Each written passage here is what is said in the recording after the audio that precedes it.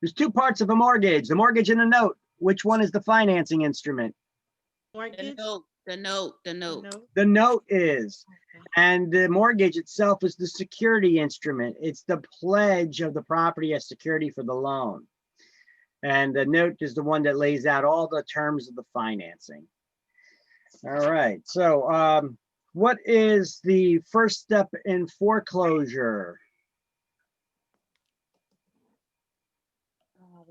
Provision default? Provisions of default? Oh, see, you're just reading. Acceleration clause. They enact the acceleration clause. They enact the acceleration clause. They accelerate the terms of the note that they're full and due and payable all at once. And if you can't pay, then they're moving forward with foreclosure. But what happens even before that? Less List pendants. pendants, yes. They record a list pendants in the public record when you fall behind on your mortgage payments. Let's see, and charging an illegally high rate of interest.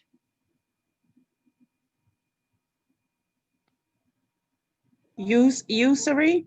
Usury. A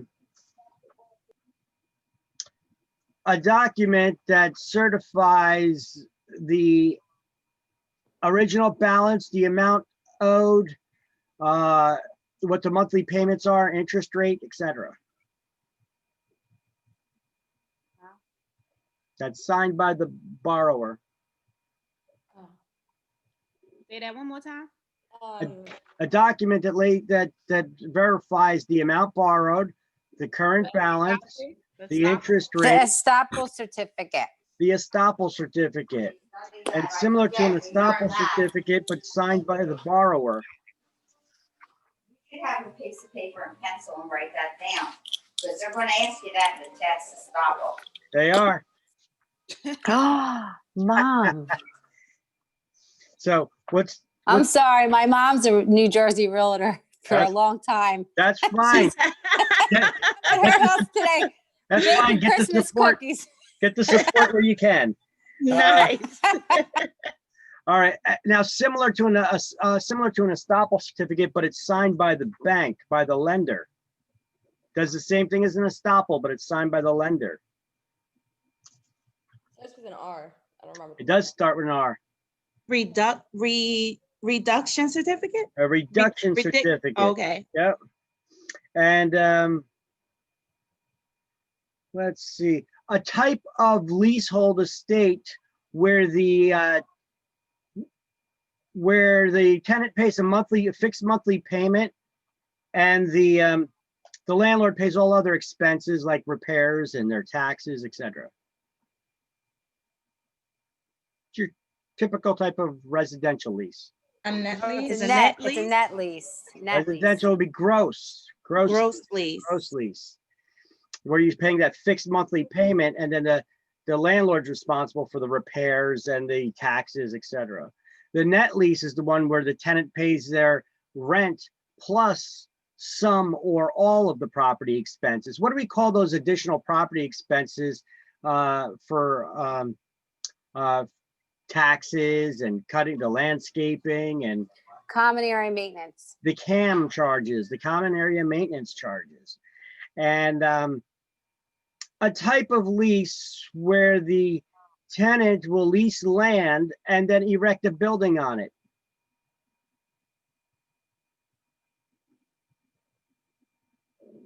A ground lease? It's a ground lease. It's a ground lease. And what do we call a type of lease where a tenant pays their they pay their rent plus a portion of their income? Percentage? It's a percentage lease. And a type of leasehold estate where the tenant, where a type of leasehold estate that is for a fixed period of time and has an end date in it. You know when it's going to end.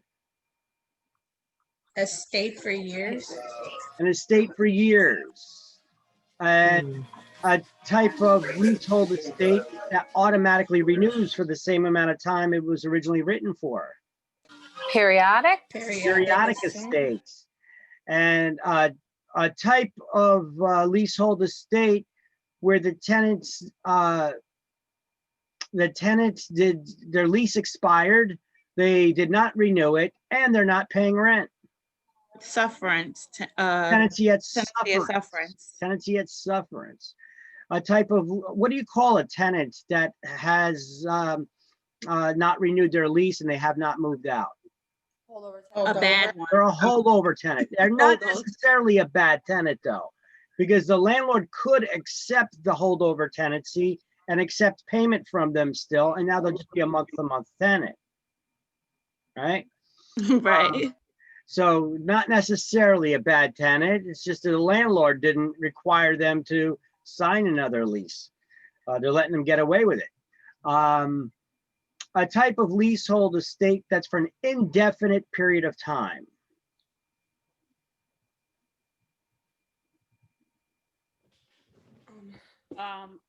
Estate for years? No, the stay for years is for a definite period of time.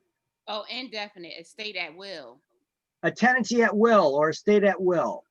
How much notice is needed to terminate a tenancy at will? Is that 3 months? 3 months. And an estate for years? It already has an end date. so- Oh, when the. 1 month. 0. 0, okay. It has an expiration date in it.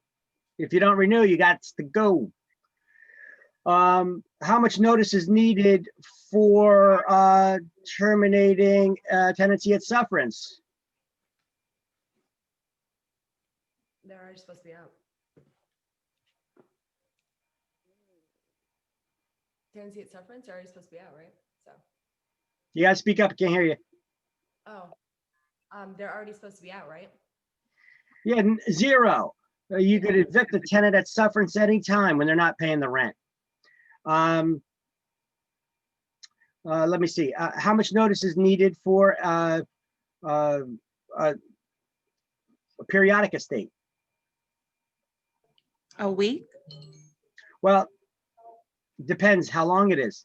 Yeah. if it's- Right, okay. If it's week to week, 1 week's notice, month to month, 1 month's notice. If it's year to year, 3 months. 3 months notice. Okay, because you always have to give tenant proper notice before filing for eviction, except for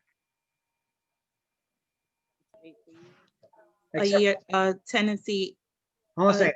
You always before a landlord can evict a tenant, they have to serve them with proper notice to quit whatever activity it is that they're doing that's in violation of the lease.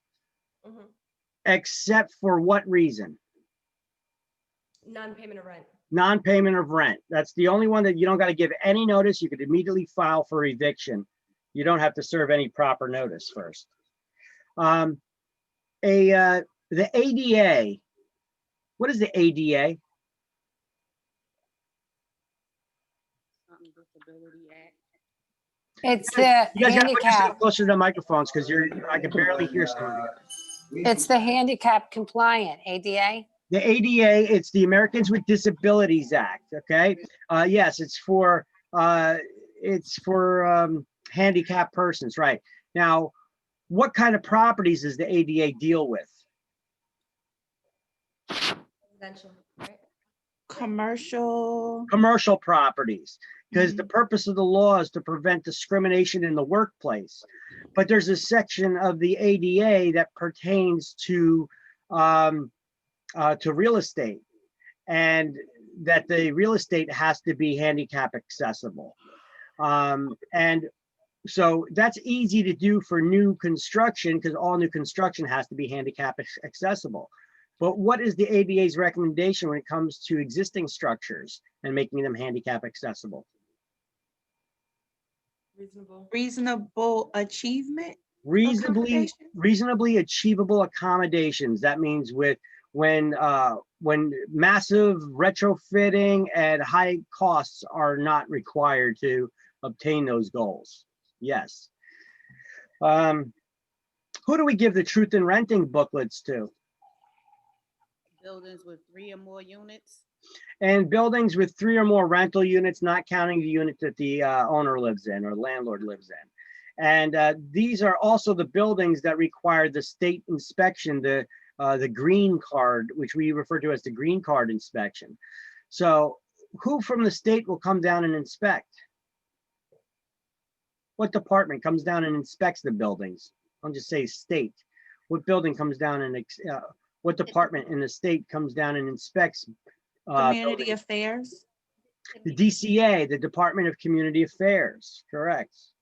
Which, by the way, just a little factoid for you, they're also the ones that manage the licenses of all inspectors in the state. State inspectors, private home inspectors, all inspectors' licenses are registered with the DCA. So if you ever have any issues with a city inspector trying to get bribes out of you, who do you report them to? The You can DCA. report them to the DCA, or you can report them to the FBI. All right, just report them. Okay.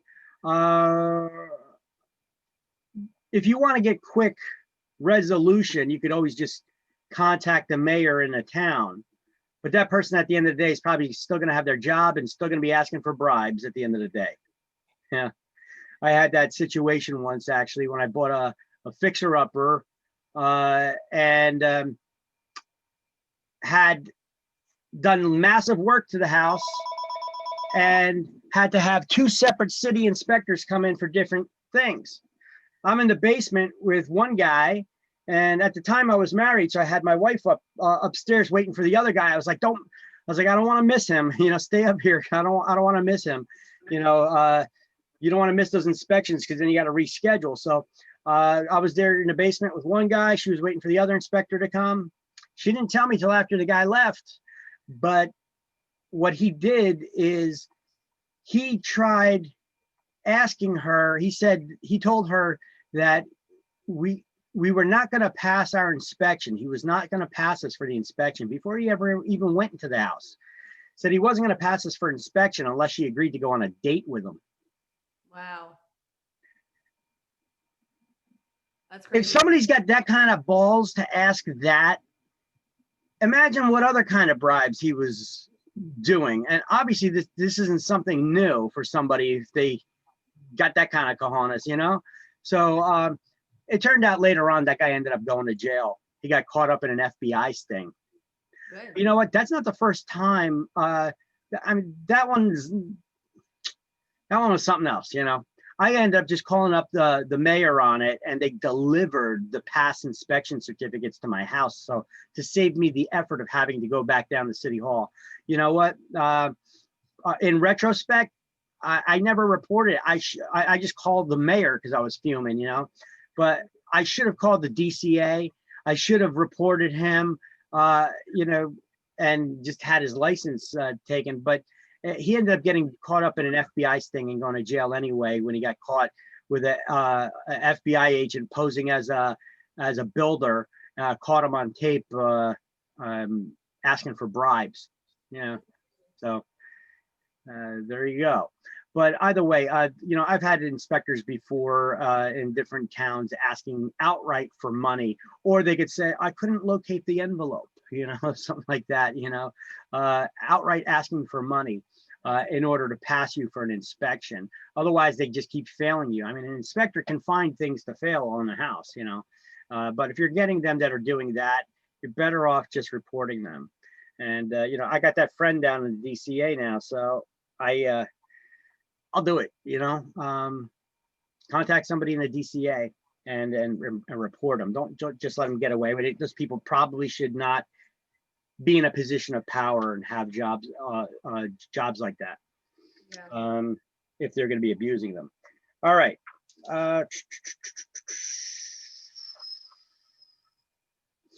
What's the maximum security deposit allowed by law for commercial real estate in New Jersey? A month and a I half. don't think there is one. There isn't one. You're right, there isn't one. Oh, Residential real estate, it's a month and a half. Commercial, there is not a maximum. You could charge as much as you could get away with. Hell, I paid 3 months where I'm at, you know? oh wow. It's not uncommon. It's not uncommon. All right. Who has to get a 5-day grace period free of any late charges or penalties for the monthly rental payment? Seniors, Senior citizens collecting Social Security. collecting social security. Who else? VA loan? No? I can't hear you. Oh, veterans of the VA loan? No. Oh, I don't know. The railroad people. Old age railroad, people collecting old age railroad retirement pensions The And real, government. or any other government pension. Why? Because the government could be late sending the check to them, then the landlord cannot penalize them. So they got to give them that 5-day grace period. So it's only those people who get that 5-day grace period who have to get it. Mhm.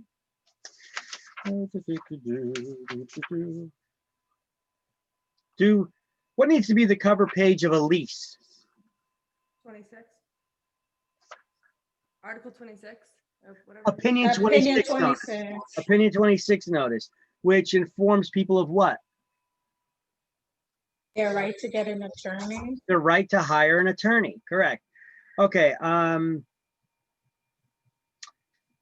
what is the rule on when do window guards need to be installed? 10, When 10 years and under?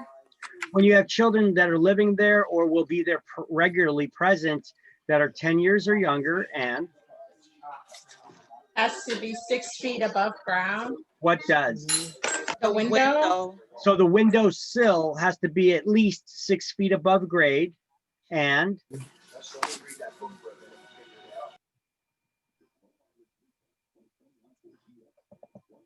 above the center room. the tenant has to request it.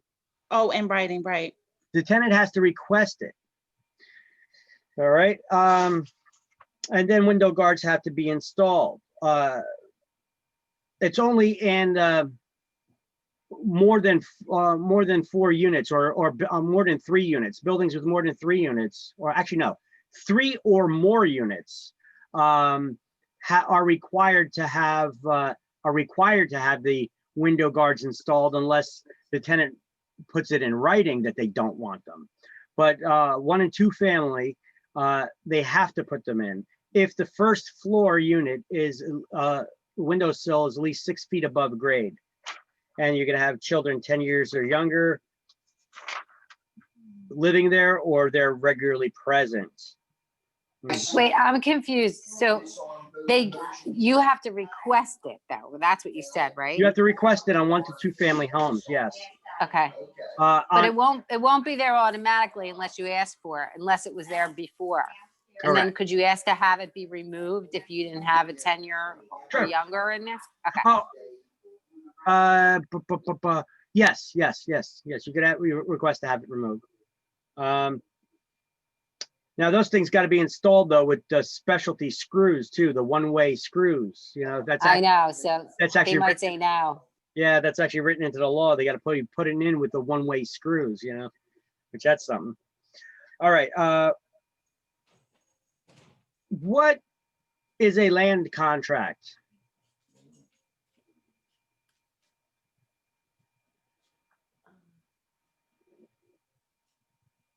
It's a lease type, or wait, no, a land contract is, It's a type of seller financing there you go. where the buyer makes payments to the owner. However, the owner does not turn over the deed to the buyer until they paid off the full amount owed. It's kind of like rent to own, right? But in the meantime, so the buyer does not own the property yet, but they do have a financial interest in that property. What do we call that financial interest? Equity? Equitable title. Yeah. Equitable title. What's the rescission period for resale properties? 3 days. 3 days. That's your attorney review period. What about new construction? For large 5 days. for large in-state subdivisions, with at least 100 units or common area elements if less than 100 units. In-state? Large in-state subdivisions, new construction only, where there's at least 100 units, or if it's less than 100 units, has 5 days? 7 days, Yeah. 7 days. 5 days is for what? Can anybody help me on this? What's the 5-day rescission period for? It's also for new construction, but for what reason? For the discovery of off-site conditions, Yeah, yeah. okay? And then for out-of-state properties marketed to New Jersey residents, what's the rescission period? 7 days? 7 days. And what about what's the rescission period for mortgage loans or mortgage contracts for the purchase of real estate? There's no. None. None. None. There is no right of rescission. What about for refinancing? 0. No, 3. 3 days. 3 Three. days for mortgage loans to refinance property you already own.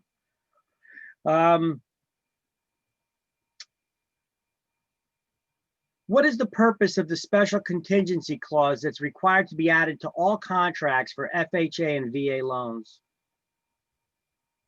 3%, Or what, no, 3.5. on. What's the purpose for the special contingency clause?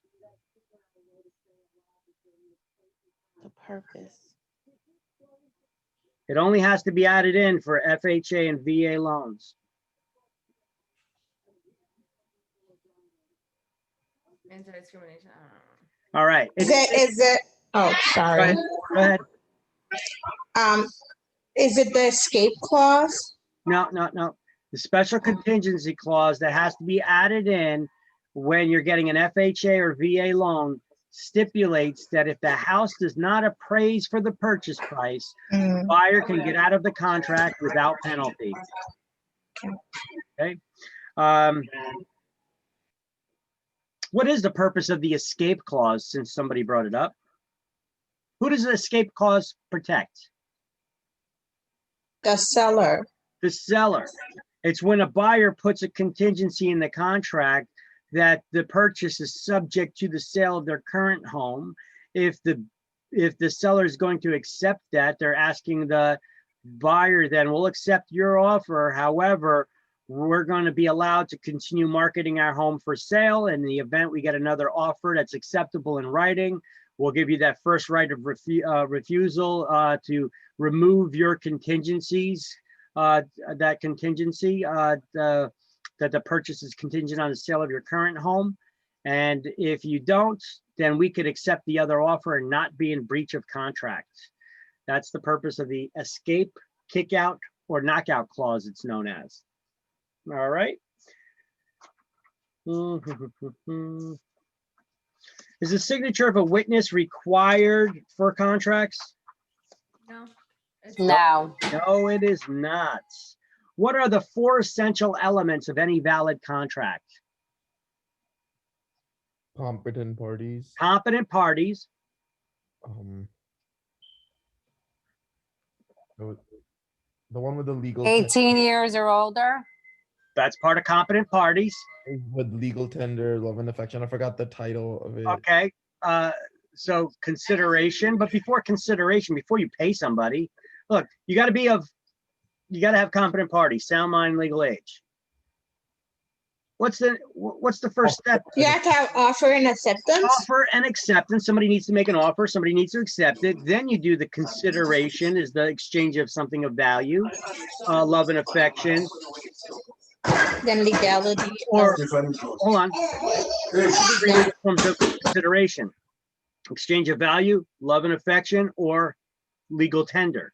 That's a mortgage loan, or a mortgage loan, or cash, right? Legal tender. And then what's the fourth essential element? Legality of offer. Legality of the object or purpose of the contract. Correct. And what is the law that states that written contracts take precedence over verbal agreements? Statutes of frauds. No, not statute of fraud. What do you call it if somebody has something in writing? What is that? Express Hold on con, a second, hold on a second. If I'm in court with you, I'm taking you to court. What does the judge want me to present to plead my case? a contract. No, For proof, anything, forget about real estate.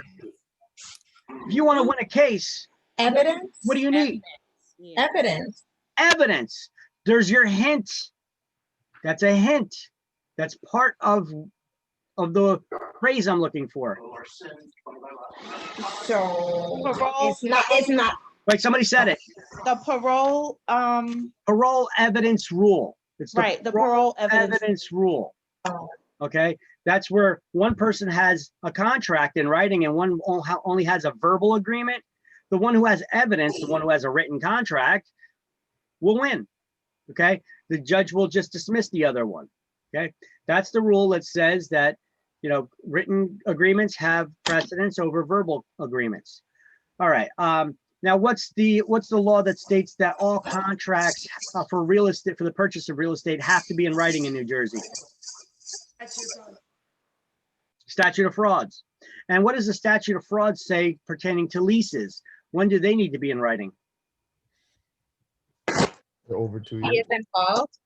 3 years or more. If they're 3 or more years, they have to be in writing, and they could be recorded Years. License. if they're how long?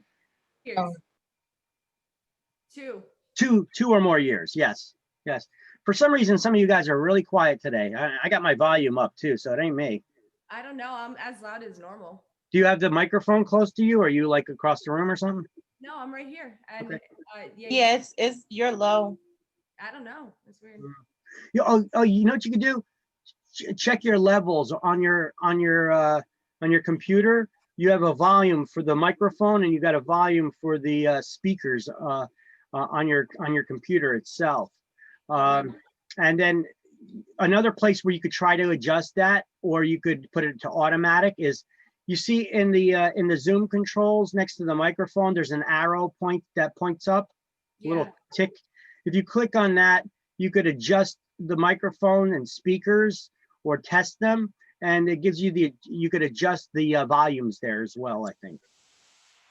All right. You could also select a device if you got multiple devices, video cameras or speakers and such. All right. What is the maximum seller concession allowed for an FHA or VA loan? 3.5. 3.5%. What is a seller's concession? That's what they give up.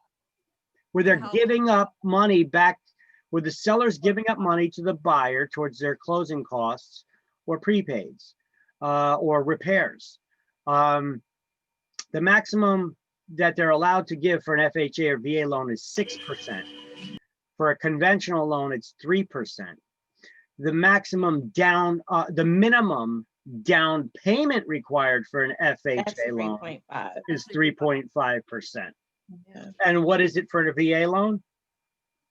0. Zero. No down payment. You get 100% financing on veteran loans, the VA loans. Mhm. You can also get 100% financing for loans on rural properties too, through the USDA. All right, let's see. Let's get started today. Let's just get into it. Get to the lesson. We left off on, oh my God, where is it? Oh, slide 15.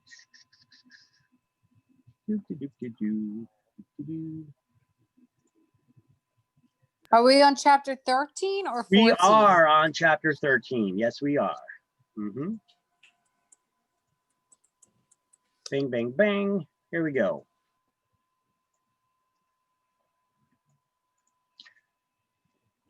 So, where did we leave off? Last thing we did was I was talking about usury laws. What is usury? Charging an illegally high rate of interest. And who do usury laws pertain to? private parties, anybody who's related, in any lender that's related to the federal government in any way, shape, or form, usury laws don't apply to, but you don't need to know that for exam. For exams, you just need to know usury is charging an unreasonably high rate of interest, or it's actually an illegally high rate of interest. Its purpose is to prevent loan sharking.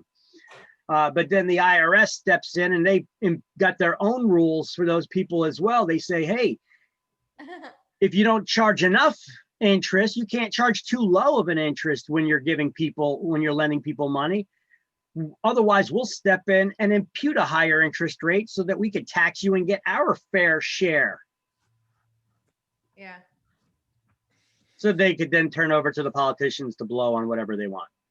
All right. First and second mortgages. Okay. What establishes the priority of the repayment of liens in the event of foreclosure? Oh, Priority. I said that right. Isn't it called priority? Well, the priority establishes the repayment order of liens, but what establishes the priority? When it was recorded, or like, The date of recording in the public record, correct. And so there's a possibility for a lien holder to jump ahead of another lien holder. And that is, a primary lien holder can allow a second lien holder to jump ahead of them. They would have to sign a document that allows them to do that. It's basically called a subordination agreement. That's where one lender agrees to drop back in the lien repayment order. Why would they Now, do that? why would they want to do that? Well, if the risk is low, that they, in the event of foreclosure, that they wouldn't get paid back. And when would the risk be low? Well, if that other lien is a home improvement loan, it's going to be improving the value of the home, because you're going to be doing improvements to the property. You're also going to be increasing the value of the home. Plus, that loan is a lot smaller than the first loan, the primary loan.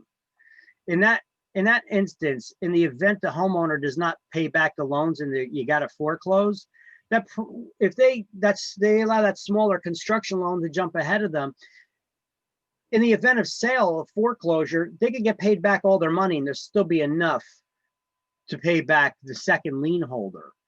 So that's why the current primary lien holder wouldn't mind dropping back in the lien position order behind a home improvement loan. But what kind of document allows one lien holder to drop back in the lien position, becoming subordinate to the other?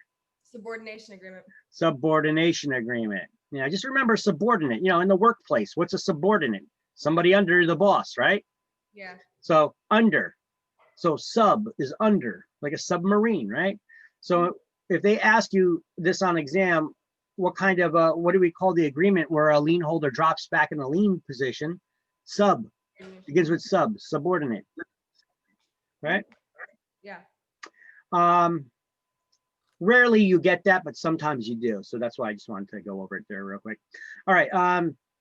So when you pay off your loans, do the lenders cancel the lien? No, they file a satisfaction of lien, right? Correct. They don't cancel it. They just add another document. Once documents are in the public record, they're there forever. If there's a lien on your property, they never remove the lien. That lien is there forever. They just add another document saying stating that the lien had been satisfied. Correct. So they add a satisfaction of mortgage lien there. Correct. Where are we? So, oh, you know what? We kind of missed it. Prepayment penalties. New Jersey does not allow prepayment penalties. So in the event you pay off if you got a mortgage on your home and you pay it off sooner, say you have a 30-year mortgage loan and you pay it off in 20 years, New Jersey does not allow prepayment penalties. The lender cannot charge any penalties to that homeowner for paying off their loan sooner. Okay, that's the answer you need to know for exams. That is always on exams. Does New Jersey allow prepayment penalties? No. No. But let me tell you, that's what you need to know for exam. In real life,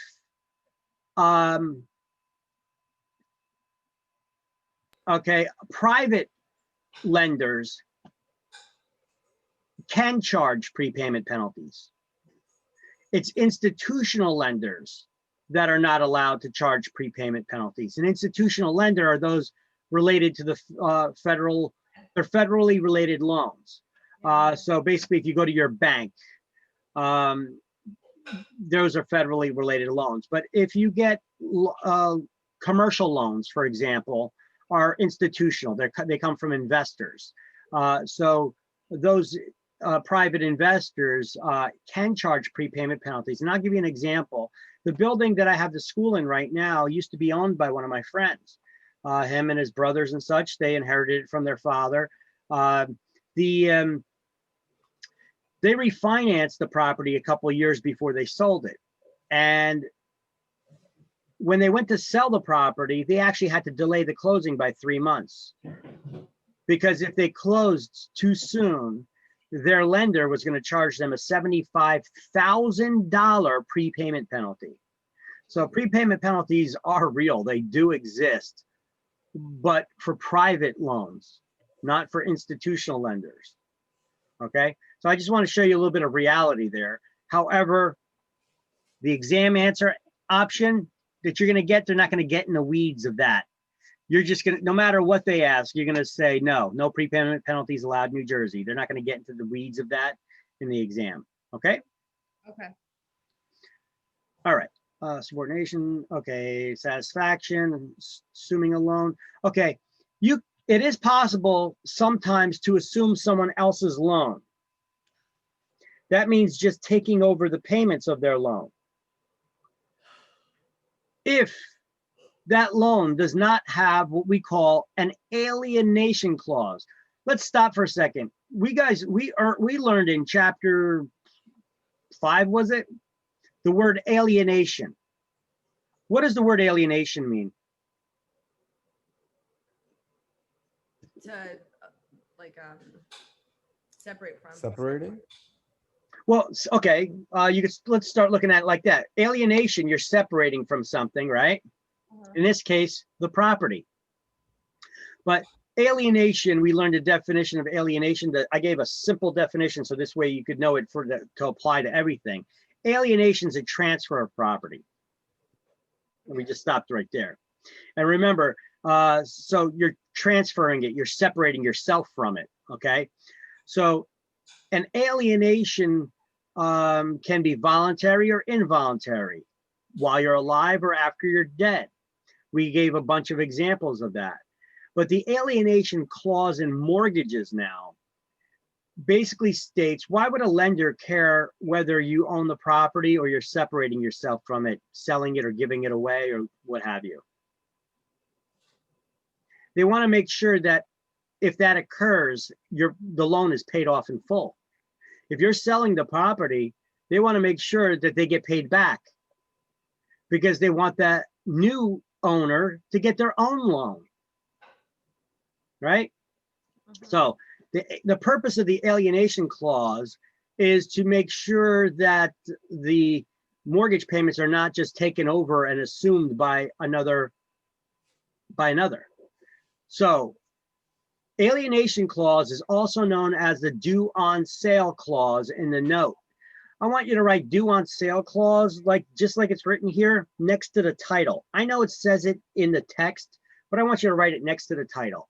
Alienation clause, due on sale clause. Because you could get questions just as simple as that. What's the alienation clause in the mortgage is also, or in the note is also referred to as due on sale clause. Or they could say the due on sale clause is also referred to as the alienation clause. And what's the purpose of it? To make sure that when you sell a property or transfer ownership, the loan is paid off in full. Why? because they want to make sure that loan is not assumable. It cannot be taken over by someone else because the lenders want that person to get their own new loan at the current prevailing rates, whatever they may be, if they're higher, right? Yeah. Plus, when somebody gets a new loan, it resets it to 30 years again, right? If they're going to have a new loan, it's, you know, if you were down so many years left on the loan, well, they reset it to be the beginning again. That's that many more years that lenders can collect interest on loans for. Yeah. All right. So they got their own reasons for it, which we don't need to know all of that for exams. We just need to know alienation clause is known as the due on sale clause. What's the purpose of it? To make sure that the loan is not assumable by a future owner. So we're going to highlight when real estate is made, the lender wishes to, this is on page 229. When real estate loans are made, the lender wishes to prevent some future purchaser of the property from being able to assume that loan. Then Right. directly below that, we're going to highlight alienation clause is also known as the resale clause or due on sale clause in the note. Wait, where's that sentence? Under alienation clause. The first one? The first one as well. Yeah, the first sentence you're highlighting, you're not highlighting the first word in that sentence. You're just starting to highlight from the second. When a real estate loan is made, the lender wishes to prevent some future purchaser of the property from being able to assume that loan. And then right below it, where it's in bold, you're highlighting alienation clause is also known as the resale or due on sale clause in the note. And I wanted you to write next to the title of that, Due on sale clause. Got it. Now, on the previous page, we're under satisfaction of the mortgage lien. You should have highlighted the first sentence there, explaining what a satisfaction of mortgage is. When all mortgage payments have been made and the note is paid in full, the mortgagee, the lender, is usually required to execute a resale of mortgage or satisfaction of release of mortgage. I'm sorry, release of mortgage or satisfaction of mortgage.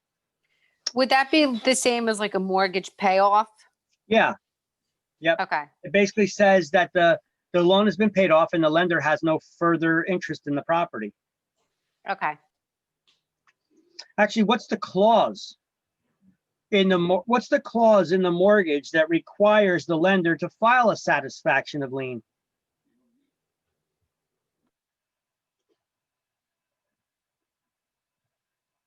I'll give you a hint. It kind of sounds like defeated. When the borrower defeats the loan, they paid it off, they killed off that baby, they defeated the loan. No? The defeasance clause, the defeasance clause. It's the first step in actually it's not the first step. The defeasance clause, it says that when somebody has paid off the loan, the lender has no further claim on the properties.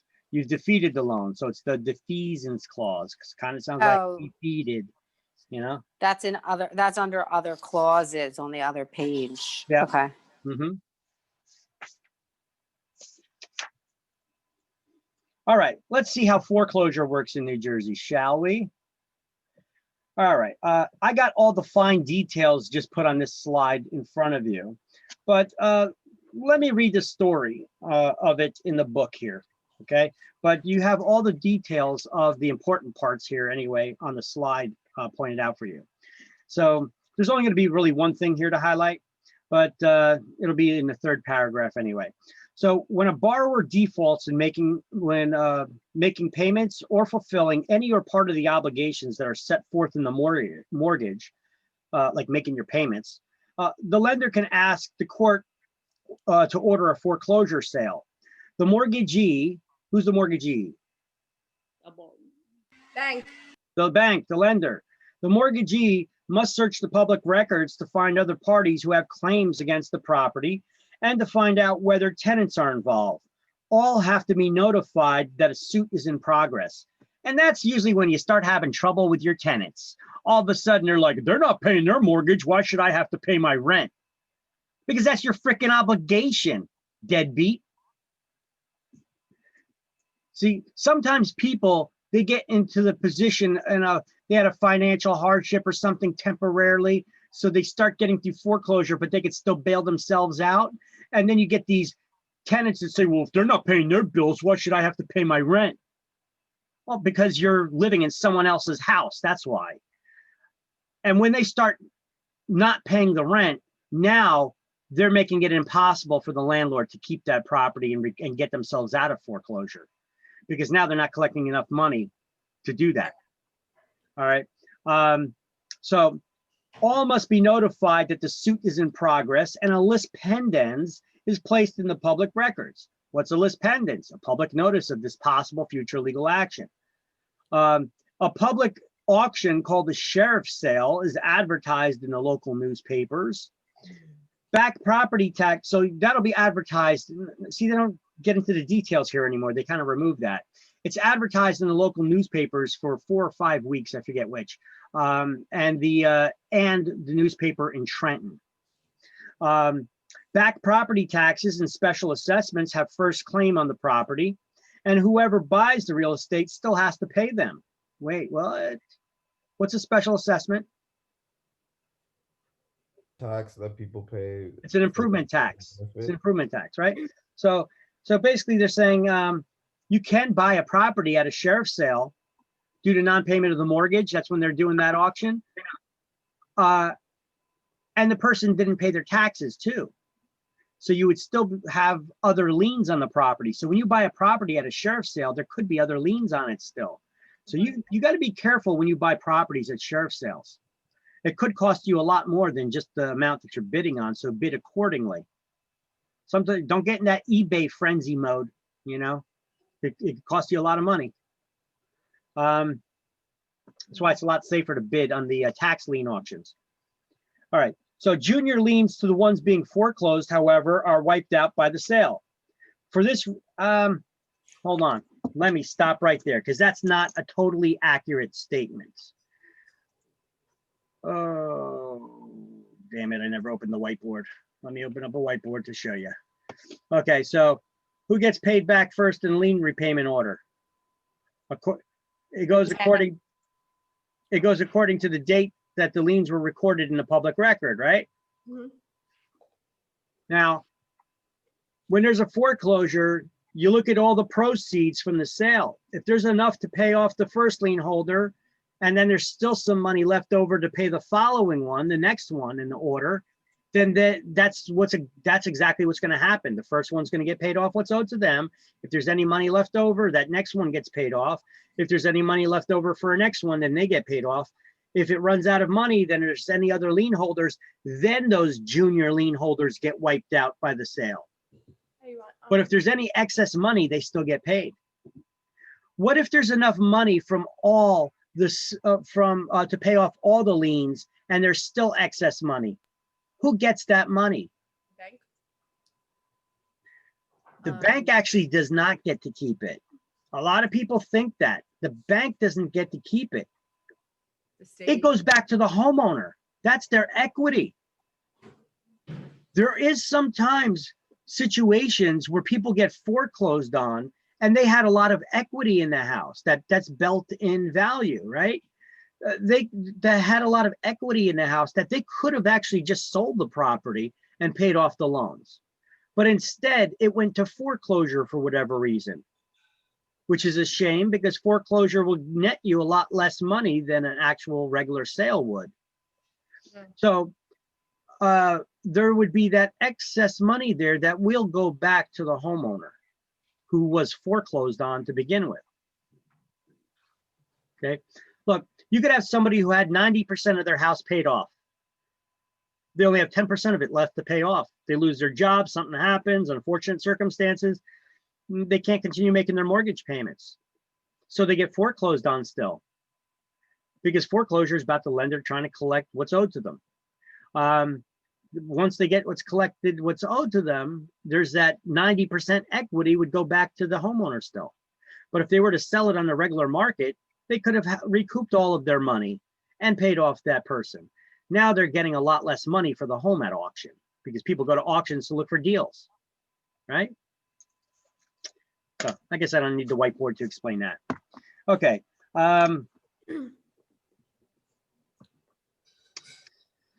So for this reason, junior lien holders, usually those with second mortgages and construction liens and the alike, attend the auction to protect their interests. What do they mean they attend the auction to protect their interest? How would a junior lien holder protect their interest by attending an auction? Well, if necessary, they may bid the price up high enough to pay off their claims as well. Wait, so people who are owed money are bidding at the auction trying to get you to drive up your offers?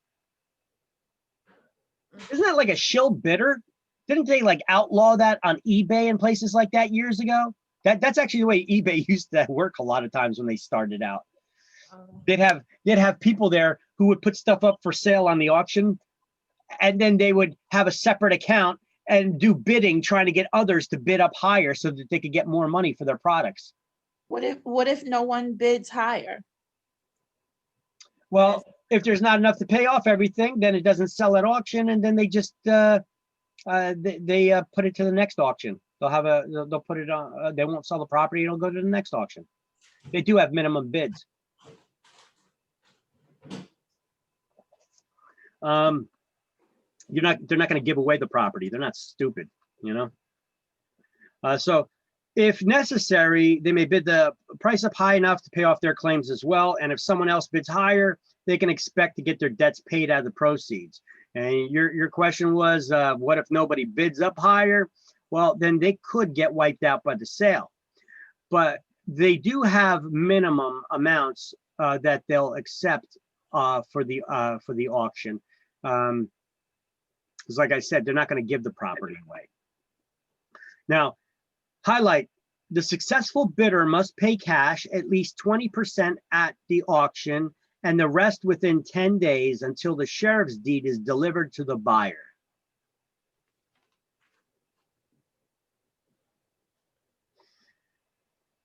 And at the end of that 10 days, that sheriff's deed is delivered to the buyer at the end of that 10 days. The defaulting borrower can still step forward and pay back all the money that's due, the full amount due, including back taxes and legal costs, and still redeem their property. So look, you could have a sheriff's auction, somebody bids at that auction, they win the auction, but there's still 10 days after that auction until they pay off the full amount owed and the sheriff gives them the deed to the property, that homeowner can still redeem their property by paying everything off. Like Happy Gilmore. What's that? Happy Gilmore. Yeah, exactly. Look, Yeah. I've I helped was gonna people. say, I think this was a TV show. Something happened Yeah. in the movie. Yeah, Happy Gilmore. Yeah, I have stepped in and helped people like that. Sometimes people wait till the last minute to come to us to help them, and that's why it's important when you're getting a listing to ask people: is your property, is your property currently distressed? Meaning, are you going through divorce, bankruptcy, foreclosure? If foreclosure, have you gotten any sheriff's sale notices yet that they've scheduled any sheriff's sales yet? We need to know this, because if they have, we could still sell the property. We could contact the sheriff's department. We could delay the auction. The homeowner can delay that auction. They could postpone it for 2 weeks, 2 times. So how much longer does that give us? A month. It gives us 1 month. On average, how long does it take to sell a house? That's kind of a tricky question, right? Because Not really. It's 45 to 60 days on average. Okay, it can be done sooner if everything's everybody's on the ball. right. On average, Okay. about 45 to 60 days to close a home. So that's, I mean, we got a month. We got ourselves an additional month. But check this out. The lender, the lien holder, can also delay the auction for 2 weeks, 2 times. So how much does that give us? How much time would that give us? 60 days. That would give us another 60 days. Mhm. All right. So it's less risk it's less risk and costs for the lender to allow the homeowner to try to sell their home because they know that they'll get their money back versus an auction. They're not sure if they're going to get everything back. And at an auction, they also have to pay the sheriff's department fees for hosting it. So it's cheaper for the lender to allow the homeowner. So they'll work with the homeowner, but they can only delay that auction 2 times for 2 weeks each time. So that's right there. We have 2 months that we could delay that auction for. Plus, if we go past that we need more time, do we have any more time?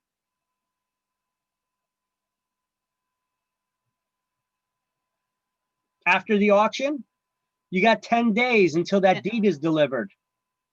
So we really got 2 months plus 10 days to redeem the property. And I have went through this situation before. You listed a property, got it under contract with some investor. They went to buy the property. We would go through the whole process. The auction was held. Somebody won the auction.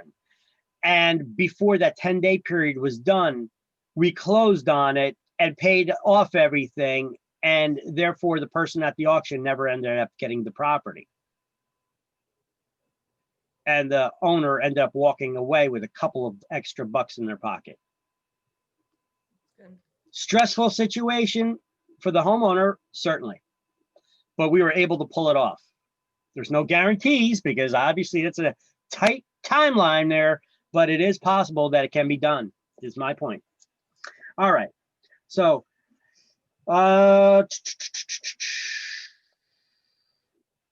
so the defaulting borrower can redeem that property by paying off the full amount due, including any back taxes and legal costs. After that time, there's no further right of redemption that exists in New Jersey. Boom, there you go. All right. Now, they made a little notation there that a sheriff's deed is given. I'm going to give you a little tip. There's no such thing in the world called a sheriff's deed. They write the words sheriff's deed on top of a bargain and sale deed, what's known as a bargain and sale deed. So just write in a margin over there next to where it's sheriff's deed, underline sheriff's deed and put like an arrow to the side there on the margin and write bargain and sale deed. Bargain and sale deed, like I have written right here, bargain and sale deed on the slide. So after 10 days, the sheriff's deed, bargain and sale deed, is delivered to the successful bidder. I can't find that. Uh, I can't find where it says sheriff's deed. Okay, where you highlighted the sentences I told you to highlight under foreclosure? Now, yeah, I You see see it sheriff's deed in bold? in between them. Yeah, thank you. You're welcome. Hiding in plain sight. Yeah. All right. Now, so for exams, what do you need to know possibly here? You know, maybe something about that 20% in the 10-day period, possibly. All right. There are alternatives to foreclosure. One is we help people by doing a short sale. We put the property on the market, trying to sell the property and avoid that foreclosure altogether. Or the lender can offer the buyer, the seller, the owner of the property, what we call a deed in lieu of foreclosure. In lieu means instead of.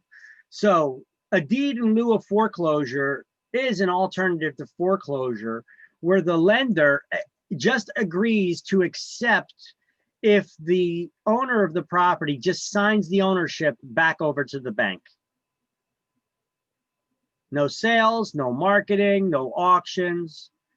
They just agree to sign the deed over to the lender. The lenders don't always accept this or ask for it though. But it is a possibility, and sometimes they do offer it to a homeowner. I've had listings before that were trying to do short sales and their lender contacted them, offering them a deed in lieu of foreclosure. And at this point, what I'm going to do is I'm going to explain to them what their options are. They could either continue trying to do the short sale, but there's no guarantees that I'm going to get a buyer or a buyer with an offer that's sufficient to satisfy the lender, and they could still get foreclosed on. But if I do get a buyer and they accept it, then the lender's not going to foreclose on them, and they won't have that foreclosure on their credit report, and we could still successfully close on this. But I can't guarantee it. If the lender does accept the deed in lieu of foreclosure, you're just handing the ownership back over to them, and you won't have a foreclosure on your credit report.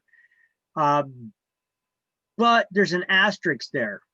If that lender manages to sell that property within 90 days of you handing the ownership over to them, and they experience a loss from the amount of money that they lent you to buy that house, they can chase after you for deficiencies in what you owe.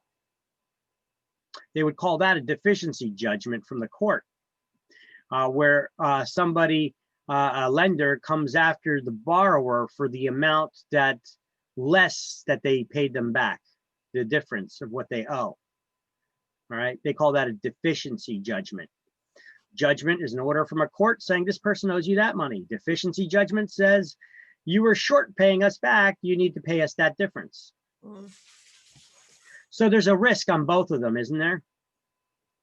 Now, the deed in lieu of foreclosure, who is taking the major risk there? It's not the homeowner, the borrower. It's actually the lender, though, because there's a possibility, because it doesn't go through the court system. Foreclosure through the court system would have wiped out all other liens for that primary lien holder. However, because it didn't go through the courts, this is known as friendly foreclosure, because the owner is just signing the ownership back over to the bank. But there's a risk that there could be other liens on that property still. So that lender would be taking the ownership of the property with any liens attached to it, because we know that liens attach to properties, not to the property owners, right? Run with the land, yeah. Sorry? And they run with the land, yeah. Yeah, it runs with the land. Liens attached to the properties, not to the property owner.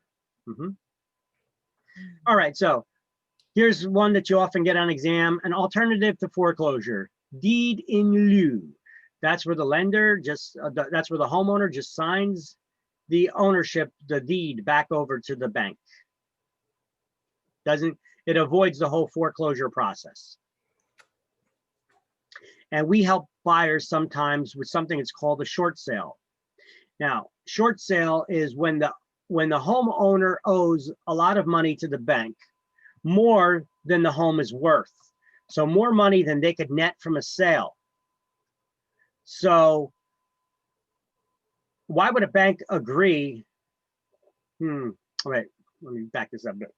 So basically, a homeowner comes to us when they owe more money to the home. Actually, we go out to them because a lot of times they don't think that they could sell the property still.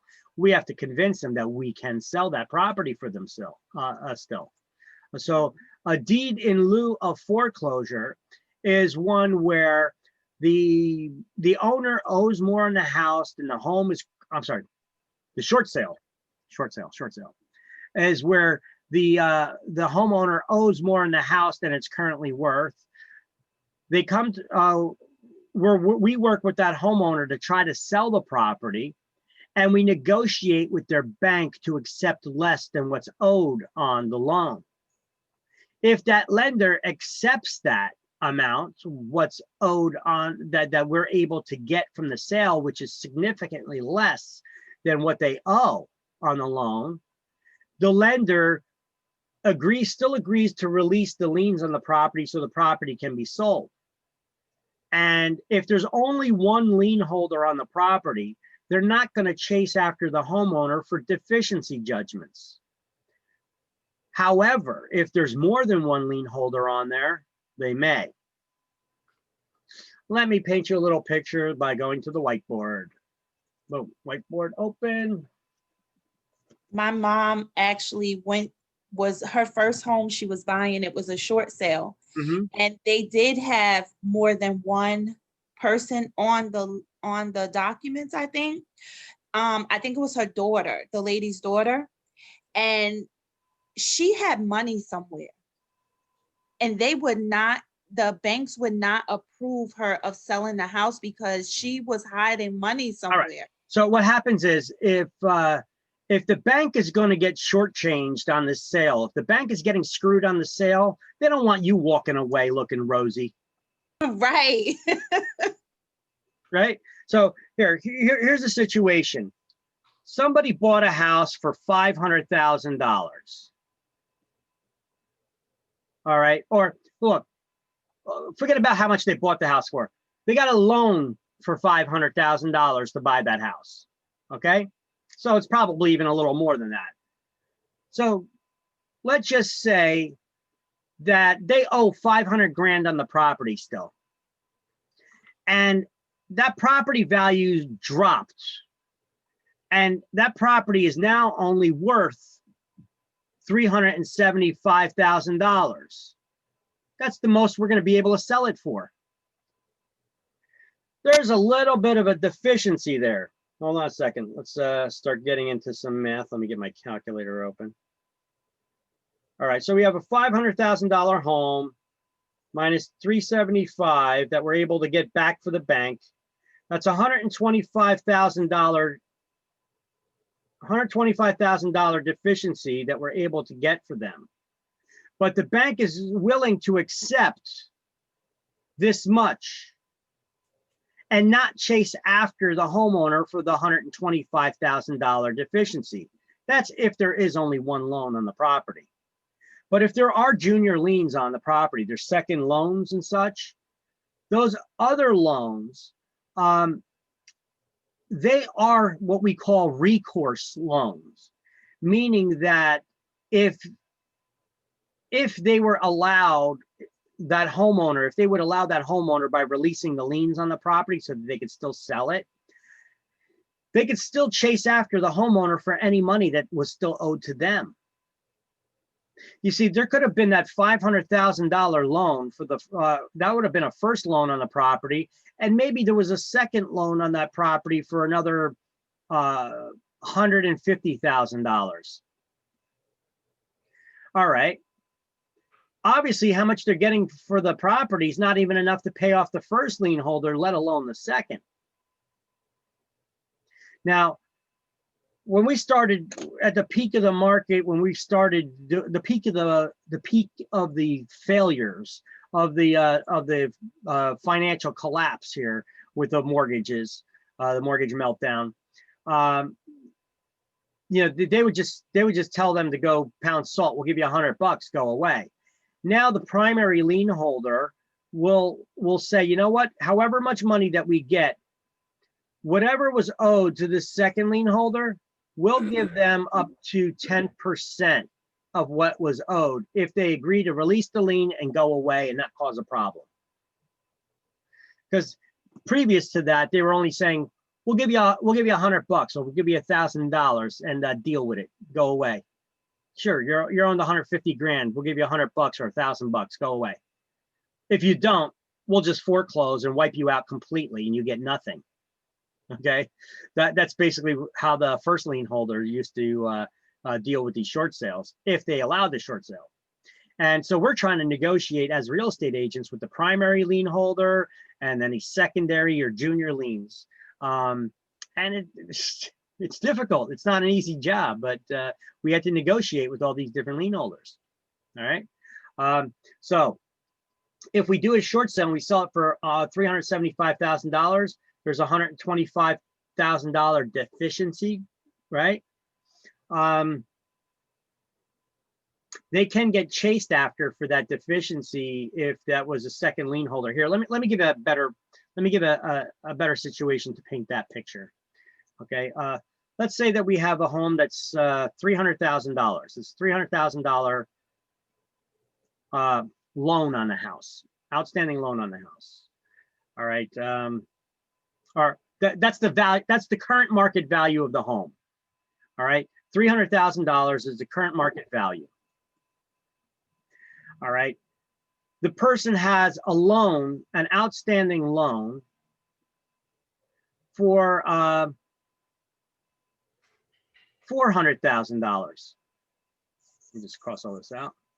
For $400,000. There's no way they're going to get enough money to pay off that first loan. If that first lien holder agrees to the short sale, then they'll take the $300,000, they'll walk away, there won't be a problem. Let's say though, that there was 2 loans on the property.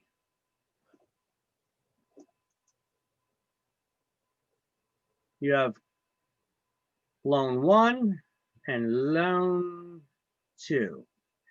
The first loan on the property was $300,000. And the second loan was for $150,000. Okay. If the current value of the home is $300,000 and we're able to sell it for that, well, the first lien holder these days, they will give up to 10% of what's owed to the second lien holder here. Okay. Just so that they could make the deal happen. So they'll work with them.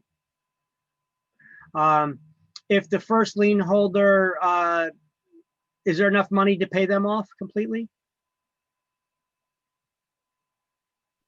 The first one, yeah. Yes, right here, 300,000. Yeah. But if they're offering 10% to the second lien holder, no. So they're agreeing to get shortchanged a little bit to make the deal happen, right? So if they agree to that, so you got 150,000. That's times 10%. That's $15,000. So they would give $15,000 to the second lien holder to go away. All right.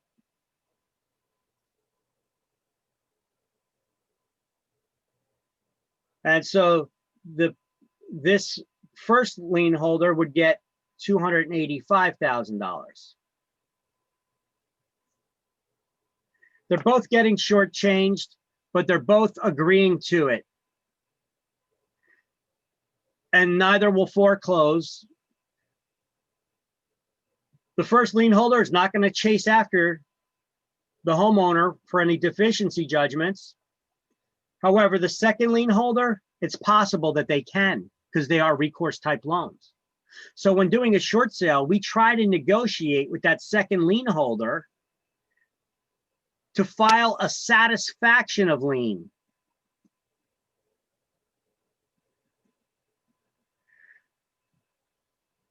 And on your credit report, it's going to show paid settled,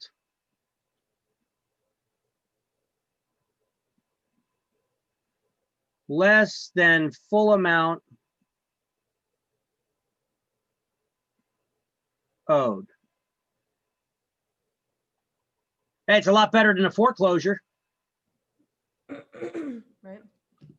It's a lot better than being forced to file bankruptcy. And most of all, it's showing settled, paid settled. Even if it's less than the full amount, that means that you worked with the lender. You didn't hide from them. You actually worked, tried to settle your financial issues. Credit reporting agencies look at that as a good thing. That's a positive.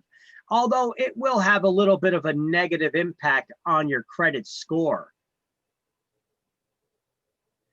But after it's closed, as long as you pay all your bills on time from now on, your score only has one way to go, up. Hey, Victor. Yeah. This is a little random, but I believe you said that after this course is over, we'd be able to sit in on your future courses. I think someone in here right now is doing that. Okay. Right? Are we able to sit in on the evening classes? Yes. Yes. I don't teach them though. Oh, yeah.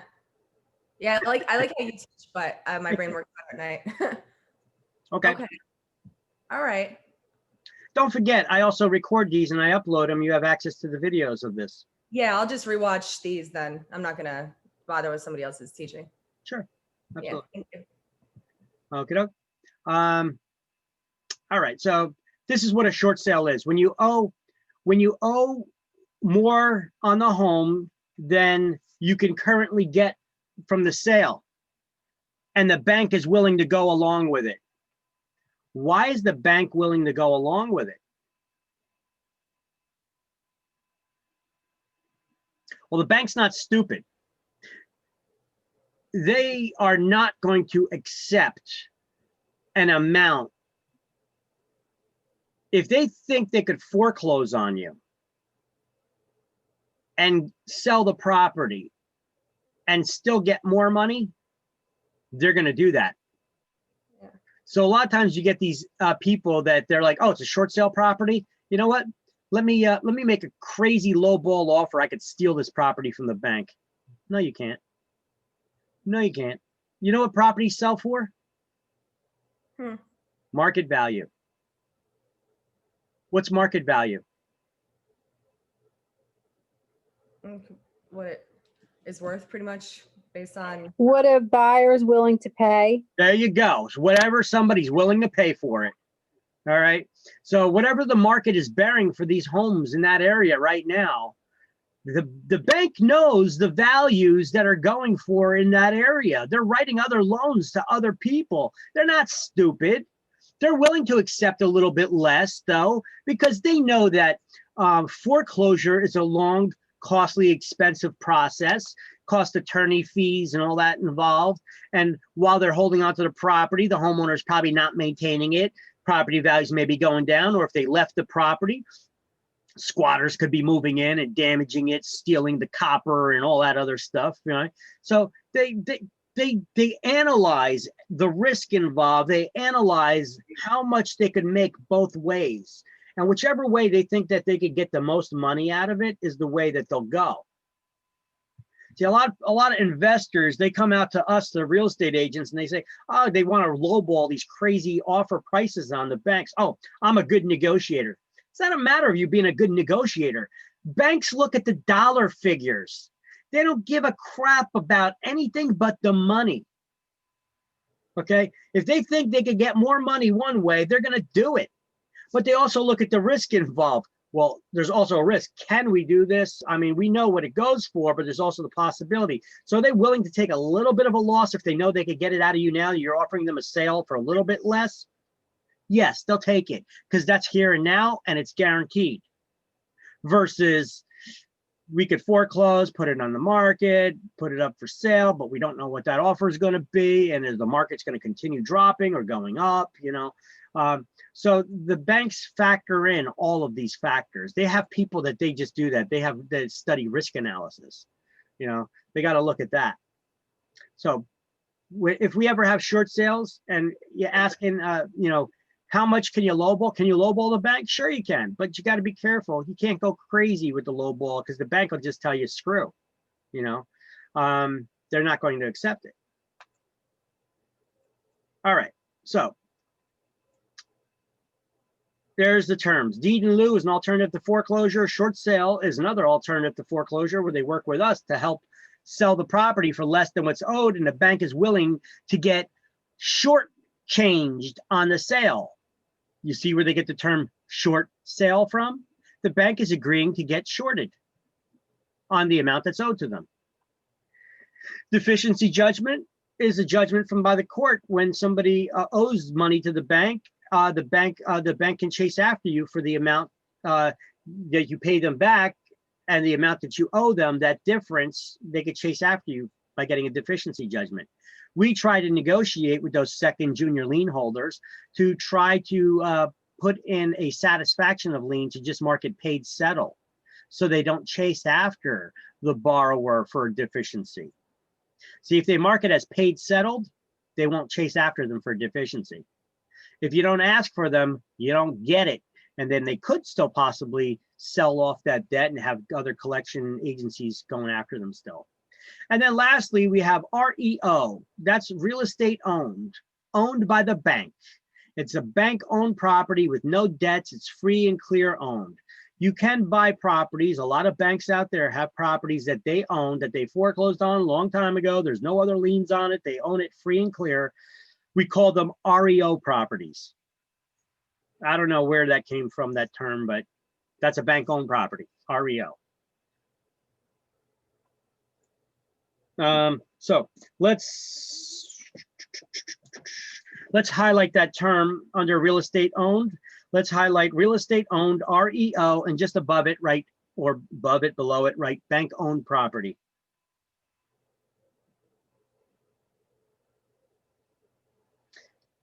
Did we highlight anything under deed in lieu?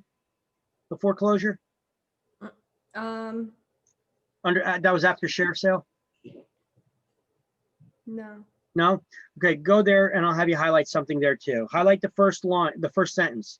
An alternative to foreclosures for the lender to accept a deed in lieu of foreclosure from the borrower. And then skip the next sentence, and the following sentence, we're going to highlight the major disadvantage to the lender, or disadvantage to the lender. How is it a disadvantage to the lender? Well, if the lender accepts that deed in lieu, it may have other liens attached to the properties too, because liens attached to properties, not the property owner. So who's taking a risk by accepting a deed in lieu? The The bank. lender. And we're done with chapter 13. Victor, I have a quick question. Yep. Could you just explain slide 12 again, if that's possible, the certificate one? I was just a little confused about that. I was reading that and I was just a little confused. Slide 12. Oh, the estoppel certificate? Yeah, just the estoppel one. I get the reduction. Okay, well, a reduction certificate and estoppel certificate are the same thing. They do the same exact thing. It's just a piece of paper that, okay, the estoppel certificate's a piece of paper that you, the homeowner, the borrower, are just signing a document verifying, yes, I originally took out a loan for $300,000. Yes, my monthly mortgage payment is X amount of dollars. Yes, the interest rate is at 5%. And yes, it is a 30-year mortgage. You know, you're basically just verifying all of that information. The original loan amount, remaining balance, monthly payments, interest rate, and the term. That's all it is, just a document that you're signing. And they call it an estoppel certificate. Oh, okay. Gotcha. And the reduction certificate is the A same. reduction certificate's the same thing, except this one, estoppel certificate, is signed by the borrower. Reduction certificate is signed by the lender. Gotcha. Okay. Gotcha. Thank They- For some reason, they give it a different name, but it does the same exact thing. you. Gotcha. All right. Thank you so much. You're welcome. All right.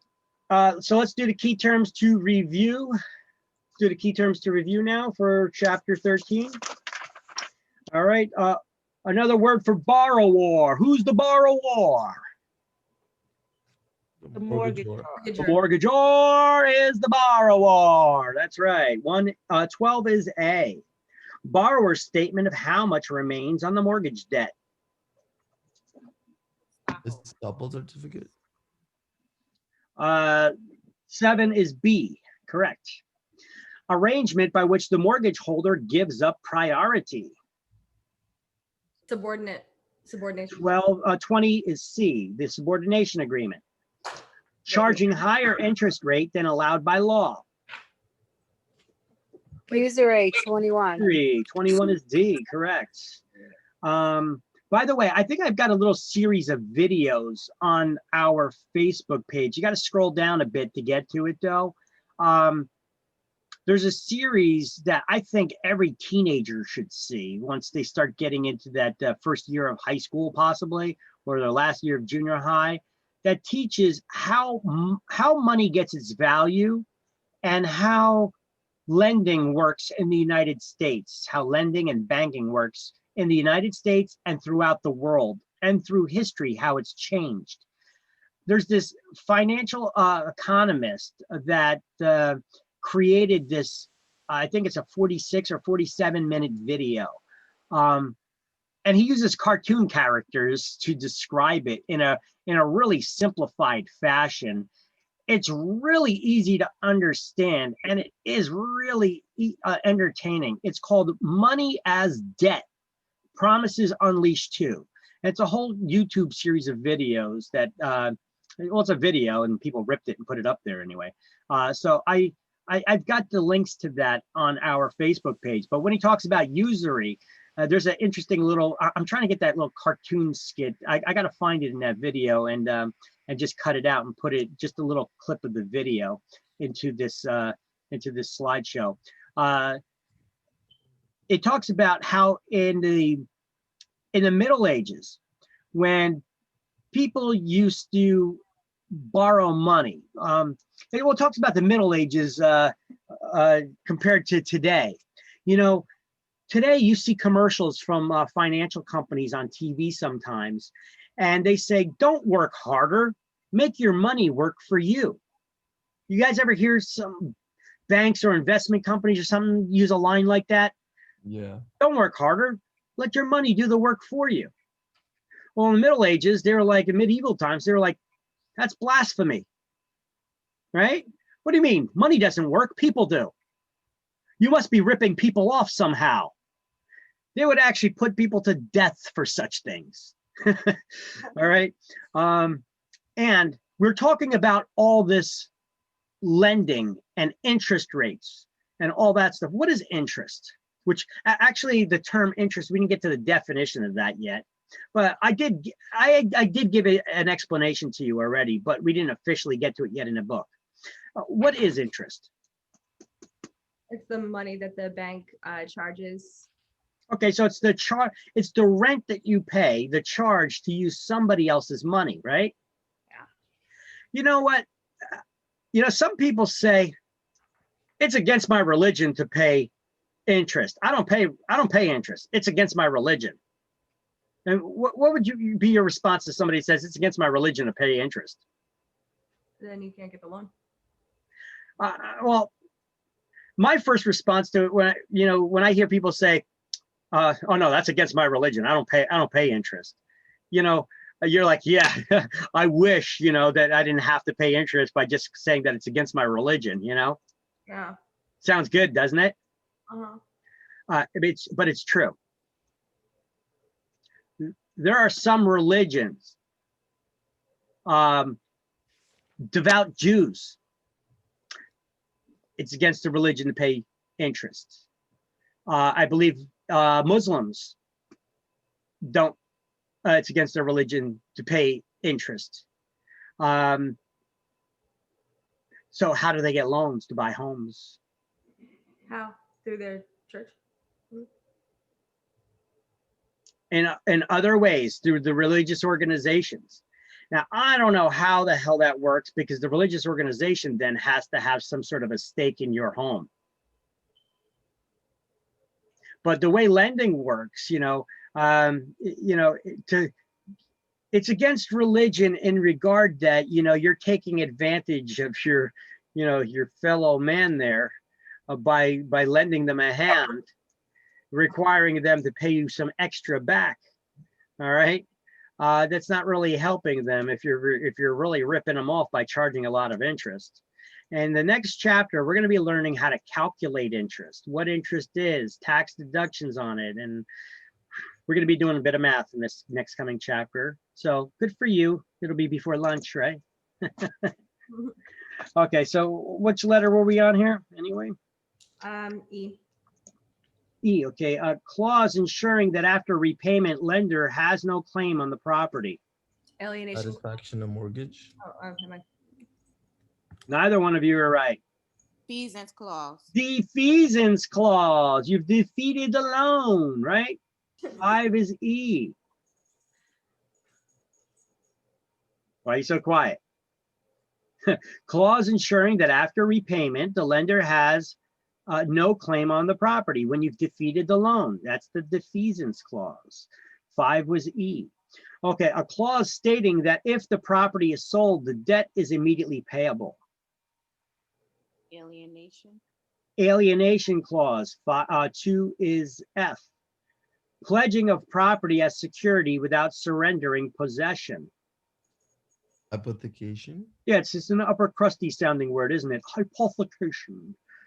9 is G, you know, and that's what a mortgage is, an example of hypothecation. You're pledging your property as security for the loan, but you're not giving up the property, you're living in it.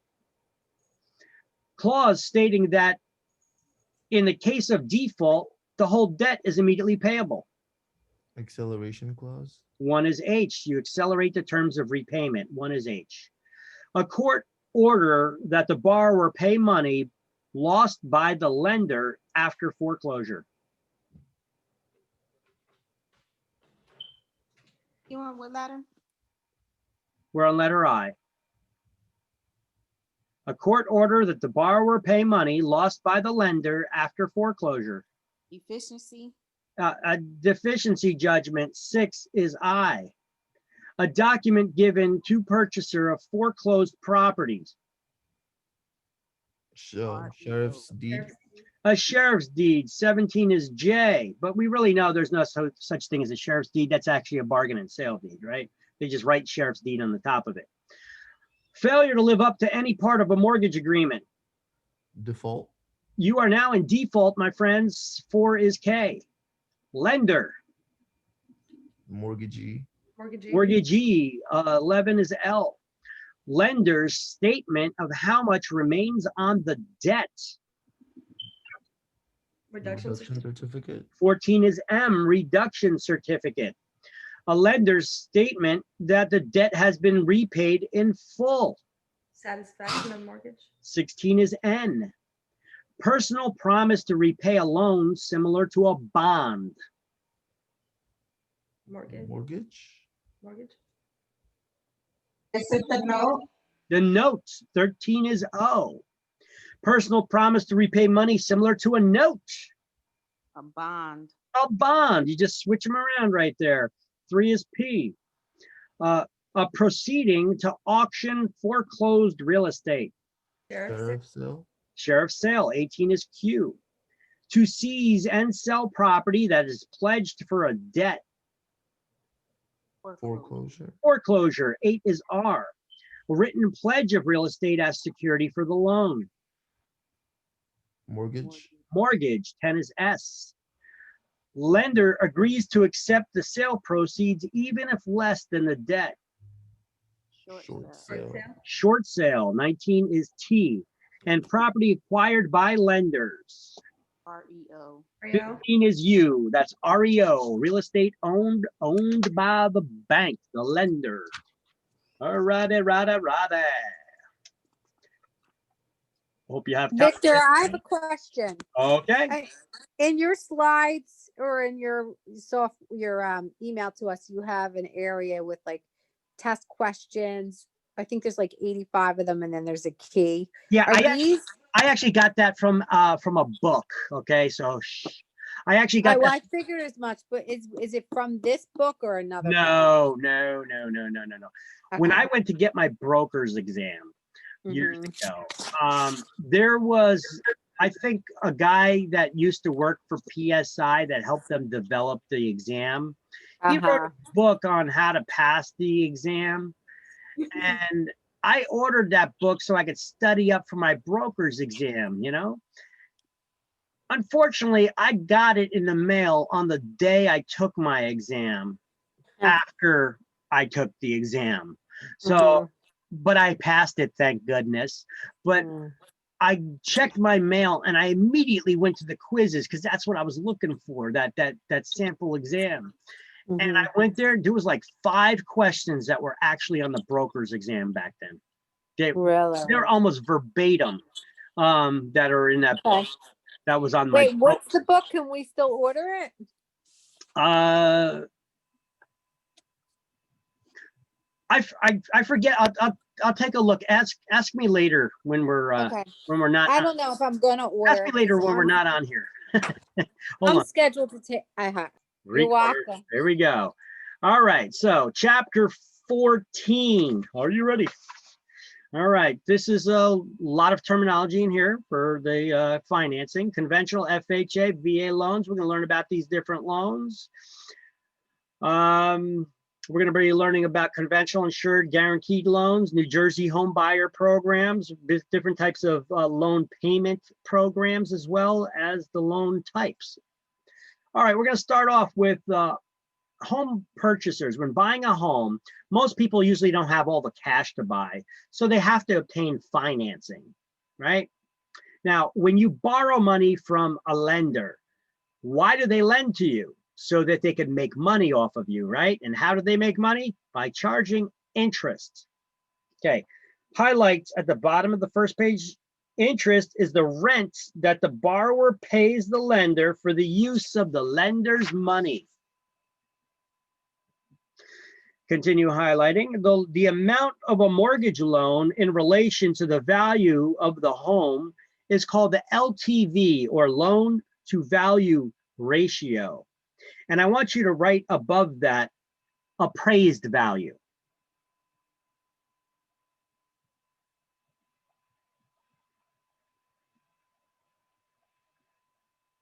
What does the word value mean? The word value means 100%. Value means 100%. So now, anytime you're trying to figure out value in a math problem, the first thing you should do is write down 100%, because you're trying to figure out 100% of it. The word value is 100%. LTV is the loan to value ratio. That's how much the lender will loan you versus the appraised value of the home. So if we go to the whiteboard for a moment.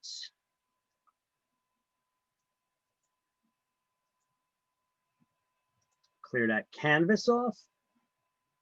I like to draw the picture just to show you. If the LTV stands for loan to value, when you guys start working at real estate offices, you're going to get all these mortgage reps that are sticking their business cards in your face. Hey, if you got any clients that need to get pre-approved here, here's my business card. And oh, we got all these programs. Here's a sheet that shows you some of our programs. We got LTV ratio of this and that. And they're going to start throwing all these phrases in your face. And you're like, oh, yeah. You know, in the meantime, you're going blank, forgetting all of your terminology that you learned in school. All right. If an LTV is 90%, what does that mean? That means that the lender will loan you 90% of the value, the appraised value of the property.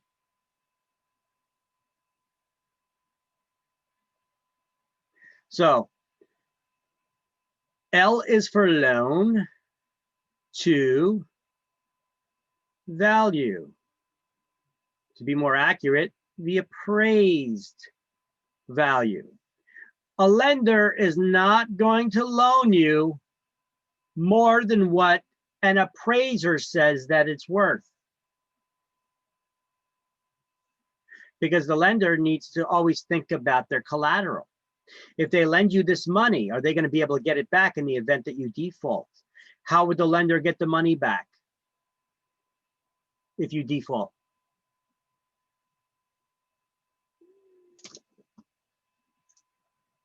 How does the lender get money if you default on the loan?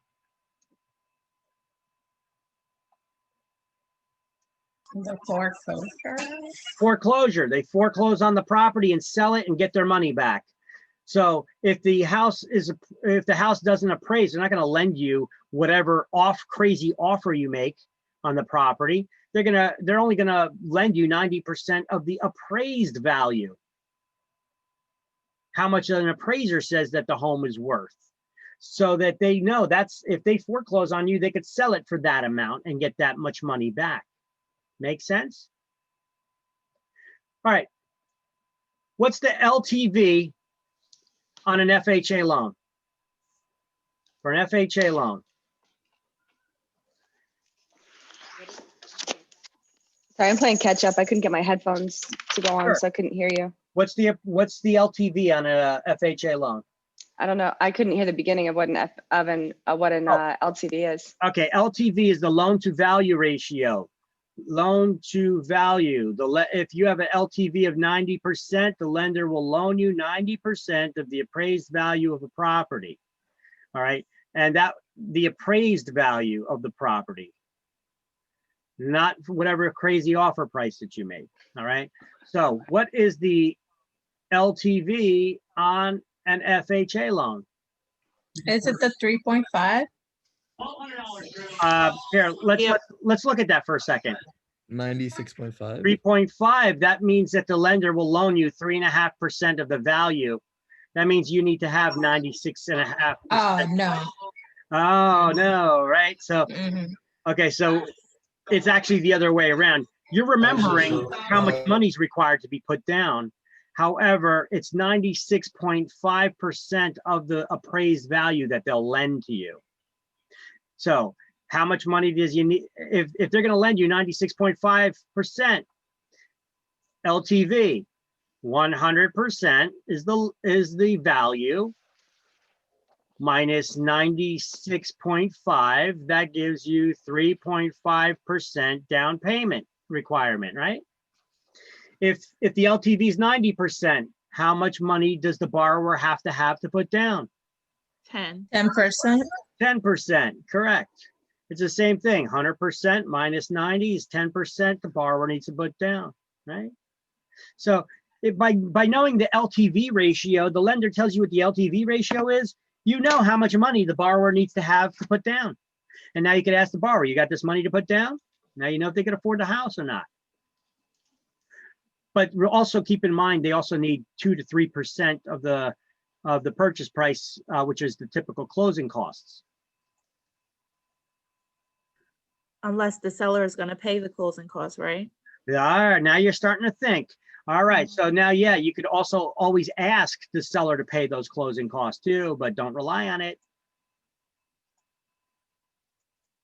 Okay, but that's the thing. You can make an offer and say, hey, we need to find a home that the seller paid the closing costs. If they can't pay the closing costs, we can't afford it. All right, so, but yeah, you can make deals happen by doing that. So it's good that you're thinking like that now. All right. I just have a question regarding asking the seller to, what's it, is it in their interest to ask the seller to put down, to pay for the closing costs? Like in what situation would you ask for that? You're asking me personally? It's not. Yes, I am. Always. Okay, but why? I'm saying, like, what do they get out of paying for somebody else for the buyer's closing costs? Oh, what does the seller get out of it? Yeah. They get a sale. Okay. So it's kind of like is it something that is incentivizing their sale? You want to sell your house? We got a buyer here. However, they need some help with the closing costs. Okay. Look, what if we're in a market where there's not a lot of buyers around? You wanna try to help get that sale done? We got a buyer here. They're willing to buy the property. They got the money. They just don't have all the money for the closing cost as well. Are you willing to help them out a little bit to make the deal happen? Otherwise, they're gone, and you got no more buyer. Because there's not a lot of buyers out there. It depends on Okay, the that makes sense. it depends on the current market situation too. Is it a buyer's market? Is it a seller's market? I mean, what's the market looking like? Are there a lot of buyers out there right now or not? You know, if there's not a lot of buyers out there, it may be in that seller's incentive to their best interest to do whatever's necessary to make that deal happen. That includes giving up some money to help pay their closing costs. You know, Gotcha. and I always ask for it. I don't care what market it is. I always ask for it, unless I know that there's going to be a bidding war on the property or something. If we're the only offer on the property right now, I always ask for it. What does it hurt? They say no, or they say, Don't you think it hurts? Don't you think it hurts you a little bit? Like it shows that you're not that financially strong. I mean, sellers want strong financial candidates. I always ask for it. And majority of the time I get it. Sometimes they say no. Sometimes they say we'll pay half of it. Sometimes they say we'll pay all of it. You don't ask, you don't get. I've never asked for it in 20 years. I always ask for it. Just because for what I just said, you know what I mean? Not unless you got a bidding war going on a property. I wouldn't worry about it. You're the only buyer on the case right now. Plus, if you want to make your buyer seem more financially strong, is that the argument? Yeah. Well, then get them a mortgage approval letter. Well, clearly. No, it's not so clearly. Most agents don't come with a mortgage approval letter with their clients. They I send know. offers with a mortgage pre-qualification letter, which you can I wipe your butt with. understand. That's what it's good for. I understand. I mean, we must be in a different market. No, look, you could do it anywhere where you're at. I'm telling you, try it. Try it. What's the worst that the seller can say? No? Yeah. Okay.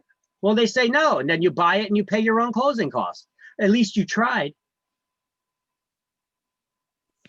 I don't always, yeah, everybody has their own style.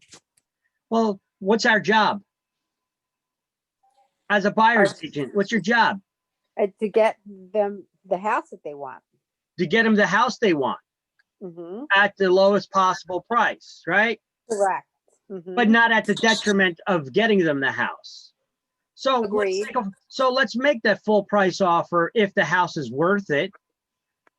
Well, let's try to save the client a little bit of money and ask the seller to kick in and pay some of the closing costs. We're asking for a seller's concession. They don't got to give it, but hey, what does it hurt to ask? It may not Yeah, I hurt. don't know. I've never done that before. I've just never done You that. shouldn't feel bashful about asking for it. You sound like you're bashful. Don't be bashful. Don't be bashful. I'm not bashful. I just don't think it comes from a place of strength. We just don't agree. That's all.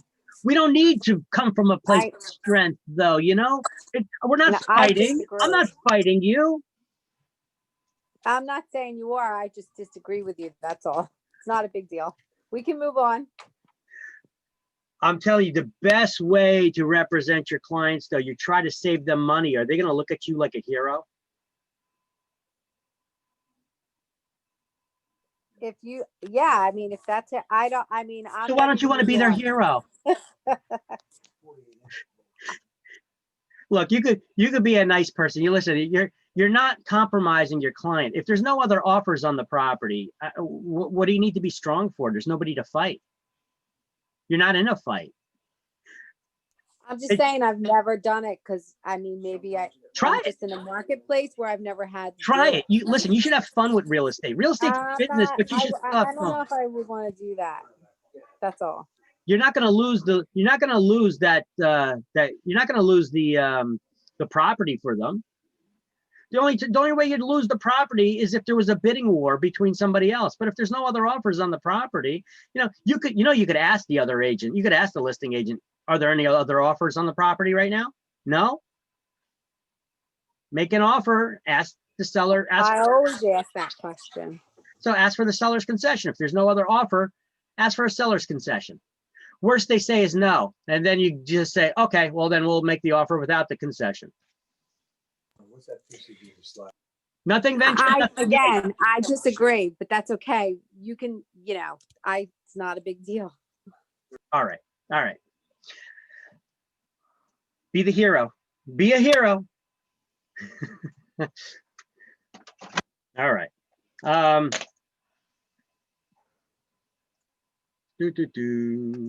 was just going to write on the board what you could save them. You want to know what you could save? Actually, you know what? Screw that. Let's go back there. Let me show you what you're not saving them.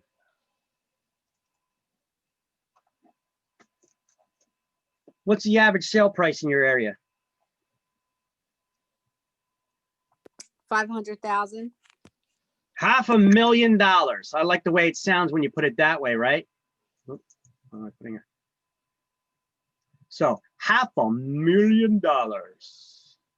$500,000. That's a lot of money, right? So your typical closing costs are 2 to 3% of that purchase price. Let's go with the upper echelon of that number. $500,000 times 3%.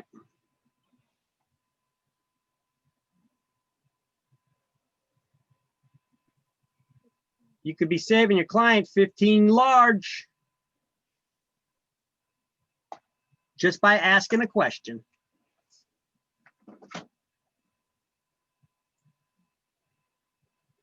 Moving on. So, listen, I've had students from my school that, I had one girl, my sister's best friend, she got her real estate license. She just does it on the side, right? But she got her real estate license through my school. She didn't have me as her instructor, but our instructors still teach the same stuff, but apparently the instructor didn't nail it in her head good enough. The very topic that we're talking about right now. And she calls me up and she's like, she got her first deal, she got her first contract. And then she's like, but I just realized, you know, with their pre-approval, how much they could afford and everything, and the mortgage payment. She's like, they're not going to be able to afford it. I didn't realize the closing costs were going to be so much. And I'm like, yeah, they got to have all that money. She's like, oh, so the deal's dead then? I was like, no, whoa, hold on a second. You got options. You could either offer less for the property, or you could go in there and just ask for a seller's concession, where you're asking the seller to give money back to the buyer to help pay the closing costs, and then the deal can happen. She was like, you could do that? I'm like, whoa, where were you in class? Yeah, you could do that. You know, she did it. She called me back. She's like, Vic, I love you. You're the best. She's like, we asked for it and they accepted the offer and it's working. It's going through. You think she's asking for seller's concessions all the time now? Yeah. Sometimes you got clients that they can't afford the property without it. Right, that's my point. They can't afford the property. But So they why can- would a seller think that that was attractive? Here's a buyer who really can't afford the property. wait, Now stop. we're gonna give them Wait, stop. closing costs. Stop. What was your first? That was my point. What was your first three words there? That's Here's my point. here's a buyer. Yeah, that can't afford the No, property. no, no, You no, just stop said right there. Stop right there. Here's a buyer. We have a buyer. We have one on the line. We got a hook. We got a fish on the line. You're saying that they can't afford it. I say if you pay the closing costs, they can. It's just a little bit risky, I think. That's all. Risky for who? I hear what you're saying. I hear you. I don't think you hear me, but I hear No, you. no, no. So Listen. that's Listen. a good thing. I Because you're the teacher. I perfectly hear you, but I'm saying if we just don't ask, no deal's going to happen at all. I None. understand. I get that whole concept. If Okay. you don't ask, you don't know. I understand. I see your point. Okay. But sometimes if it's of somebody who could already afford it, you're saving them money. If it's somebody who couldn't afford it otherwise, you're getting them a house that they normally could not afford. And if it's a seller who doesn't have any other buyers, you're showing it's creative financing, we call it. Okay. You got to be a little bit more open-minded to these things. So all the different ideas, because it's not up to us. It's up to it's up to our clients to decide. We're there to put the different options on the table for them, and what they do with it, they could say yes, they could say no. We're there to give them those options. Now, you get some agents out there that refuse to ask for sellers' concessions and stuff like that because they're like, well, it eats into our commission then. Really? How much is it going to eat into your commission? So if this house is $500,000, the closing costs are $15,000. That's going to come from their proceeds of that sale. So let's just subtract $15,000 from that overall sale price. 500,000 minus the 15,000. That's $485,000 for the house that they're going to end up getting. All right. And let's just say that your commission was 6%. We're even going to go with a high amount to make it maximum dent. to see how much it's going to make a difference. Okay. So let's just say that the commission was 6% on it. So times 6% of the sales price, that's a total commission of $29,100. But you're only dealing with the buyer side of the transaction. So let's just split that in half, right? You're only getting 50% of that. So divide it by 2. And that makes it $14,550. And let's just say that you are on a 70% split with your broker. So you're going to get 70% of that. So times 70%. That's so times 70%. That's 10,185. If you had that buyer, you reduce the price by cutting into it by having a seller concession there. Okay, let's do now side by side versus without a concession. $500,000 the house sells for times 6% commission on that. 500,000 times 6%. That's $30,000. That's $30,000 in commission. We can see right off the bat, that's only $900 difference here. 30,000, divide that by 2, that's 15,000. Then times that by your 70%. If you're on a 70% split, $15,000. $15,000 times 70%. That's $10,500. How much of a difference is that? Well, 10,500 minus 10,185. Let's break it down to the penny here. 10,500 minus 10,185. It's a difference of $315. For not saying that this is your worry, but some agents are worried about the argument that asking for seller's concessions eats into your commission. Really? By how much? On a $500,000 home, it's only $350. That's not my worry. I know. I wasn't. I just said I wasn't saying that was your issue. Yeah. I got it. Yeah. But I wanted to break down the numbers because some people do say that. And I have a question now. Yeah. I'm sorry, I have a question now because of the conversation. Yep. I'm listening to Kate, and I think what she's trying to say is the person that's buying the home is not going to be able, that gives them the idea that the person is not going to be able to purchase the home. But doesn't the bank do all of the investigation to see if the person is able to afford the home, because they do the debt to income ratio? Well, her statement basically says that they're not going to be able to afford the home unless the seller helps them pay the closing costs, and that's true. But that's true. But you know what? If the seller helps them pay the closing costs, then they can. So what's the argument? If the seller helps, we got a sale. If they don't, well, then we move on, and then the seller doesn't have any sale. That's my point. And what's our job here? To sell the damn home. Okay. So we're there to come up with different scenarios to effectuate the sale. And remember, if we go to chapter 3, fiduciary duty, and look at what your fiduciary duties are as a buyer's agent. Right. Look at what your fiduciary duty is as a seller's agent. Yeah, but I just don't want the buyer to overextend, and then they're like, buyers overextend. Okay, banks hold on a second. That's a different issue altogether. You gotta, but you tell them, how do you know if they're overextended? If they're going to overextend themselves? If they don't have the closing cost for that property, they probably shouldn't buy that closing house. cost has nothing to do with it. You know what? How you could tell if somebody's going to be overextended or not? Tell them what their monthly mortgage payment's going to be. If you tell them what the monthly mortgage payment is going to be, they can tell you whether they could afford to continue paying for all their car insurance and cable and cell phone and food and kids' expenses. And do they have that much more that they could still afford to handle that monthly mortgage payment expense?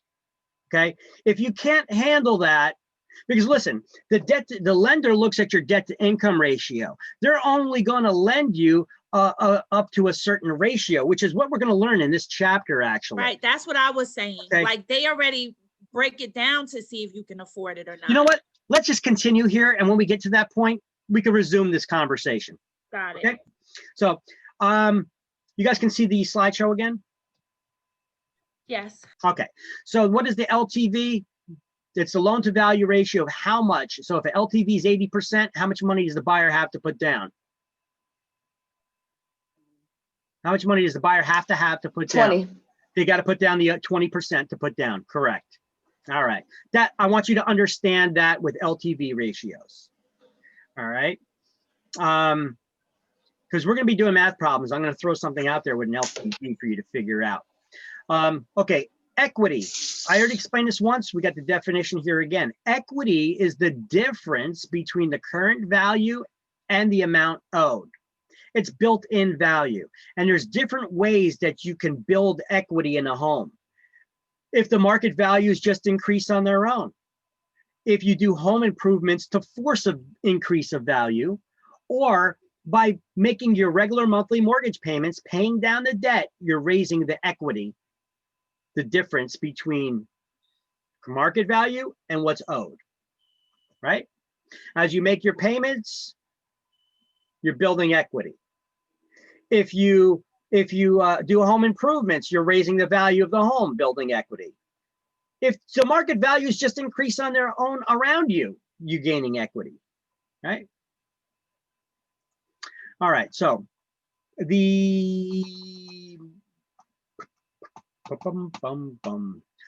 okay, so interest rates change and they fluctuate in the market on a regular basis on their own.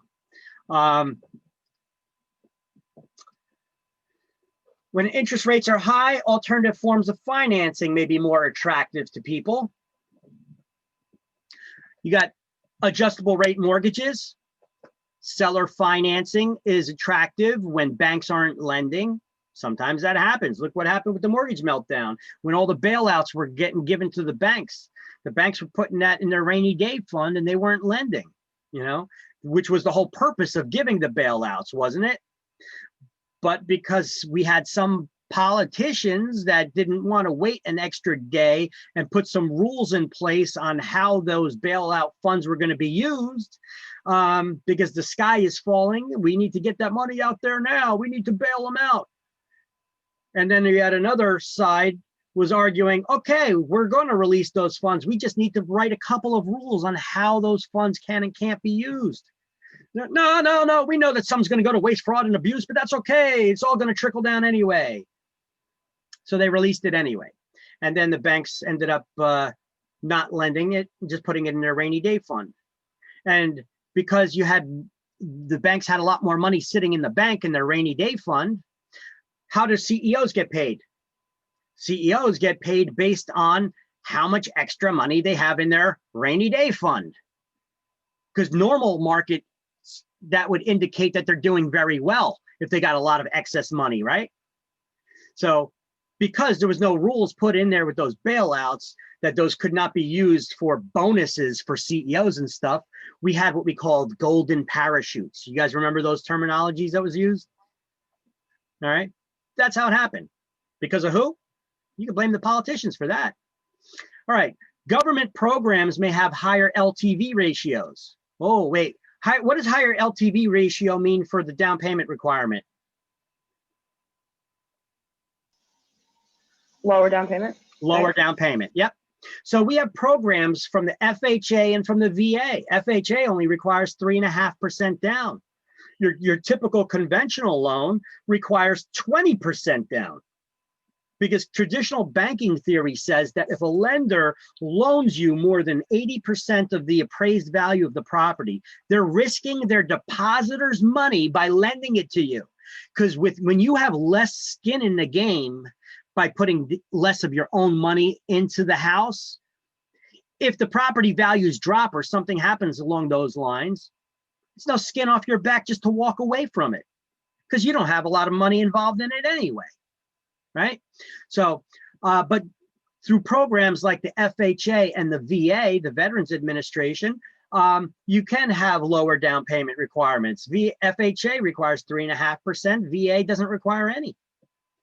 We got state programs through the New Jersey Housing Mortgage Finance Agency, the NJHMFA, that requires low down payment amounts, low or no down payment with below market interest rates to those with, let's just say, less than perfect credit. We have programs through the USDA, that's the United States Department of Agriculture. They give loans to people, to farmers, or to people in rural areas. And there's other loan programs available as well. All right, so payment plans. We're gonna start talking about fixed rate plans to begin with. So a fixed rate loan basically means that the loan interest rate's not always fluctuating. When you get that loan is fixed for the life of your loan. Now, the word amortize means to kill off slowly over time, and that's exactly what an amortized loan does. It kills off debt agonizingly slow over a period of time, 30 years. So let's highlight under payment plans. Amortize means to kill off slowly over time. So, and that's what an amortized loan does. It kills off debt slowly over time through periodic payments to the lender. Highlight, regular payments are applied first to the interest owed, and the balance is applied to the principal over a term, whatever the term of the loan is, 30-year, 40-year, 20-year, 15-year, okay, 10-year. These loans are also sometimes referred to as self-liquidating loans, okay? Because you're paying, as you're making your payments, you're paying down the loan until there's nothing left that's owed. All right, so a fully amortized loan, by the time you make your last payment, it's been fully killed. It's been fully amortized, okay? That's what a fully amortized loan. If the word amortize means to kill, a fully amortized loan, we're gonna define these words in our head. Means fully killed, right? If the word amortize means kill, fully killed loan by the time you make your last payment, right? So payment amount does not change. It remains constant. Your first mortgage payment and your last mortgage payment will be the same. The payments that you make in a fully amortized loan, your monthly mortgage payment, they go to pay down both principal and interest. But the payment gets applied first to the interest that's owed, and then the balance towards the principal each month over that term. By the time the last payment is made, the loan has been fully amortized or fully killed off, and the balance is zero. Now, a straight loan, if we go down to the fixed rate loan plans here, the second bullet point, straight payment plans call for periodic payments of, just highlight the words interest only, with the principal to be paid off fully at the end of the loan. This is known as a highlight straight loan or straight term loan, straight loan. So what is a straight loan? It's an interest only loan. You do not get an interest only loan to buy a house that you're going to live in, because you'll never pay off the principal. The principal is the amount that you borrowed. You'll never pay off the principal on a straight loan because it's interest only. Your monthly mortgage payment only goes to pay off interest. You'll never pay off the loan. So this is used this should be used by people for short-term loans, for fixing and flipping houses. When you're fixing and flipping a house, you want to make the smallest mortgage payment on that loan as possible until you sell it, and then you pay it back in full, right? So what do we call those loans that are used by builders and flippers? Straight loans. It's an interest-only loan. Boom. Now we have partially amortized loans. Okay, so let's redefine the word in our head. If amortize means to kill off, a partially amortized loan is only partially killed off by the time you make your last payment. Wait, if it's only partially killed off, that means you need to put another bullet in that jammy to kill it off, right? That bullet being another payment.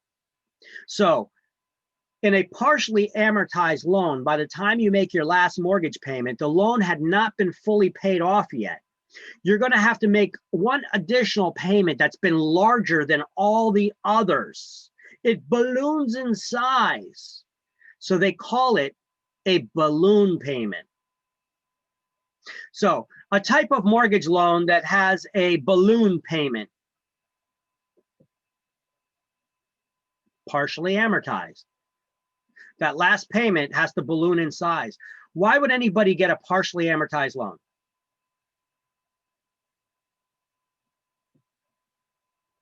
I don't know why. Because they want lower mortgage payments.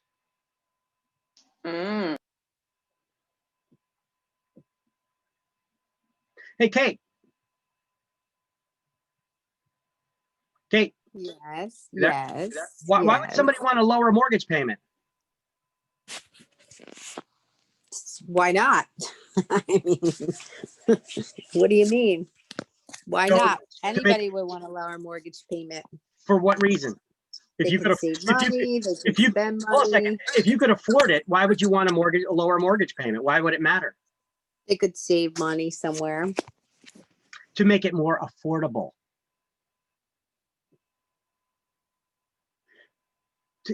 That's the bottom line, to make it more affordable. Look, if anybody could afford a loan, in the grand scheme of things, if people could afford loans, they would buy cash. They'd buy with cash instead of having to get a loan if they could afford it, right? Aren't you saving a lot of money by paying cash?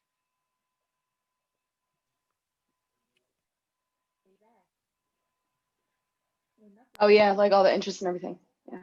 You are saving a tremendous amount of money. You want me to show you how much? Yes. I'm going to show you something. It's going to make your head spin.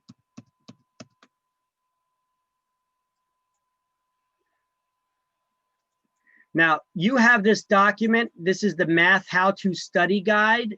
It's in that one of those shared folders there as well. It's called Print Me Math Problems or whatever.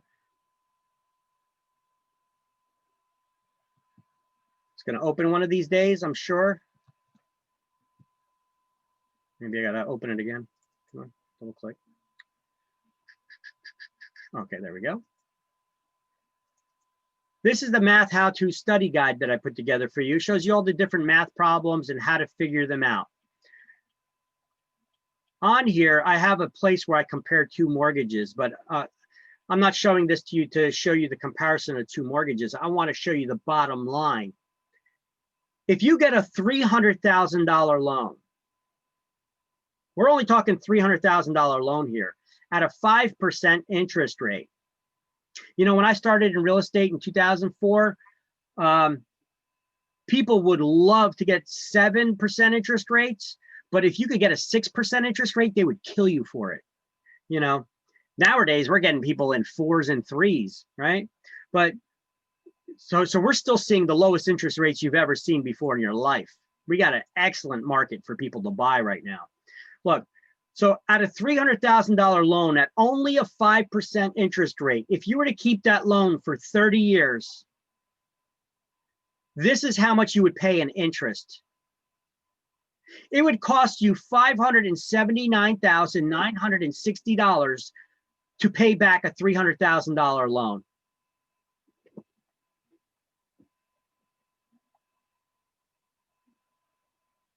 Did your heart just sink to your stomach?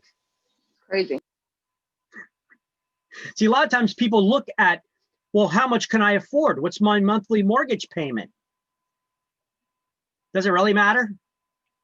You're looking at the small potato figures here.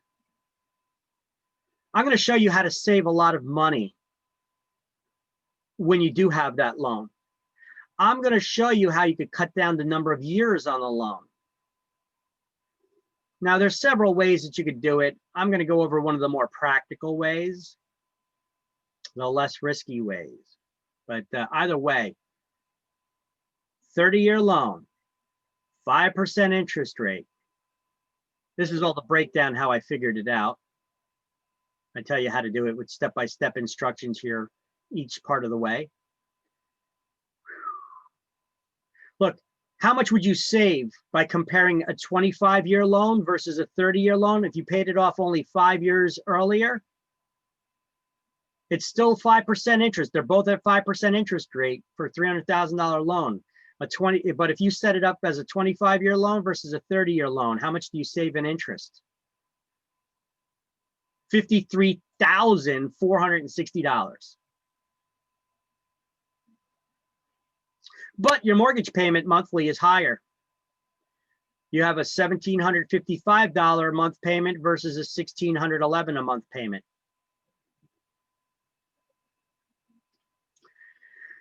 All right, let's put that to the side. Go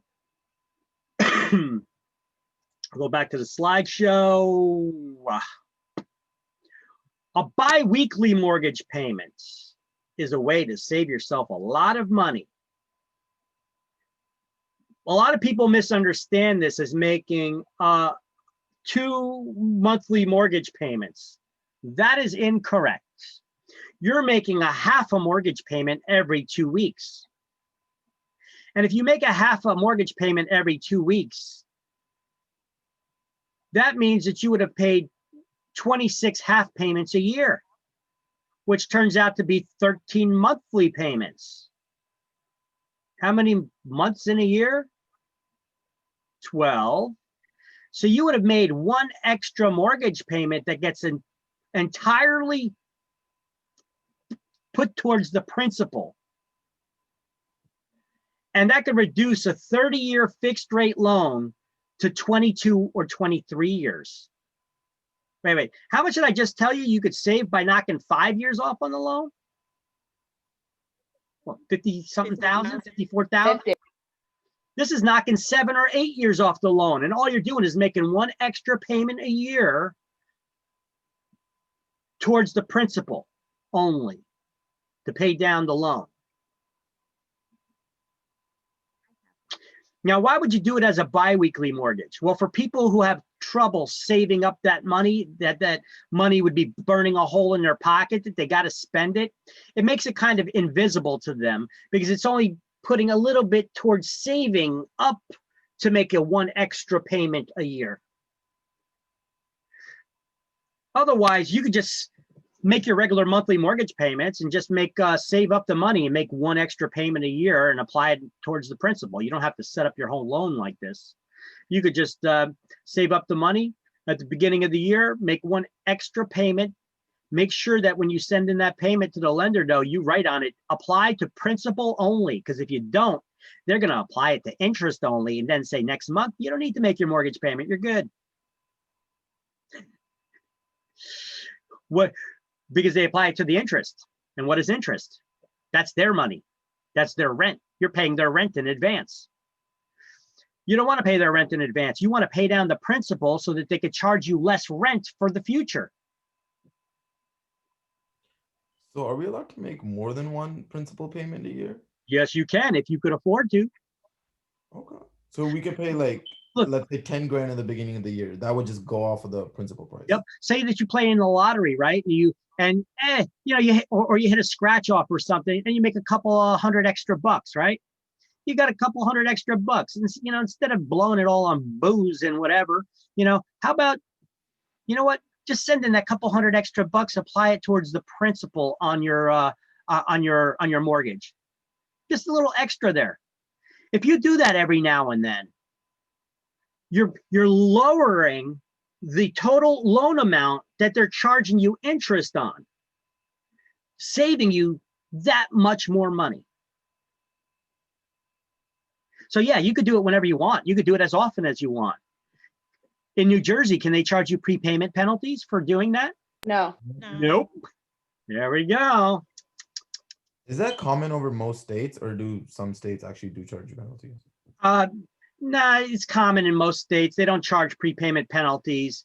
But once again, that's for institutional lenders don't charge prepayment penalties. However, if you're getting a private loan, a commercial loan, they can charge prepayment penalties. Gotcha. That's the reality of it. For exams, I was telling you, just study, no prepayment penalties. So for most loans to buy residential real estate, if you're only getting one loan for the house, that first loan is no prepayment penalties allowed. But sometimes people, they don't want to pay what we call PMI, private mortgage insurance. If you put down less than 20% when you're buying a house, and most people put down less than 20% when buying a house, you're required to carry what's called PMI, private mortgage insurance. And that private mortgage insurance only insures the amount less than 20% that you put down. But it's insurance, it's an additional expense that you're paying.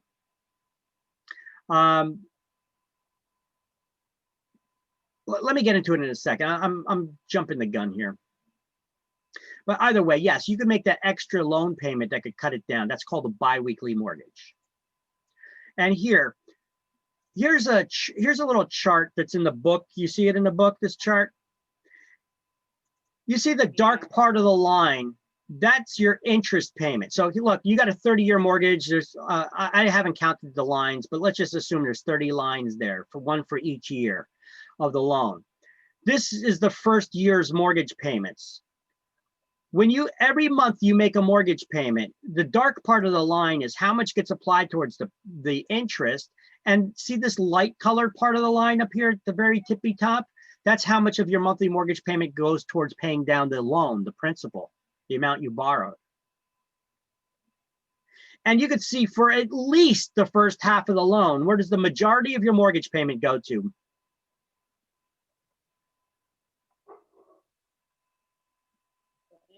The interest. The interest. Why do they do that? How come they don't just make it even from the first day to the last day of the loan? They could do that and it'd still work out to the same amount of money that the bank gets. So why do they load up heavy the interest up front of the loan versus the back of the loan? Or keeping it even, straight first payment, last payment? To maximize their profits. No, because they could make the same amount of money. If they could just make it 50-50, get split towards paying the principal, paying the interest from the first to the last. There's a way that they could do that through the math. Why do they heavily load the principal up, the interest payments up at the front of the beginning of the loan? Make more money off the interest. What'd you say? They make more money off of the interest. No. To hedge their bets, you're gonna end up foreclosing or something. They're getting their money first. I don't know. Well, they are getting their money first because they're loading up the front of the loan. But why are they doing that? Why do they want it up front? Why don't they just keep it 50-50 throughout the whole loan term? So that they have more equity in the. All right, let me ask you guys a question. On average, how long do people stay in homes before they move? 15 years, 15 years. 5 to 7 years. 7 years. 5 to 7 years. And as we become more and more of a nomadic society, we're even seeing people in 3 years in homes before they sell them. Well, let's just look at 5 to 7 years. That means that the lender won't be able to collect interest for the full 30 years. So if they heavy load the interest payments up front, they can make sure that they get a lot more money out of this loan. Because if you sell it in 5 to 7 years, they wouldn't have collected as much interest. That's why they do it. Because they know people aren't going to stay in it for the full 30 years, most people. So it's a way for the bank to get more money by charging it up front. Sneaky, sneaky. All right. So in those bullet points, I want you to, on the third bullet point, I want you to highlight on the second line towards the end of the line, under fixed rate loans still, I want you to highlight final payment is larger amount than the others. This is called a balloon payment. And this type of loan is called a partially amortized loan. You guys got that? Yeah. Okay. The next one, I want you to highlight biweekly mortgages involve half payments every 2 weeks instead of monthly. Then go down 2 lines, and towards the end of the line, I want you to highlight the extra money is applied entirely to principal.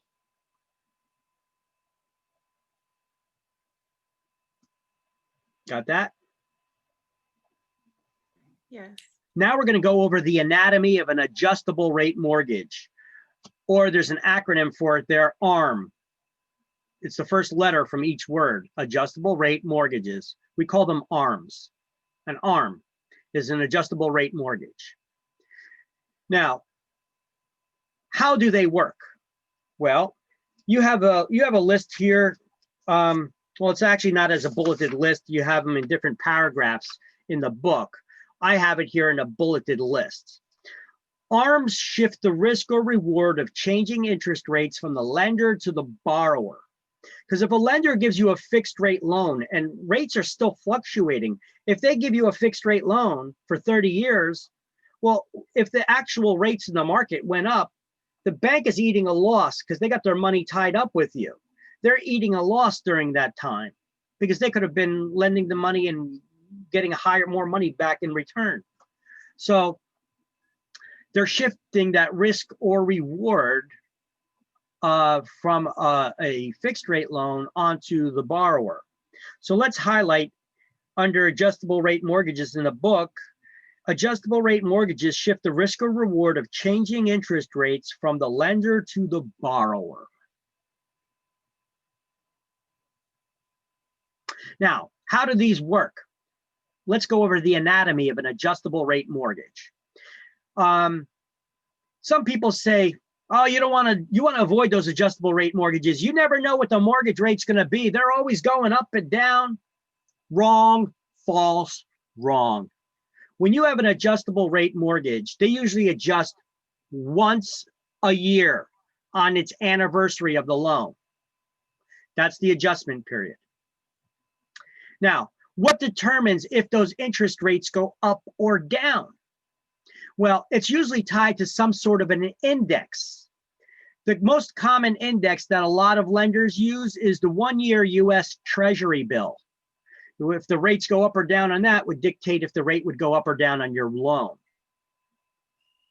Now, the word margin is the difference between the cost, how much it costs that lender to lend you their money. Well, is the lender lending you their money? No, the banks are usually lending you their depositors' money, right? Remember I drew you the whole scenario out the other day? That when banks lend you money, whose money are they lending? Their depositors' money. Well, why does the depositor put the money in the bank? To get interest. Well, how does the bank earn that interest? Well, they lend out your money, charge interest on that. The money they get back is your money plus the interest. Now, in order just to charge you, just to pay you extra money, but the bank wants to make money off of it too. So they have to put a markup on that interest. That's called the margin. So if they're paying you 2% in interest, and the bank wants to earn 2% for lending that money, how much do they need to charge? 4%? 4%. Correct. That's the margin. Now, some people say, oh, you don't want to get those adjustable rate mortgages because what if that interest rate on the anniversary of the loan shoots up on you? Well, there's a cap. A cap is a maximum that the interest rate can go up in any single adjustment period. Here, let me see. I have there's a cap on this glue thing. Okay, so here's the cap. The cap, you got the cap on top of this bottle, right? Whatever's inside here, it's limited. It can't go higher than the cap, right? Just like you could picture a bottle of soda if you need to when you're taking your test, right? The cap limits the maximum that anything can go up in any single adjustment period. But what about over the whole entire life of the loan? It could keep going up every year, can it? It can. But there's a maximum on adjustable rate mortgages that the interest rate can go up over the whole entire life of the loan. What's above this cap? Look up above you. What's up above you? Ceiling. The ceiling. Ceiling. The ceiling is the maximum that the interest rate can go up over the entire life of the loan. So we got a cap. That's the annual cap. The annually the maximum that it could go up in any single adjustment period. And above the cap, just look up, is the ceiling. That's the maximum that the interest rate can go up over the entire life of the loan. So people usually get a worst case scenario spelled out for them when they go to get an adjustable rate mortgage. It's already spelled out for them in their paperwork when they get the loan. Because, you get people out there, oh, you never know what your interest rate, you never know what your mortgage payment's going to be. That's wrong. Because when you go to sign the paperwork, they actually have it spelled out on a sheet of paper, the worst case scenario. Over the entire life of the loan, what's the maximum that the interest rate can ever go up? They'll have it worked out for you, and it shows you what that mortgage payment would be. So you know what the worst case scenario is before you ever get into the loan. And people that say, oh, I never seen that, they're lying, because you have to initial on that page right next to that math problem. All right. So next to ceiling in the book, I want you to highlight ceiling is sometimes called the lifetime cap.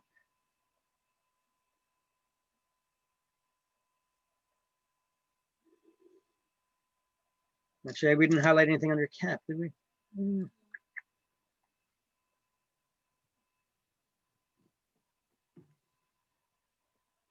Because I don't have anything really you could save.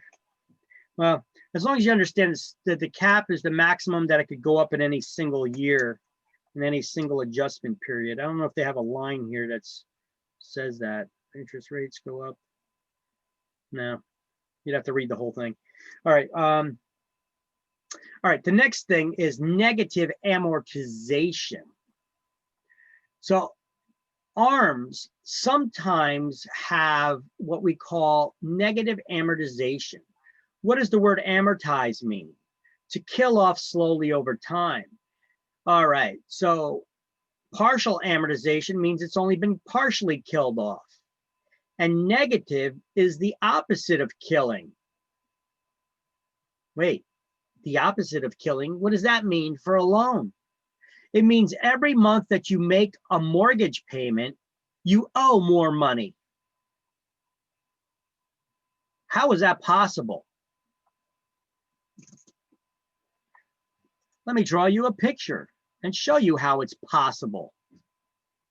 When it's not enough when the monthly payment is not enough. Yep. So look, if your monthly payment, including principal and interest, that's principal is the amount borrowed, interest is the cost, is up here. All right. And that is, let's just say that it's $1,500 a month, okay? However, you make monthly mortgage payments of only $1,000 a month. Wait, there's a $500 difference there, right?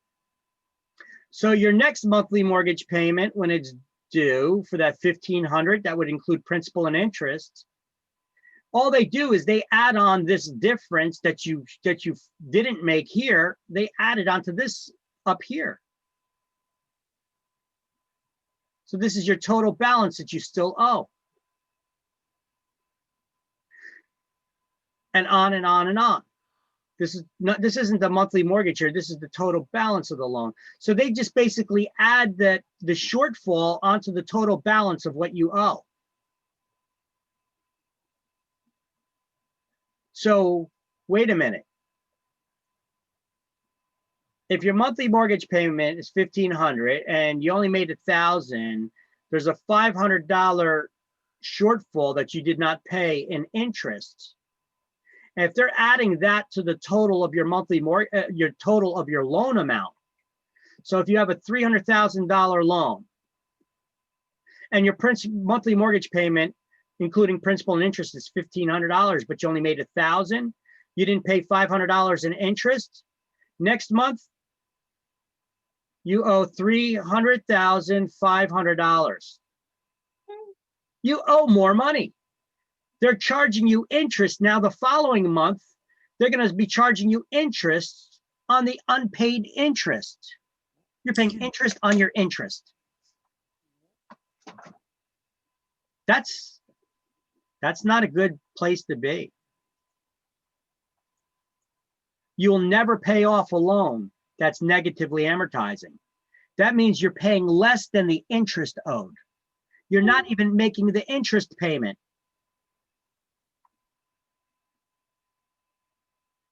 So they're tacking that shortfall on top of the full amount you borrowed. And then next month, then the rest of the months throughout the term of the loan, they're charging you interest on that unpaid interest. So that's negative amortization. We're going to highlight when the monthly payment isn't enough to cover the interest due. Highlight that title, negative amortization. When the monthly payment isn't enough to cover the interest due. That's negatively amortizing loan.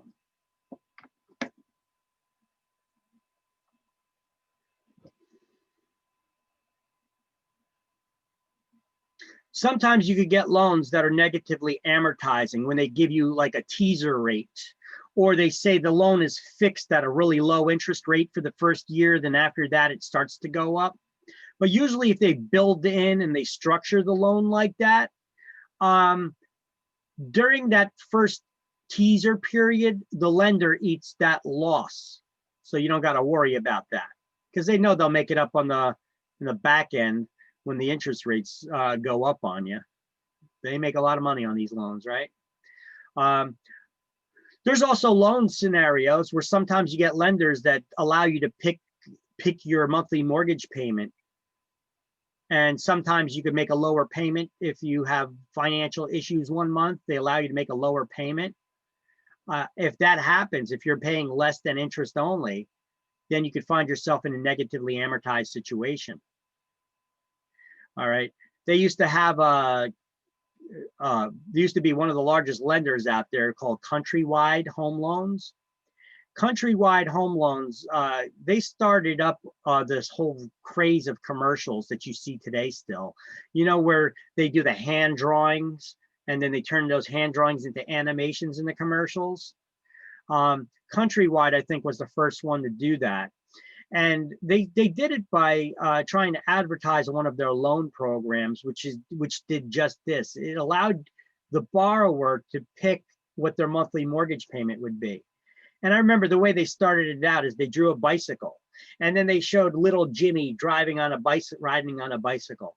And they say, when you get a Countrywide home loan, most other lenders, you're stuck in a one flat monthly payment that you have to make with them all the time.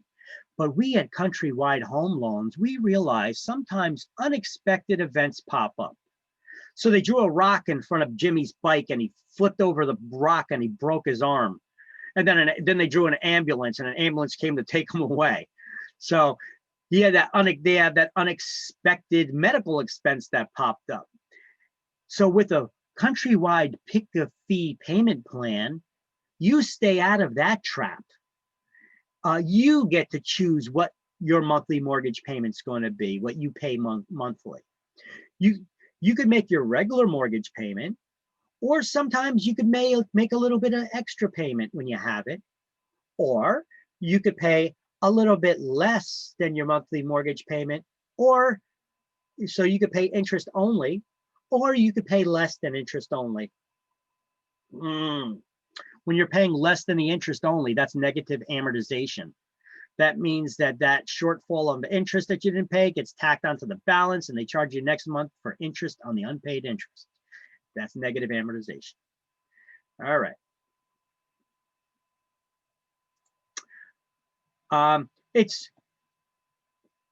So are adjustable rate mortgages bad? Why does anybody get an adjustable rate mortgage? Why would anybody get a loan with an adjustable rate mortgage? Why? Why get an ARM?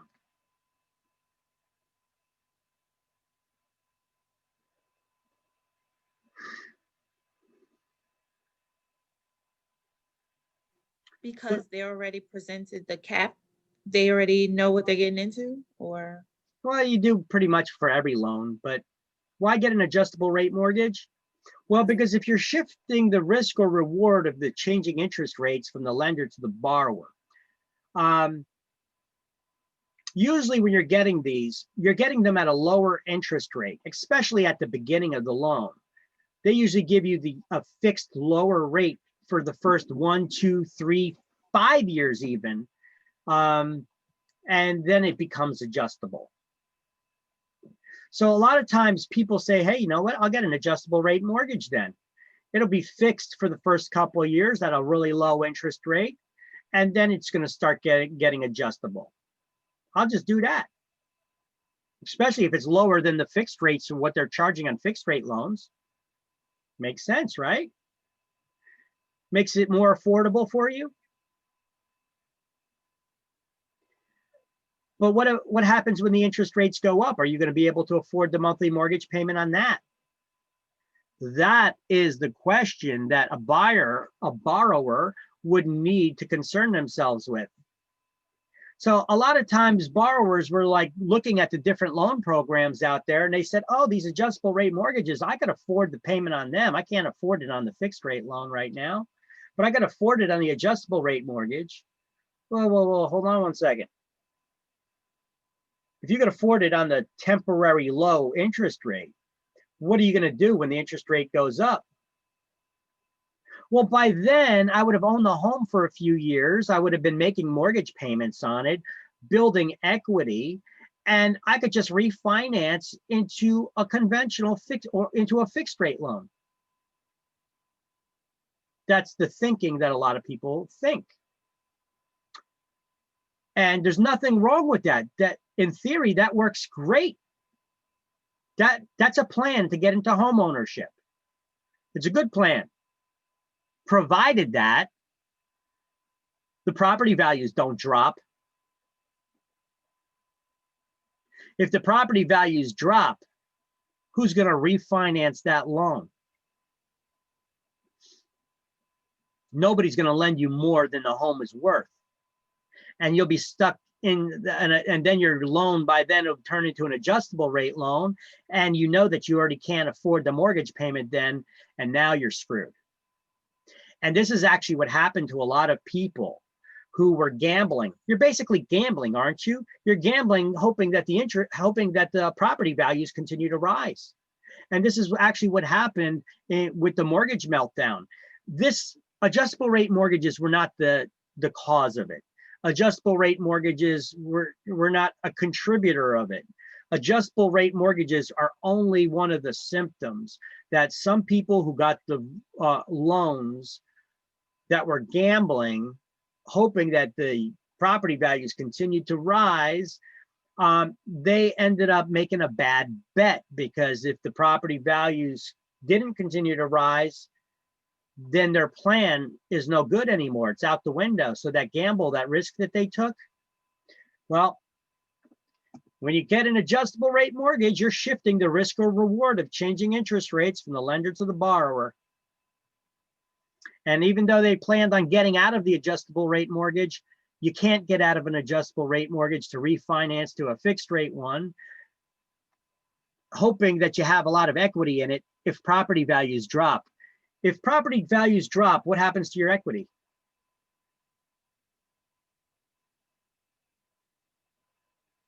Equity is the difference between the amount you owe and the value of the market value of the home.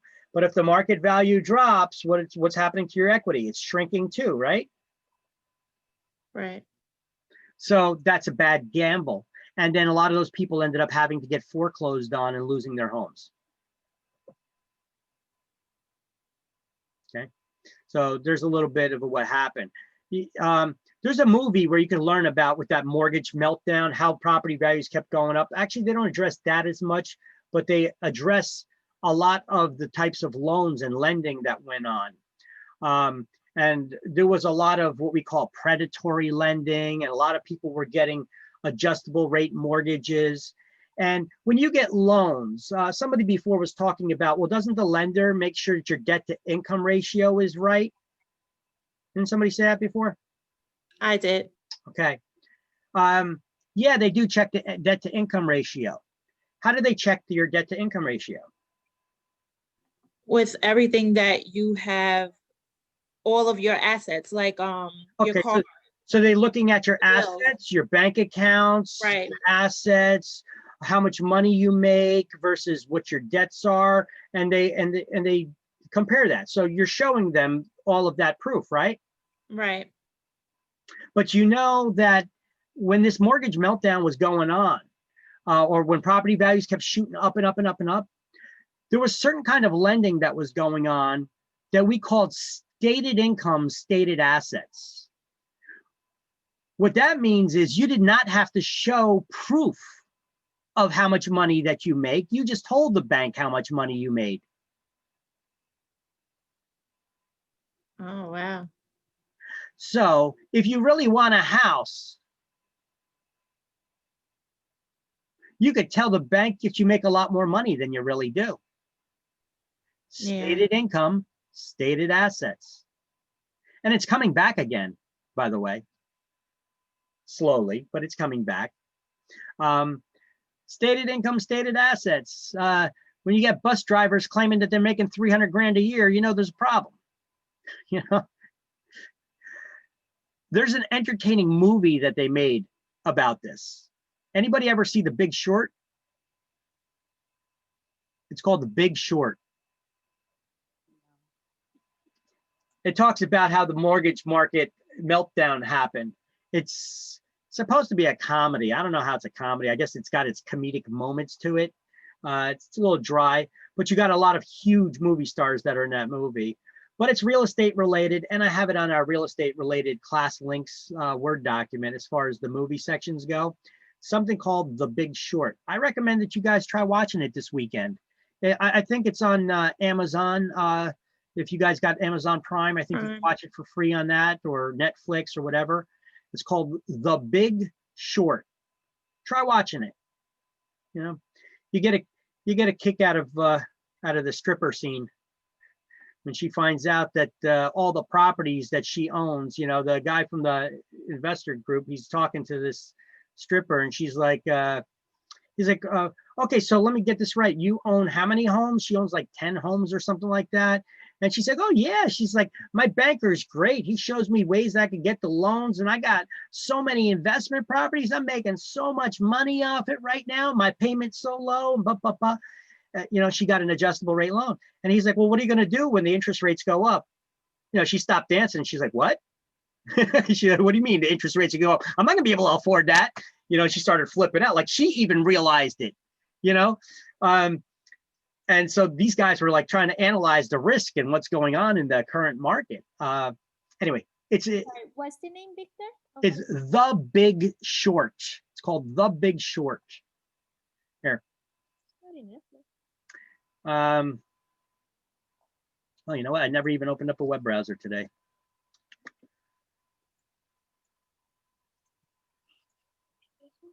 All right, I'm going to show you it really quick. And then I'm going to throw the poll out there, and we're going to take our lunch. But let me just open a browser window really quick, and I'm going to show you.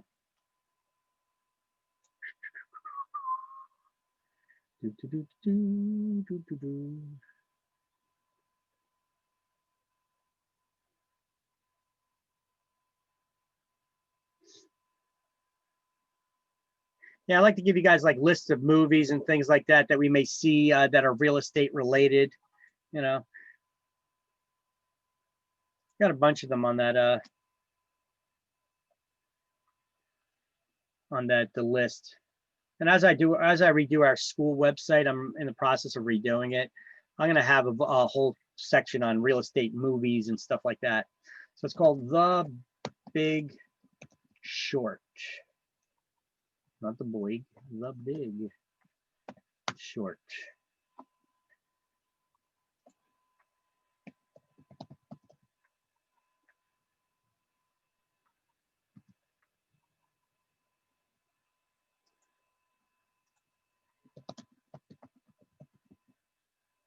Come on, browser.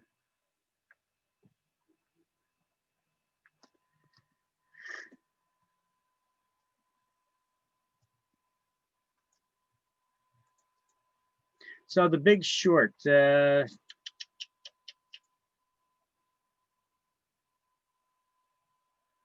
it right here. What's that? Carroll, that guy's last name is Steve Carroll. Christian Bale, Steve Carroll, Ryan Gosling.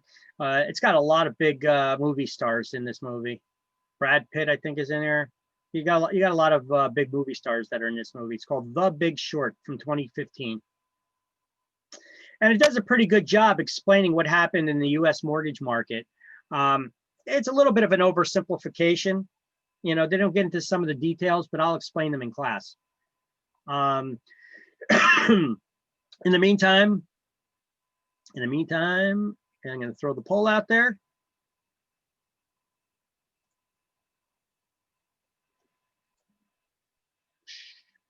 All right. So the points are prepaid interest on that loan. And those prepaid interest, any interest that you pay on that loan is tax deductible by the borrower in the year that they paid it. All right, so sometimes those points you have to pay in advance just in order to qualify. The borrower has to pay in order to qualify for the loan. And other situations, we call it a buy down, where the lender may offer you a lower interest rate if you're willing to pay points in advance, the interest in advance. But it never makes sense to do that. If you have that extra money, you're better off using it to put down on the house, so it's less money that you need to borrow that they have to charge you interest on to begin with. Because that interest over the years, compounding over the years, it adds up, as I showed you guys earlier, right? And just because we didn't record it, let me just do a little recap here. Interest is calculated on an annual basis. If you borrow $100,000, well, that's not 100,000, that's a typo. All right, so if you borrow $100,000 and you charge a 7% interest rate, you do the interest rate times the amount borrowed, gives you the annual interest. Divide that by the number of payments per year, 12, and that tells you the first month's, towards the first month's mortgage payment, how much you would have paid down in interest. Subtract that from your monthly mortgage payment, which includes principal and interest, and you're left with how much you would have paid down the principal. That's the amount you borrowed when for that first month's mortgage payment. Subtract that amount from the amount borrowed, and there's your balance. You want to know how much your second month's mortgage payment goes towards paying down the principal? Well, take this amount, times it by 7%, subtract that, divide that by 12, subtract that amount from the monthly mortgage payment, which is still the same, and go on and on. You do that once for every month throughout the term of the loan. If it's a 30-year loan, that's 360 months. You'll see eventually, this is the first 3 months and the last 3 months, that creates what we call a mortgage factor chart. I'm sorry, a mortgage amortization chart, and which states the payment amount, interest, principal paid down that month, and what the remaining balance would be. Until you get to the last payment, 360, that's the 30-year loan. You're left with a zero balance. So therefore, that is a fully amortized 30-year loan. It's fully amortized because you're left with a balance of zero. 30-year because there's 360 months in 30 years. You take 30 years times 12 months, that gives you 360. That's how you know how many payments are in a 30-year loan. If it's a 25-year loan, you take 25 years times 12, that gives you 300. So there's 300 months in a 25-year loan. All right. So the amortization schedule would show you the balance and how much payments applied towards the principal and interest over any given time. You could look at any of those, any month in the 30-year period, and you could see how much you paid towards the principal, the interest, and what the current balance is at any given point in time. And let me correct that now since we're here in that slide. I got to add another 0 in there. Boom.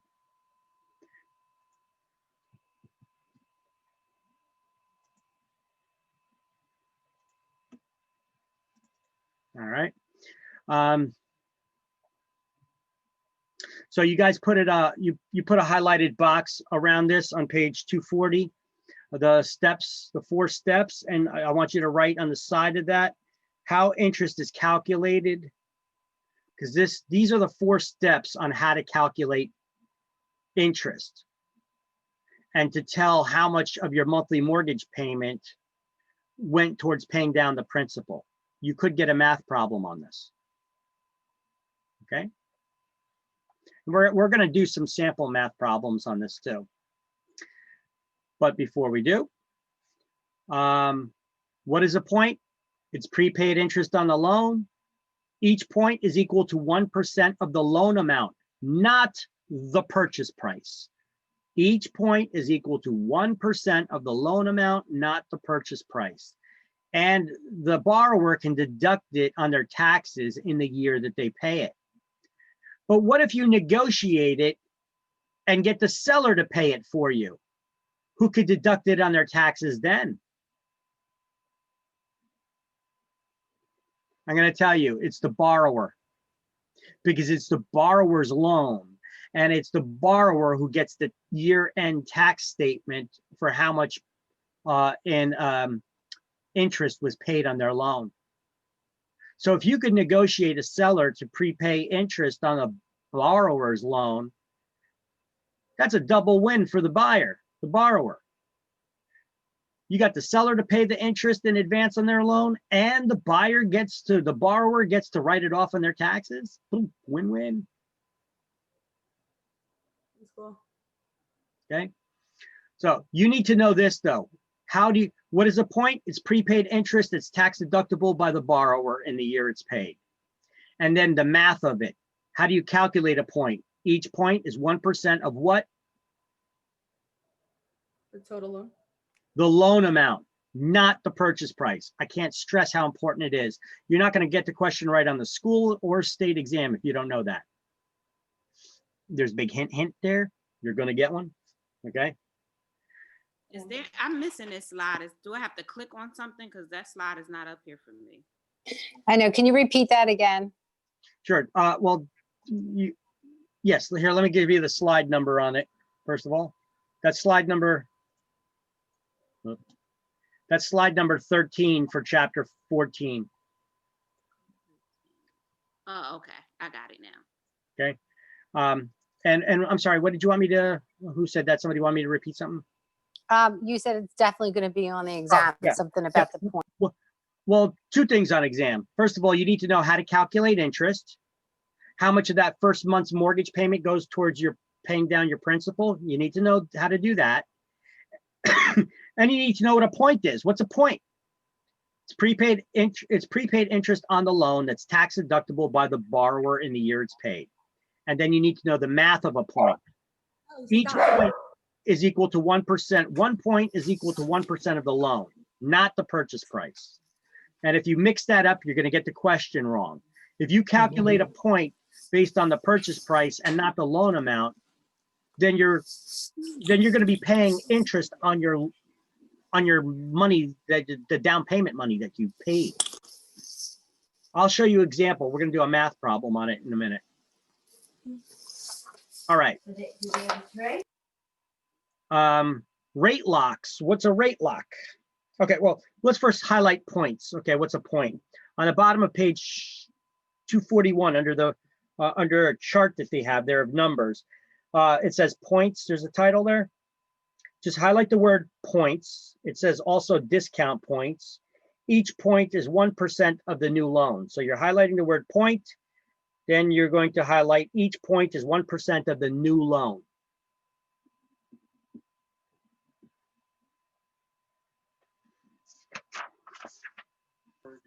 And new loan means the purchase price. Not the purchase price, the loan amount. How much are you borrowing? A point is calculated on the loan amount, not the purchase price. Okay.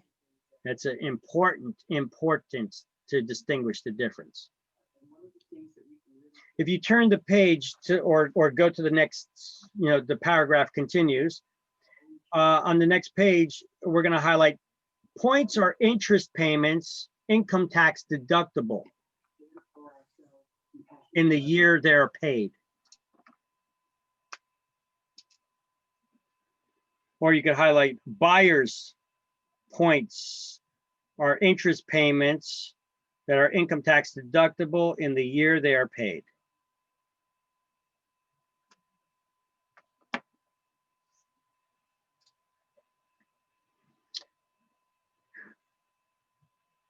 Now, go ahead. Sorry, that's on 241. I don't see it. 242. It continues on to the next page, 242. My bad. Okay. Second line, basically. You're Yeah. highlighting on the page. Thank you. Now, when you get a loan, if you're shopping for a house and you want to get pre-qualified for a loan, okay, the mortgage rep is running your numbers, or you call them up and you ask them, hey, what's the current mortgage rates out there? Okay, well, there's a lot of factors that play into that, because they call this risk-based lending for a reason. The lender calculates how much risk it is to lend you money, and based on that risk is what determines what the interest rate is that they give you. Usually that advertised interest rate is the best interest rate that's currently available, and you're probably not going to get it. Not unless you have a excellente credit score, your debt to income ratio isn't out of whack, you're putting down a decent amount of money. All these factors weigh into the risk of the lender to loan you money, right?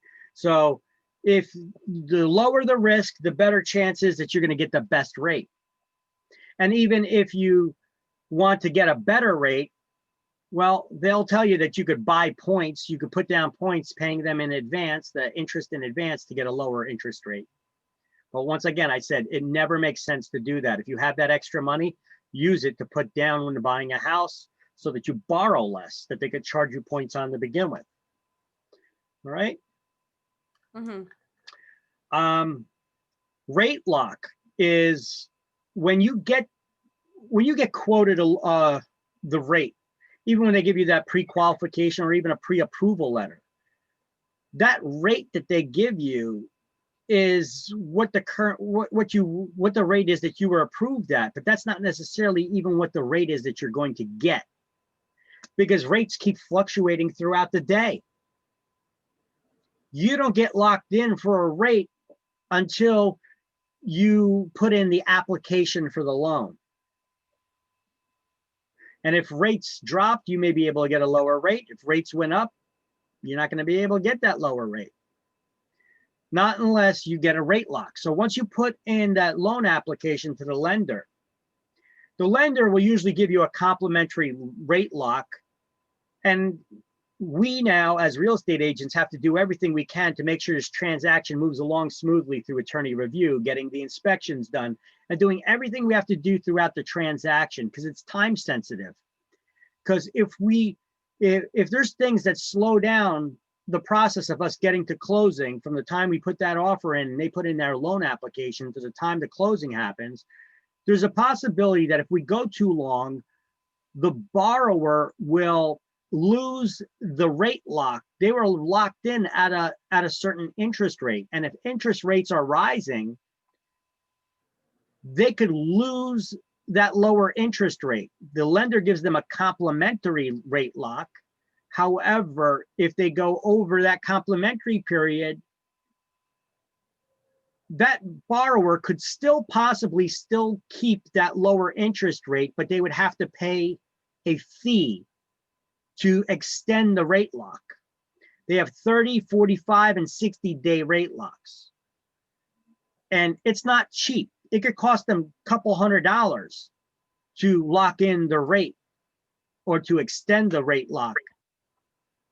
So this is why it's important for us as real estate agents to make sure that transaction goes along, because little hiccups and delays and stalling, this could all negatively affect the borrower by having them to either lose a rate lock and now they have to pay a higher interest rate. And if they have to pay a higher interest rate, depending on how they were qualified, they may not be able to afford that home anymore.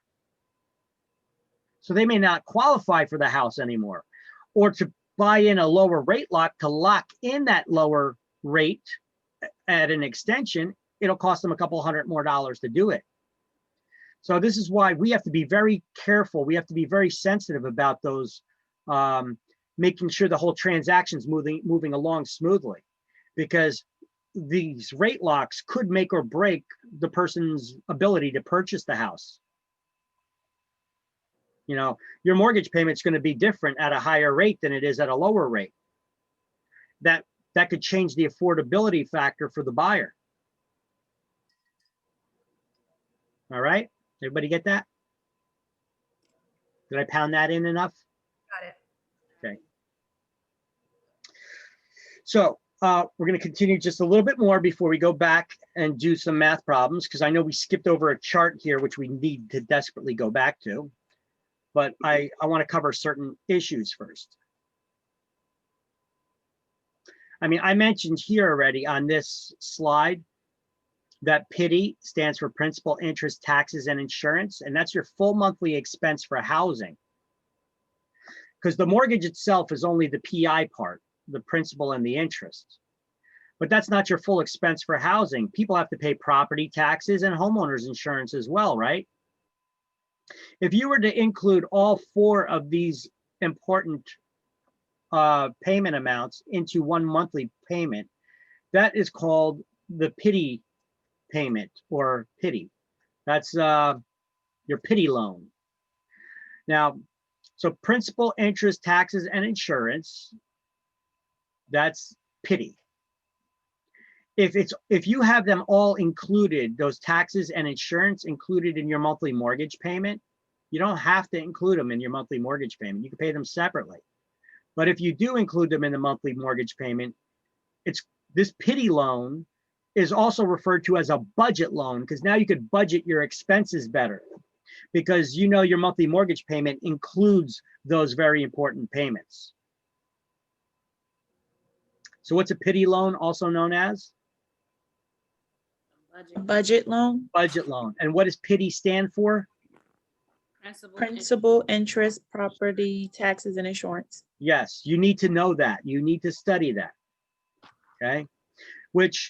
So PITI is your full monthly expense for housing, unless you have a HOA fee, like a condominium or cooperatives or whatever. Then you have to factor in that monthly HOA fee as well, because that's an additional monthly expense, right?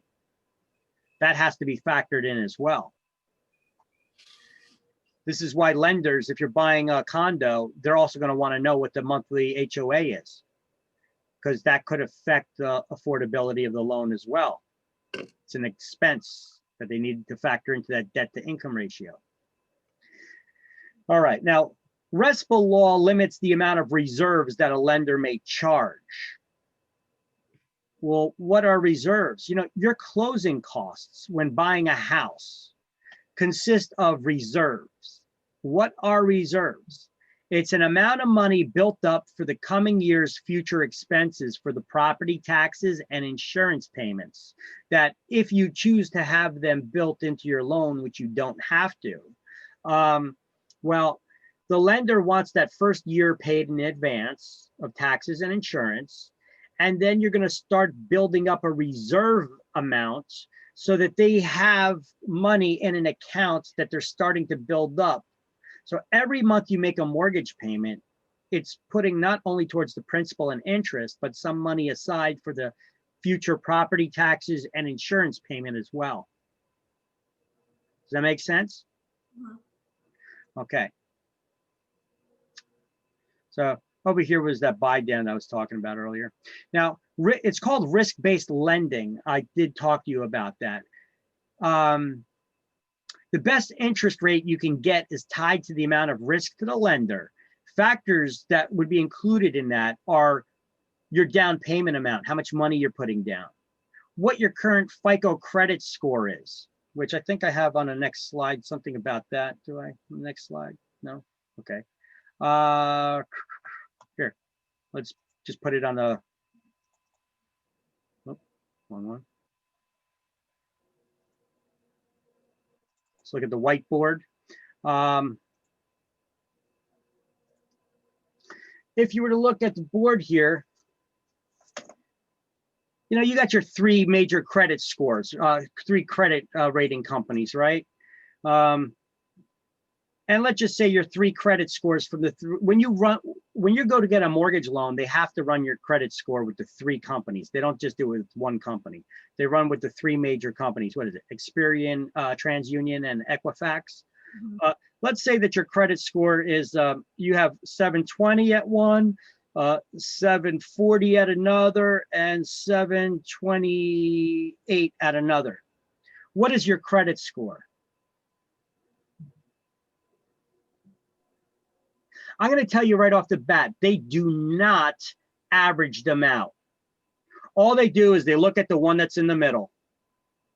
728 is your credit score. That's what they do. Simple as that. They don't add them up and then divide it by 3 and try to factor it out to see what your credit score is. That's not how they do it. They just pick the one in the middle and boom, that's your credit score. Sometimes people ask that and they want to know. So now you know.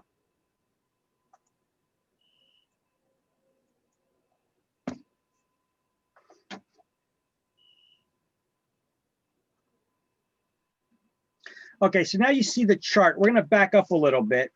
One page, 241. You see the chart that looks like this? This is actually the picture of it from the book. Yes. All right. They call this a mortgage factor chart. I want you to write that title, mortgage factor chart, above that chart there. It's a mortgage factor chart.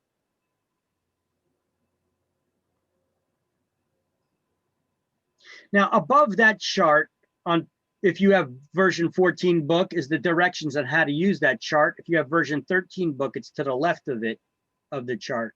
But above that chart is instructions on how to use this chart. But I'm going to show you. So that's your instructions on how to use the chart. In case you forget, you need a reminder. But I'm going to show you how to use this chart right now. Now, on this slide, I have directions here to show you how to use the chart.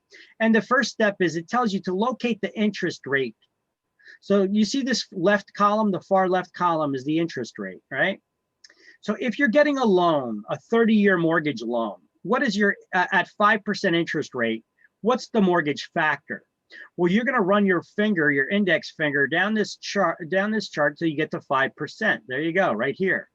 Now we're going to run it across to, you see the terms, how many years? So we go to 5%, and then we're going to run it straight across to the 30-year column, and that gives us 5.37. You guys see that, how I did that? Yes. All right, now you know how to read a mortgage factor chart.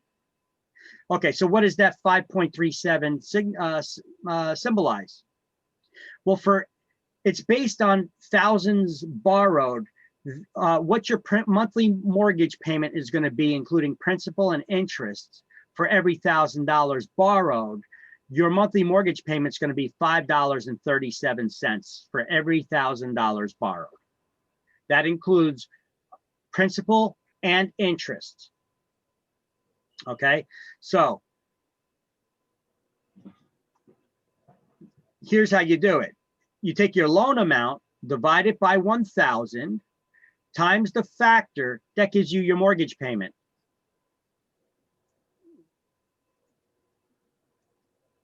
Here's an example here on this next slide. It's using that same factor chart.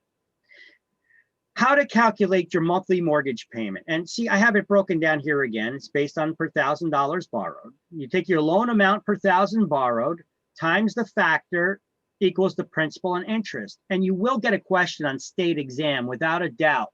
So on state exam, they will give you this factor chart. You need to know how to read it. If it's a 4%, if it's a 4% loan at 30 years, what's the factor?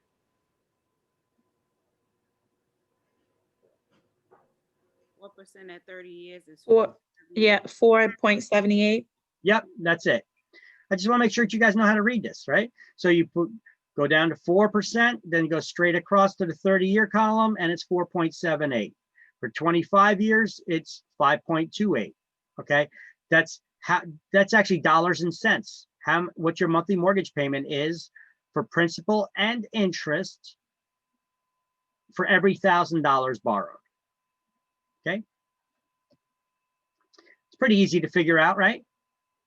So look, if you have a $400,000 loan amount for a 30-year loan at a 5% interest rate, well, the factor is 5.37, right? Well, let's just double check. 5%, 30 years, 5.37. There you go. So how much are you paying monthly in principal or principal and interest on that? Well, let's first figure out the principal and interest. That's easy enough to do. It's based on per thousands borrowed. If you're borrowing 400,000, how many thousands are there in 400,000? You can just put an X through these 3 zeros and it's 400, right? So 400 times your factor, see, number of thousands borrowed, 400 times the factor, and that gives you $2,148 is your principal and interest. That's your mortgage payment.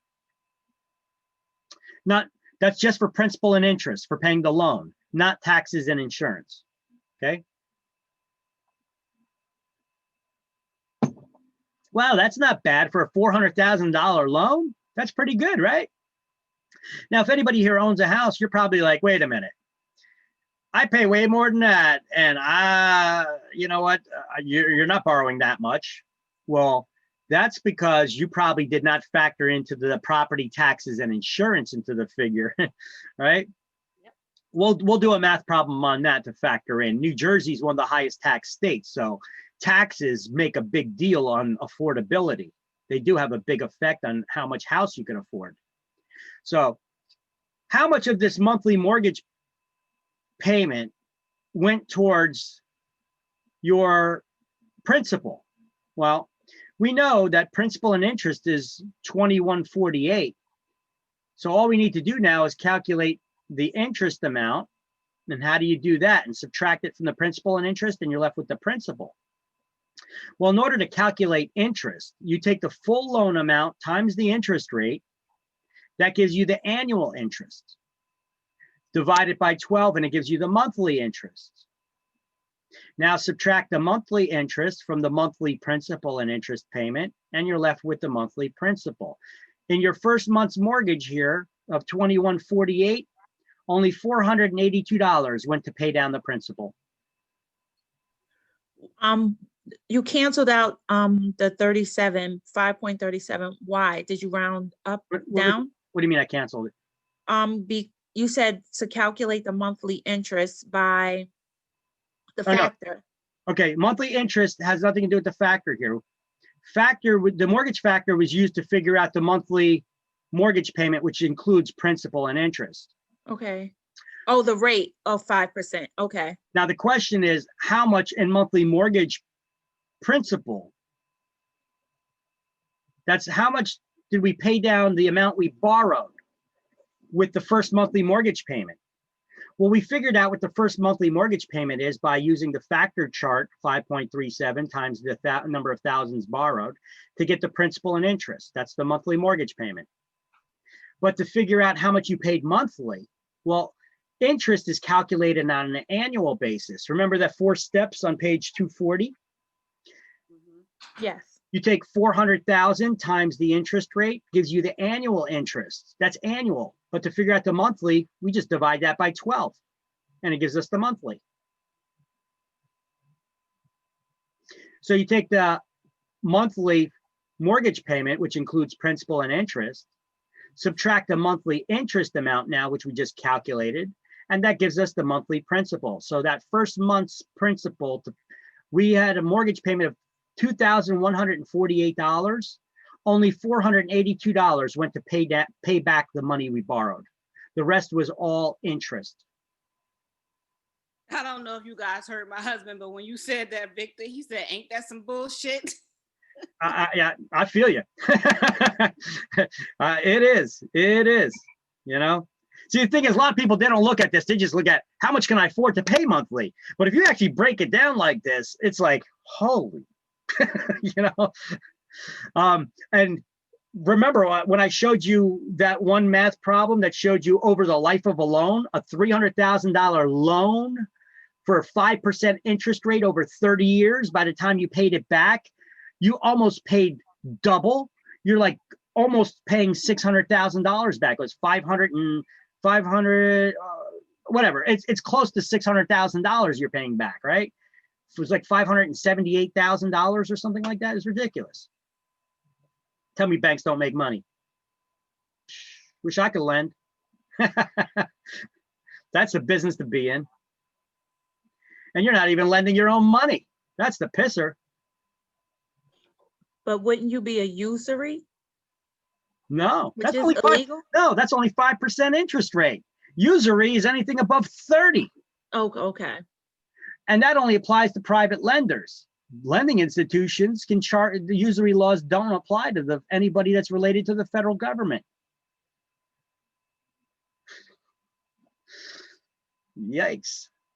All right. So that's one math problem there. Let's see what else. Maybe we got another one here. You know what? I got a couple of math problems here that I usually do with people, and I posted up here on the board. What's this problem about? Points and math. Okay. Before we do that, I want you guys to do one of these math problems right here like this. Okay. So what I'm going to do is I'm going to pull up this mortgage factor chart right here. We're going to need this chart, and you're going to need this in order to figure out the problem that I'm going to give you. I'm going to make one up. I'm going to make one up out of thin air. Ready? Well, ready or not, get your calculator. Get your cell phone. I know you got a calculator on your cell phone. Don't say you don't got a calculator. You guys can all participate.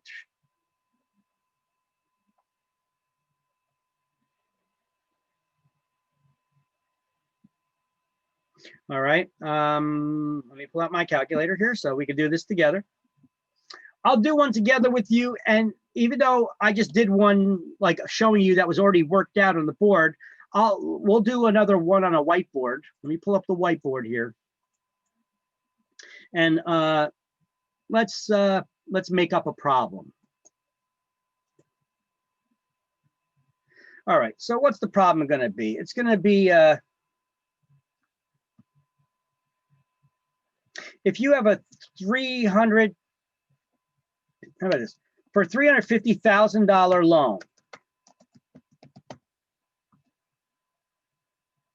at a 5% interest rate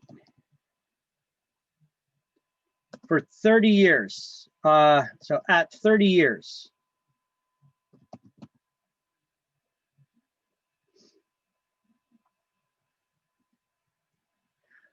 I want you to tell me what the monthly mortgage payment is, principal and interest, PI. And then I want you to figure out for me how much of that monthly mortgage payment went towards paying the principal. Oh, so what we're going to need to do is the first step is we need to figure out what the factor is, right?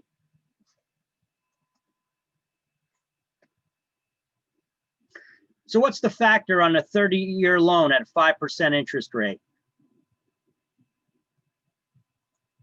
17,500.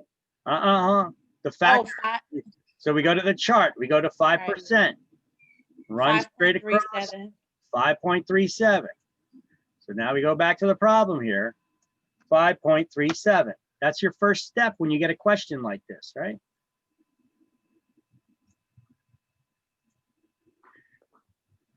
Now what do we do? I'm gonna work this out with you. What do we do now? To figure out the PI, the principal and interest. We do this. They'll take the loan amount of $350,000 times the factor of 5.37. Well, remember, it's based on per $1,000 borrowed.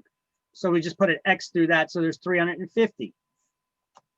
So 350 times 5.37. That gives us a monthly principal and interest payment of $18.79.50. Wow, I could afford a $350,000 house. Now that's the loan amount. Okay. Don't forget you're probably, that's only if you're not factoring in down payment and all that other stuff, right? We're just talking about what the mortgage payment's going to be after all that down payment stuff, closing costs and all that. This is just what your monthly mortgage payment's going to be, principal and interest. So that we got the first answer for the first part of the problem, right? It's $1879.50. So how do we figure out how much goes towards principal? Because this is $1879.50. How much goes towards the principal? What's the next step? How do we figure out the principal amount? Divide that by 12. This is your monthly mortgage payment. 1879.50 multiplied by 5%. Hold on a second. Let me give you the formula. If this is the PI, that's principal and interest, we need to figure out what the I is, the interest. We do 350,000 divided by. We subtract the interest from the principal and interest, and then we're going to be left with the principal. This is the formula. All right. I want you to forget about the math for a second. Forget about the actual numbers in this problem. Just look at this. This is the formula right here to figure it out. PI minus I equals P. That's what you need to study. That's the formula for calculating the principal. How much of your first monthly mortgage payment goes towards the principal? Now that you got that formula down, this is the formula. This is the important part. I don't care about the numbers. You could use a calculator. I'm not worried about your math skills. You could use a calculator on exam. You need to know the formula to get the answer, though. So how do we calculate interest? What did I say to you? How do we calculate interest? Interest is calculated how? On an annual basis, right? So we're going to take the full loan amount of $350,000, times it by the interest rate of 5%. Now, 5%, if your calculators don't have a percent symbol, you guys know how to convert 5% to a whole number? 0.05. Yep. Well, what we do is this. We wherever the percent symbol is, we go 2 decimal points to the left. That's 0.05, right? And if you want to take a whole number, 0.05, and make it a percent, we go 2 decimal points to the right. And that's 5%. I'm not assuming that everybody remembers their high school math or junior high, high school, whatever. Okay, so 0.05 is our 5%.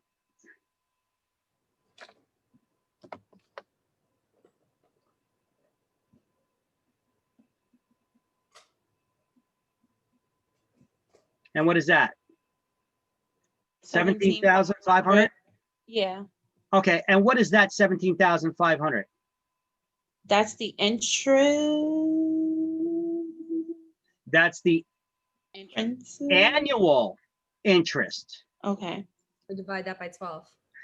There, very good. Divided by 12. That's, what is 12? Months in a year. Months. That's the number of payments. That year, yeah.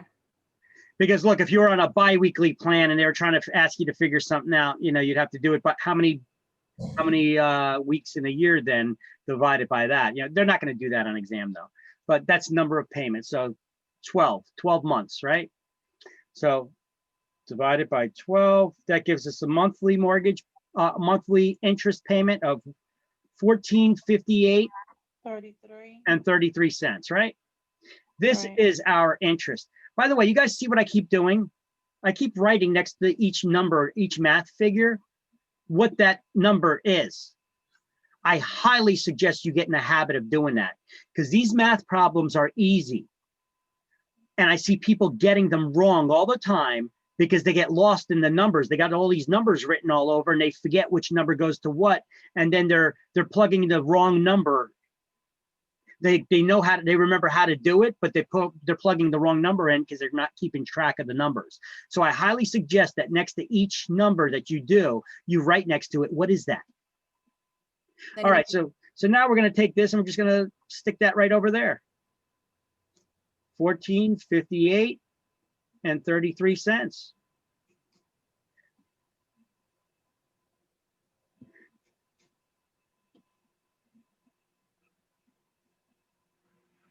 $18.79.50 minus 14.58.33.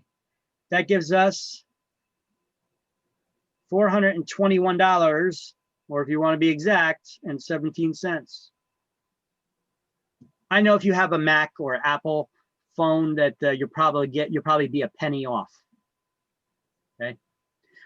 Androids versus Macs, one of them round up, one of them round down. Or one of them rounds and the other doesn't. I'm not sure exactly how that works. I just know whether I use an Android or I use a regular calculator, that people with Mac phones are always a penny off. So don't worry about the penny. Let's just worry about the dollar figure here. I don't think on exams they're going to get down to the penny.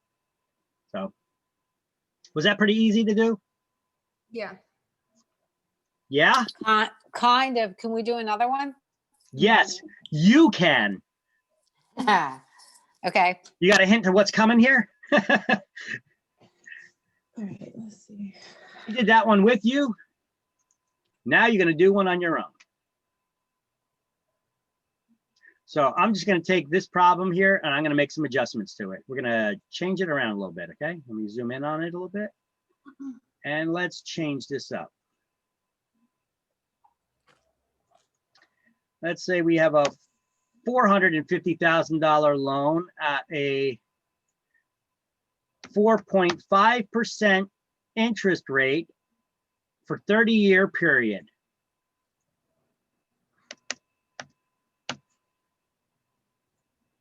I want you to tell me what the monthly principal and interest is and what the principal amount is. Try to figure it out.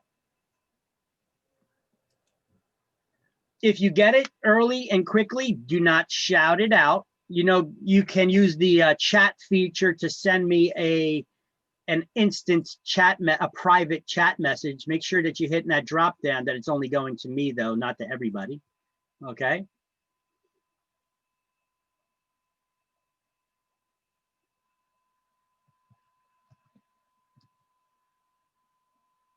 Just to make sure that we don't go off on the wrong place, I'm going to temporarily go to this.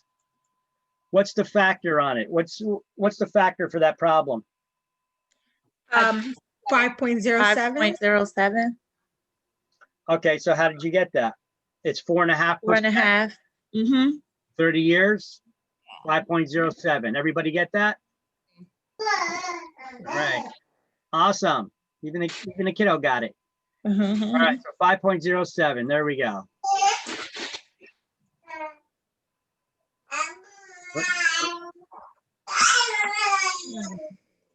Now you guys need to try to figure that out. All right. Okay, let's see. I don't know yet. Let me take a look. I got one person submitted an answer already to me. Let me figure it out because I haven't even tried it yet. Let's see.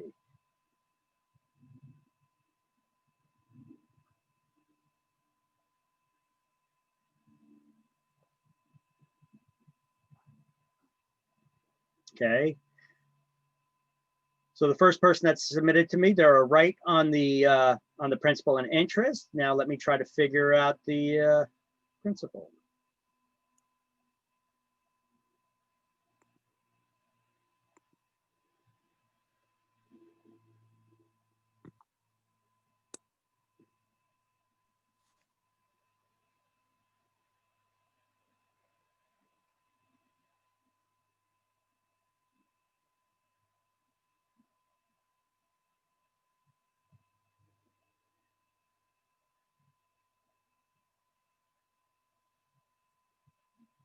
And yep. Okay, so far Patrick and Kabir, you're right on both.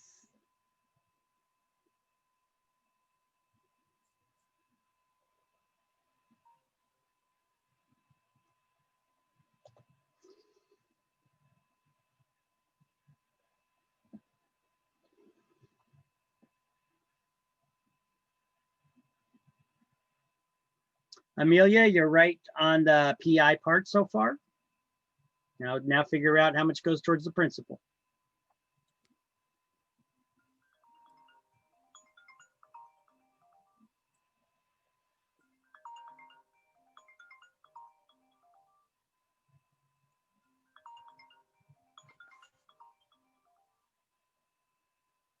Okay, Nathalie, you're right on the PI part.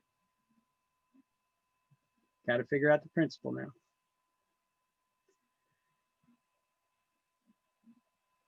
Stephanie, right on the PI part.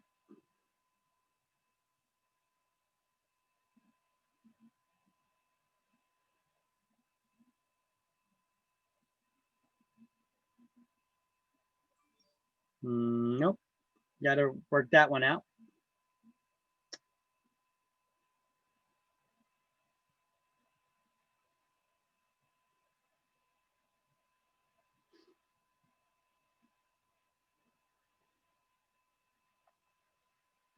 Oh, what is that?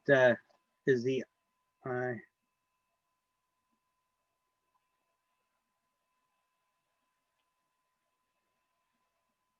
yeah, Amelia, you got that right. Okay, you put that, you sent to me the I. I thought I was looking for the PI for the first one and then the principal. So your principal part is right. What did you get for the PI? It had to have been right, but I just want to check.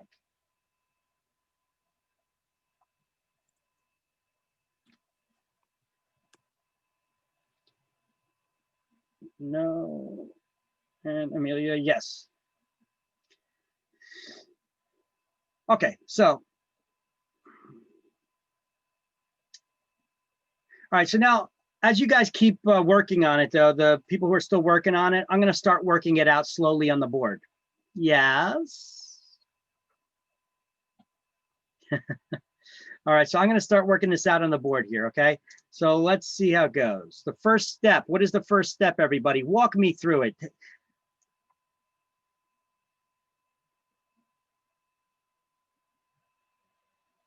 Walk me through. 450 times 5.07% equals 22. Oh, hold on a second. Hold on a second. Wait, huh? 5.07. You said percent. Factor That's 5.0. the factor. Do not The confuse factor. it for a percent. That's a dollar amount.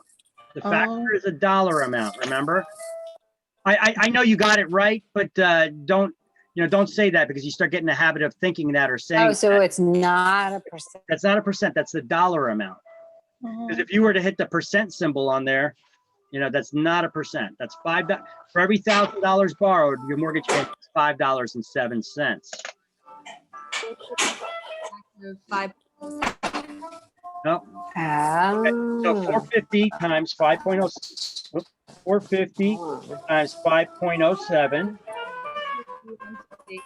And that's the, Victor, I put the answer. I don't know if it's correct, but I don't think so. I just checked the one that somebody just put up there.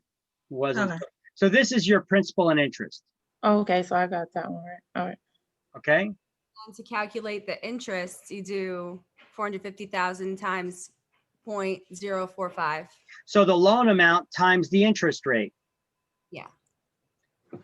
So you don't do 450. You're doing 450,000 this time. Times 0.045. 0.045 You come up or with 4.5, which is 4.5%. So 450,000 times 4.5% is 1687.50. whoa, 20,250. Yeah, yeah, times 12. Okay, this is annual, right? Then you divide that by 12 to get the 1687.50. Then you got to divide that by 12, Uh-huh. 16. that's where I messed up. Okay. and you get your 1687.50. And then This is your monthly interest. See, I got to keep, I'm going to keep writing next to it what these figures are. Yeah. So it's the PI. We need to figure out what the I is. We need to subtract to be left with the P, right? Yeah. And that's 594. And what does it come out to? 594. 594 even? Mhm. Okay, I'll take your word. I'm not going to plug it in. I'll take your word for that on that. Oh, wait, yeah, it was right. It was 594. All right. So I missed a step. Yeah, me too. You had to do the annual, you had to do the factor first and the actual percentage rate, okay, so this one is the right? So this that's is the just what you this just is the did. amount borrowed. This is the amount borrowed per thousand.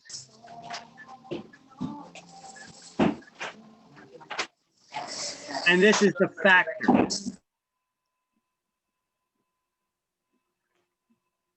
So we take the 450. How many thousands are there in 450,000? 450 times the factor, 5.07. We used the chart to figure out the factor. That gave us our principal and interest. That was the first part of the answer, right? Which goes over here. And then the next part was, how much is the principal? And this is the principal right here. But how did we figure it out? Well, we need to figure out we already have the principal and interest right here. We already have the principal and interest right here. We need to figure out how much of that principal and interest goes towards the principal. The way to do that is let's figure out the interest. Interest is calculated on an annual basis based on the amount borrowed. So we take the loan amount of 450,000, times it by the interest rate of 4.5%. That gives us the annual interest. Divide that by 12, that gives us 1687.50. We took this amount, plugged it in right there, and we just did the subtraction, and it gave us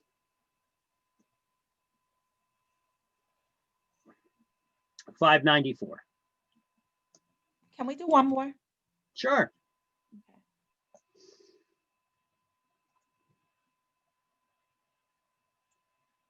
All right, I'm going to change up how we write this problem, though. Okay.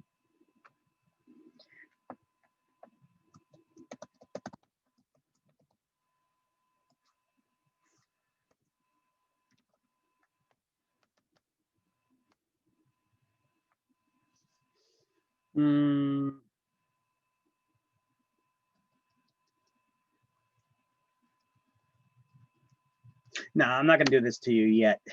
This will be the next problem. All right, so sure. The loan is 425. The rate is 4.25.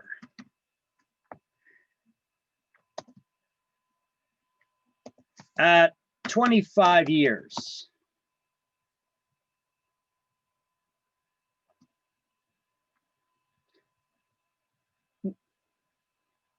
I'm gonna, okay, at 25 years.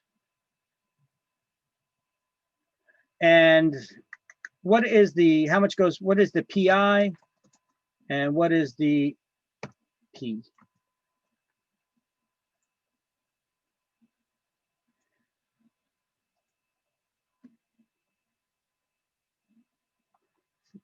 Got a loan amount. Now keep in mind, when you guys see this on exam, it's not going to be laid out nicely like this for you. You guys should write it on your scrap paper like this.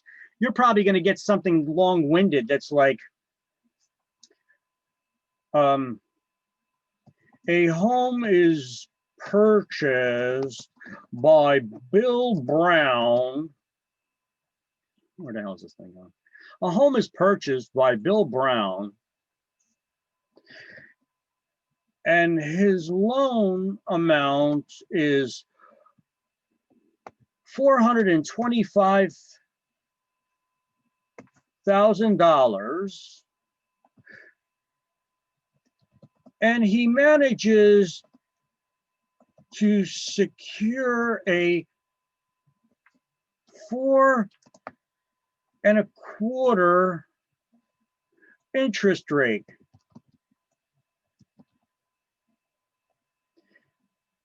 For a 25-year loan.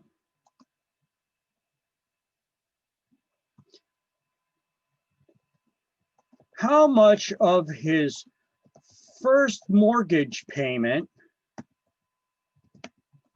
will go towards paying down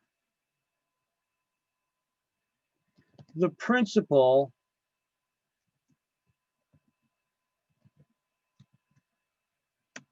amount? This is how it would, you'd see it worded like this on exams, something like that, some kind of long-winded crazy crap. And if you were really to pull out all this and put it into a problem, you see how I just wrote it on the side? So the loan amounts, I like to cut through all the BS. What's the loan? 425, the rate's 4.25, it's 25 years. Okay, now let's figure it out, okay? But this is the way you guys see it on exam. It's something long-winded like that.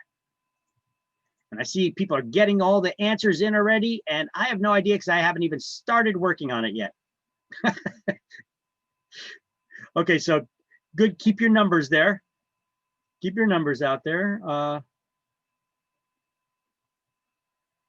that's just Amelia. I got it, okay. Patrick, okay, and Patrick.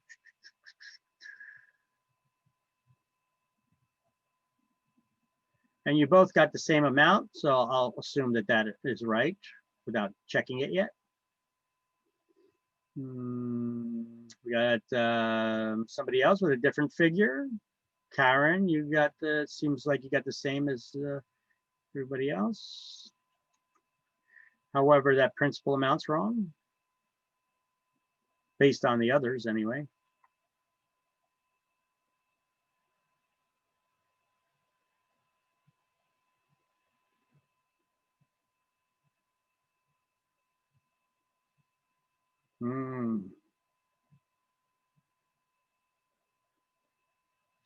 Nope, that PI doesn't seem right. Or that P doesn't seem right.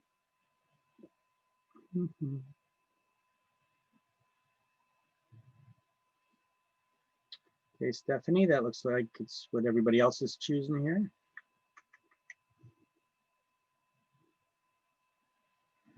You notice if you got it wrong, I'm not calling your name out. So I'm just saying that somebody posted something. Okay, Stephanie, you got what a couple other people got there. So let's assume that that's right. We'll know once I work it out. I don't know, because I just made up the problem.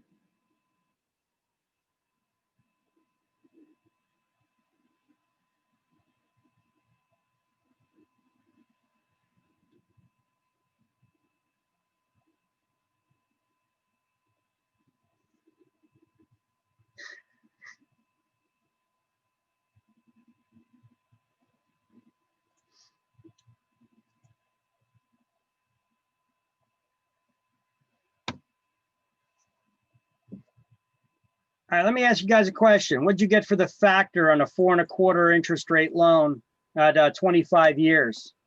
5.42. 5.42. Okay, so let's just double check it really quick. 4.25%, 25 years. 4.25%, 5.42. That is correct. Okay. What was that, 5.42? Yeah. All right. First step. 425 times 5. I mean, yeah, 425 times 5.42. 425, because that's the number of thousands, right? Right. Times 5.42.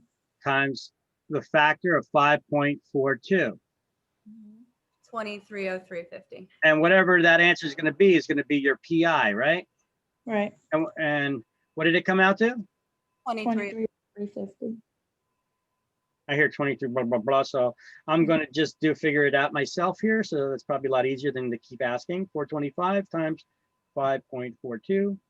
And that's 23.03 and 50 cents. Is that what you guys got? Yes. All right. So that's the answer to the first part right here, right? So we could just plug that in right here. All right. The next step is figuring out, The interest. okay. The next step is figuring out the interest. If it's a $425,000 loan amount, 425,000 Times. times the, Five. what is it, 4.25%, 4.25. which it would be 2 decimal points. So it'd be like 0.0425. If you were to just plug that into the calculator, or if you got a percent symbol, you could just hit $425,000 times 4.25 and hit percent. And that's 18,062.50. Divided by 12. That's the annual.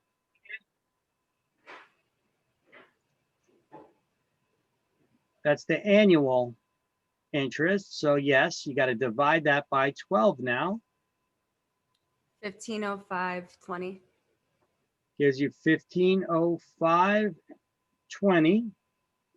And Or if you're going to round it up, it'd be like 21. But either way, that's the monthly interest. So we could take that figure and we could just slide it right over here, right? Slide that right here, because that's the interest. 1505.20. And we're going to have to subtract, and then we'll be left with the other answer, the principal. 2303.50 minus 1505.20. That's 793 or 798. I'm sorry. Yeah. 30. I was looking like, did I mess something up? And that goes right there. So these are the answers to the question. Right? So everybody get that? Anybody need me to walk through and show you the parts that you missed, perhaps? Just a question. Will they be giving us the chart?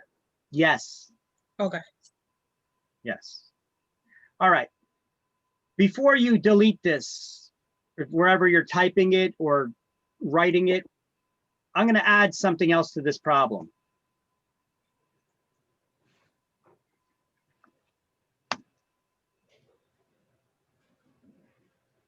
If the annual taxes on the property are $9,800 and the insurance is $700,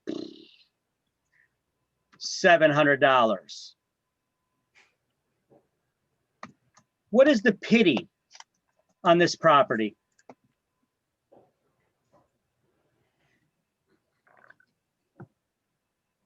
And you said insurance is 700. it's going to be $875 more per month than the PI. So I don't know. So basically, we have our PI right here. Okay. So basically, the question is, oh, sorry about that. Just a question. Is everybody else, is your computer kind of glitching, or is it just mine?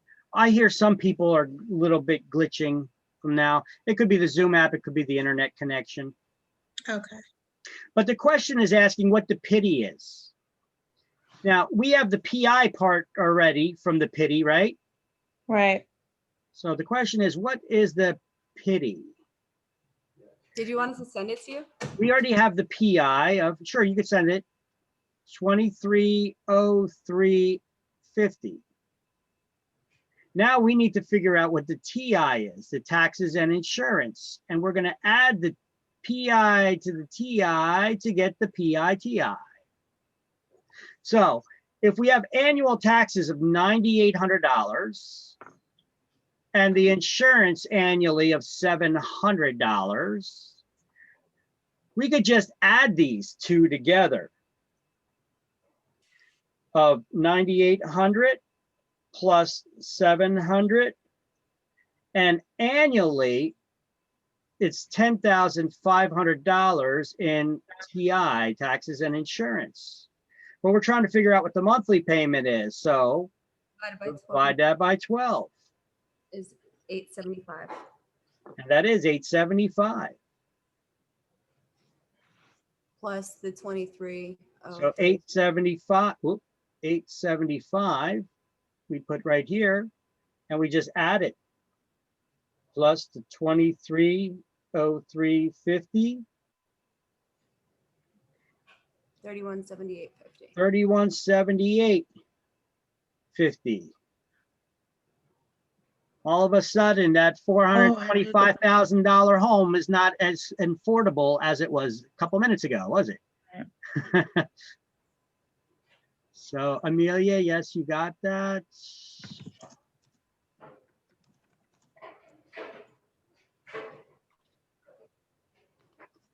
I think you're the only one that submitted that. Okay. Yeah. All right, not a problem. But we figured it out here on the board for you. Okay. So if you get a question asking how to calculate pity, well, isn't that easy to do? You just figure out the PI, and then just you take your taxes and insurance, add them together if they give you the annual figures, and divide them by 12. And then this is your, because right here, this is your, actually, this is a mistake. This is your annual TI, and this is the actual TI. When I just write TI, that's the monthly, unless I write annual there. Okay. And then what we did is we just take this figure and we would put that right over there. Boom, boom, boom.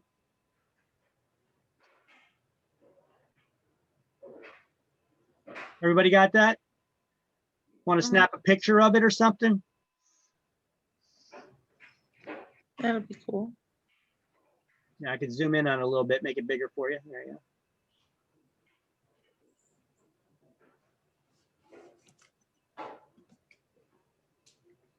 And then I'm going to give you guys yet another problem for what we already figured out. This one's a little bit different. And this is a question that you will get on school exam, I know. State exam, it's possible too. But can I clear this off? Yes. All right.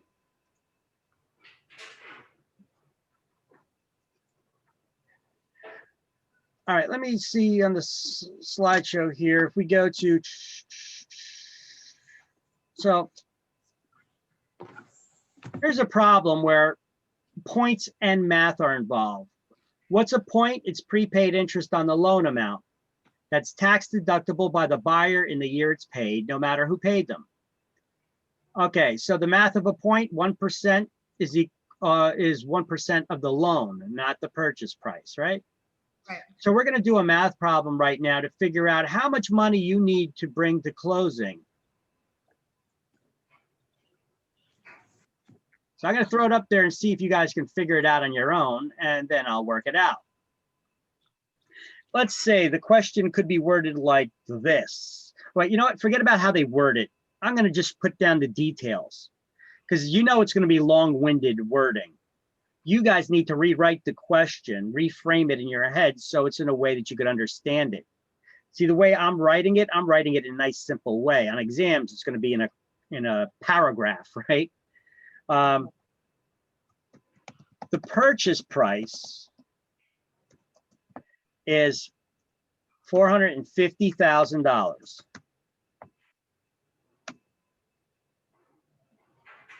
It's a 4%, 30-year loan. The LTV is 80%.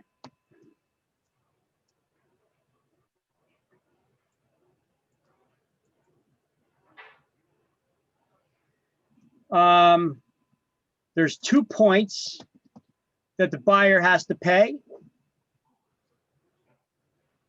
And let's just say it's, and there's $2,500 in closing costs.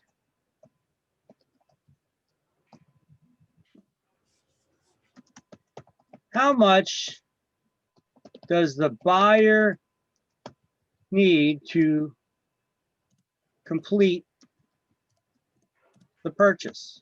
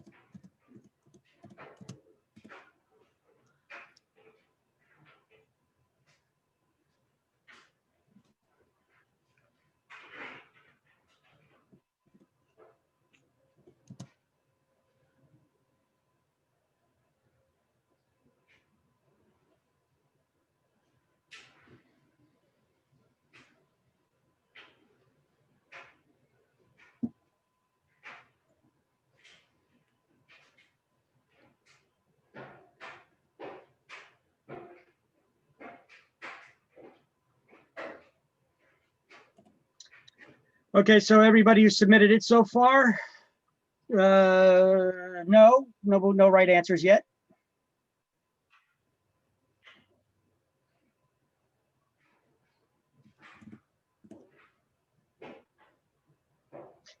Okay, let me start off by doing something here. Okay, let me start off by doing something. Look at what I'm doing here. That's irrelevant information you don't need.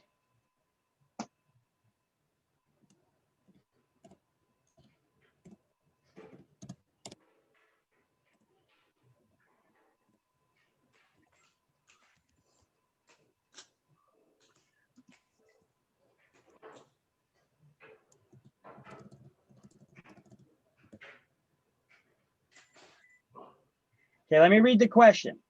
The purchase price is $450,000. You have an LTV of 80%, and the buyer is required to put 2 points down and pay $2,500 in closing costs. How much does the buyer need to complete this purchase?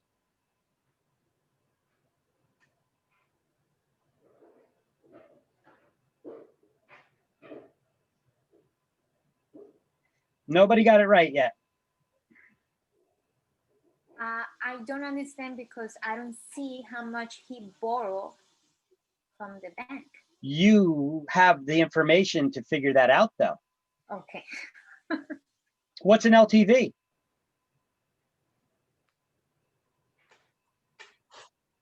The loan to value, right? Oh. How much they'll lend you versus the value. So how much money you have to put down if the LTV is 80%?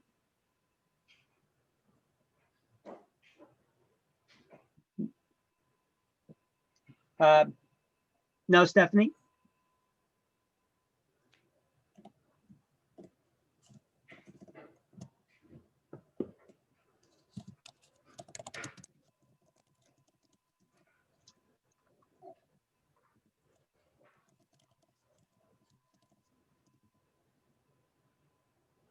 Yes, Amelia, that's how much is being financed.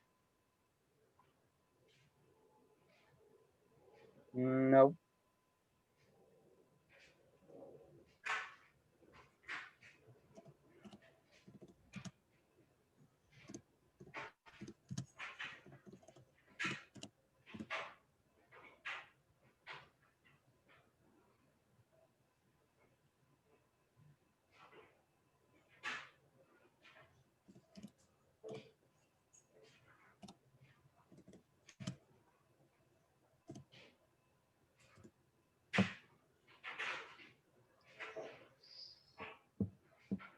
I'm gonna start working this out. As you guys keep working on the problem, I'm gonna start working it out for you, okay? I know you keep answering here. I'm gonna work it out. I just deleted it on my calculator anyway. So you got your answers that you type up there, but I'll double check them in just a second because I'm gonna work it out right now on the board. So if you're purchasing for $450,000, but you got an LTV of 80%. All right, how much do you have to put down? 7,200. Well, hold on a second. I just want to know the percentages. If the LTV is 80, they'll 20. loan you 80% of the appraised value. That means you got to put down 20%. So let's figure out the 20% first, okay? Oh, that's right. Oh, 20. All right. Definitely forgot. So the $450,000 times 20%, that's $90,000 right there. Okay.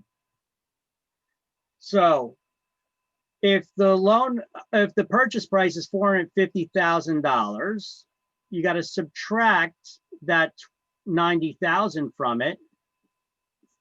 Equals 350. That's 300, I believe 360. 60,000. Yeah, 360. minus 90,000, that's $360,000. How do you calculate a point? Points are not calculated on the purchase price. They're calculated off the loan amount. This is the loan right here, right? Mm-hmm. Let me move this here. So this is the loan. And this is the down payment, right? This is the 20% down. So you got to calculate it by points now. So times 0.02. 0.02, which is the points, right? These are the points. 360,000 times 2%. 7,200 7,200. This is the 2 points. plus the 90,000 plus the 2,500, right? All right. So we have 90,000 plus the 7,200 plus the, what was it? 2,500 2,500. plus 2,500 in closing costs. Almost $100,000. Wow. Is 99,700 almost. 9,700 is the difference. 99,700. Yep. $99,700. Victor, I Yes. put the right answer. I just missed that 9. I'm joking. I had 9,700. 9,700. Okay. It's a joke. Actually, I think Stephanie had it earlier on. I had 9,700 too. I put it didn't. here. Yeah, I don't think we added in that $90,000. Yep. And Well, that's 20% down. That's the down payment amount in this type of loan.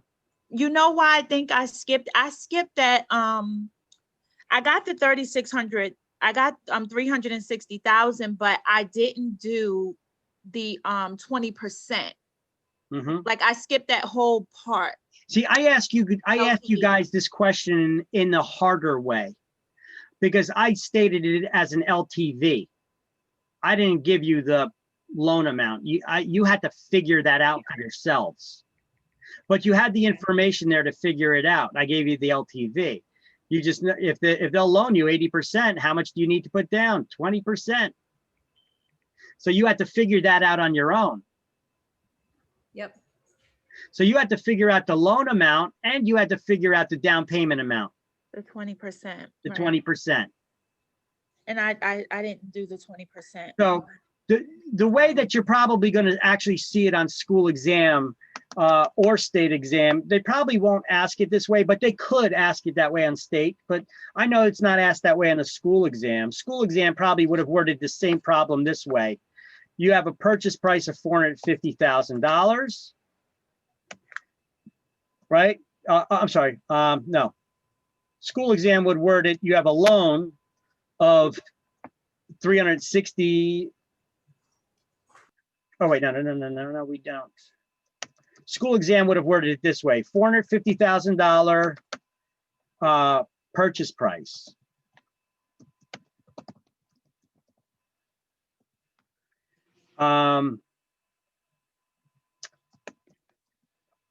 Down payment required is 20%. Buyer has to pay 2 points and pay $2,500 in closing costs.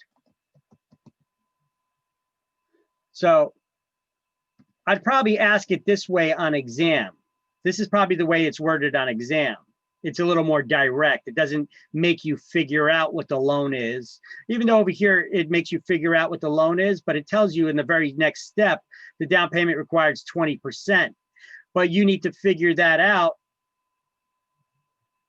by subtracting that, calculating the 20% off of this, and then factoring the points off of whatever the answer is, subtracting the 20%. If you don't do that and you just factor it off of the, you figure out 2 times 450,000, you'll have a higher number. You're basically paying what is a point? Point is prepaid interest. You're paying interest on your down payment that you already paid. So you have to remember to subtract the 20% from the 450. You'll get the $360,000, then calculate the 2 points off that 360. This is the same exact question asked 2 different ways. Right? Right. Plus, I threw in some extra information in there that you don't need. Sometimes they do that on state exam. We really don't do that on ours, but state exam does.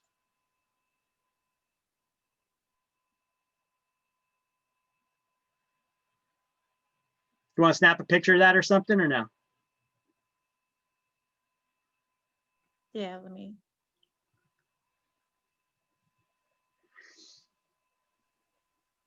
Okay. Okay, so let's move along. All right. Vic, so, quick yeah. question, Victor. Mm-hmm. Go ahead. What's the question? I'm so sorry. I'm steady talking this on mute. With the down payment of that much, would it even be worth asking the seller to pay the closing costs? You tell me. You already? It's only $2,500, right? Well, if it's only $2,500, why don't you give it to me? I mean, you know. I mean, 25. If you got it like that, you know, come on, spread the love, you know. True. All right. So, hold on 1 second.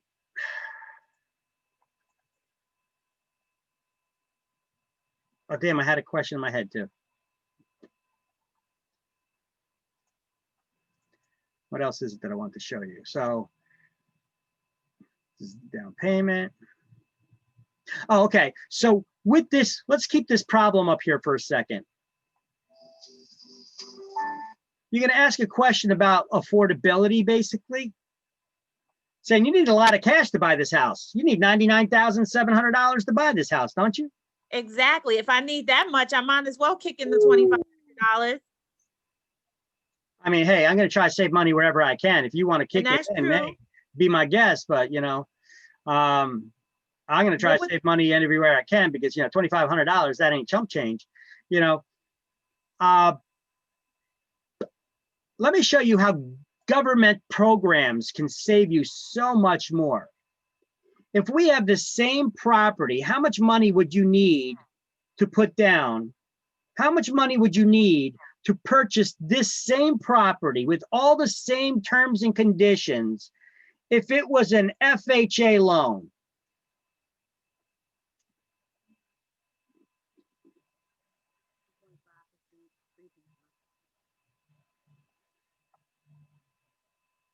Well, let's look at it for a second.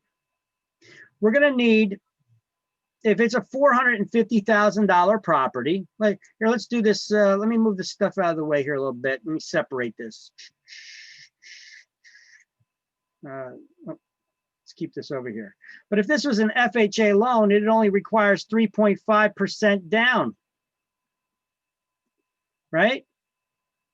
So if, let's see, if the purchase price is $450,000 times 3.5% down,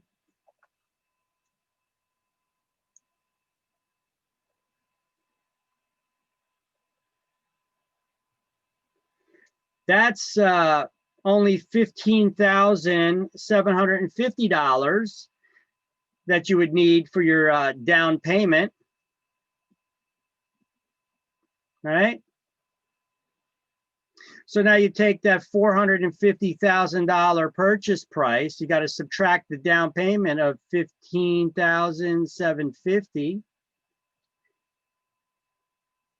450,000 minus 15,750. That gives us a loan amount of $434,250. That's the loan.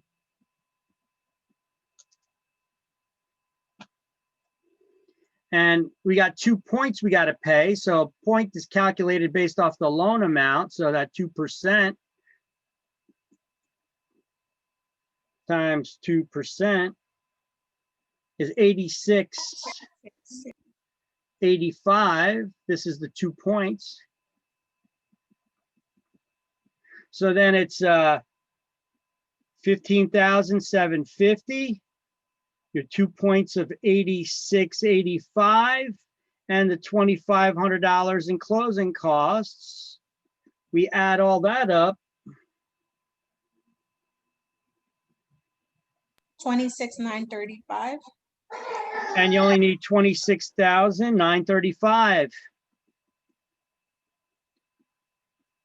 This is how much you need to purchase with an FHA loan. $26,935 versus, okay, FHA versus conventional. Conventional loans usually require about 20% down. Not always, but usually. And if it required 20% down, $99,700 to buy that same house or $26,935.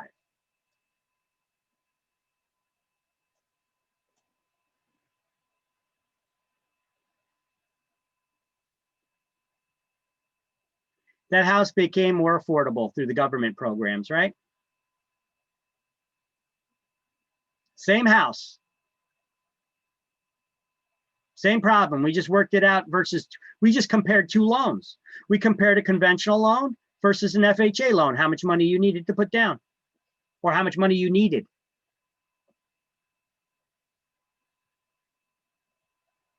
Are you guys there? Or are you guys in shock or what? What's going on? Yeah, I was looking at. Sorry. All right. Yowza. All right. Can I move on? Hold on, my dog was going nuts. I couldn't hear most of that. Oh man, you're gonna have to listen to the audio tape later. Yeah, I'll do that. Exactly. Okay, so let's move along. But this is a problem that you do get on school exam, by the way, and possibly on state. And I just showed you a couple ways to work it out and comparing two different types of loans, a conventional versus an FHA. Showed you how much you could save. Whoa, I do the same thing on the slideshow. I have a similar problem right here in the slideshow that I just worked out for you guys that I made up on a fly. Boom. Okay, just comparing the two different loans. All right, so how do you compare two mortgage loans? This is sometimes a state exam question. And for that, I got that math how to study guide that I gave you guys. I'm gonna have to open it up again. Actually, no, I don't have to open it up. I have it put onto the next slide. So the question would be, how much would you save on interest over the life of the loan on a 25-year mortgage versus a 30-year mortgage? I showed you this earlier, but we didn't get into the details yet or learn how to figure it out. if on a $300,000 loan, if the interest rate is at 5%, the way that you would figure it out is this way. See, this is a clip from that Math How To Study Guide. You have a $300,000 loan amount at a 5% interest rate. Well, first of all, you got to figure out the factors. The mortgage factor is different on them. Using that factor chart, you guys recall the factor chart? So I use that factor chart, and on a 25-year loan at 5% interest, the factor is 5.85, and on a 30-year loan at 5% interest, it's 5.37. So first of all, first step is how many months are there in we're trying to figure out the total payments over the life of a loan. So how many payments are there in a 25-year loan? Well, 25 years times 12 months is 300 months. 30 years loan times 12 months is 360 months. Okay, now that we got that data ready, we're going to see that the loan amount is $300,000, and the monthly mortgage payment is based on per $1,000 borrowed. So monthly PI, principal interest, is basically the loan payment times number of thousands borrowed, times the factor rather. So 300 times the factor is $1,755 a month. 300 times this factor is $1,611 a month.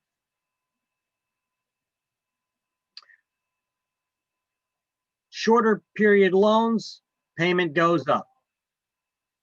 Okay, now to figure out the monthly principal and interest, times it by the number of payments over the life of the loan. A 25-year loan is 300 months.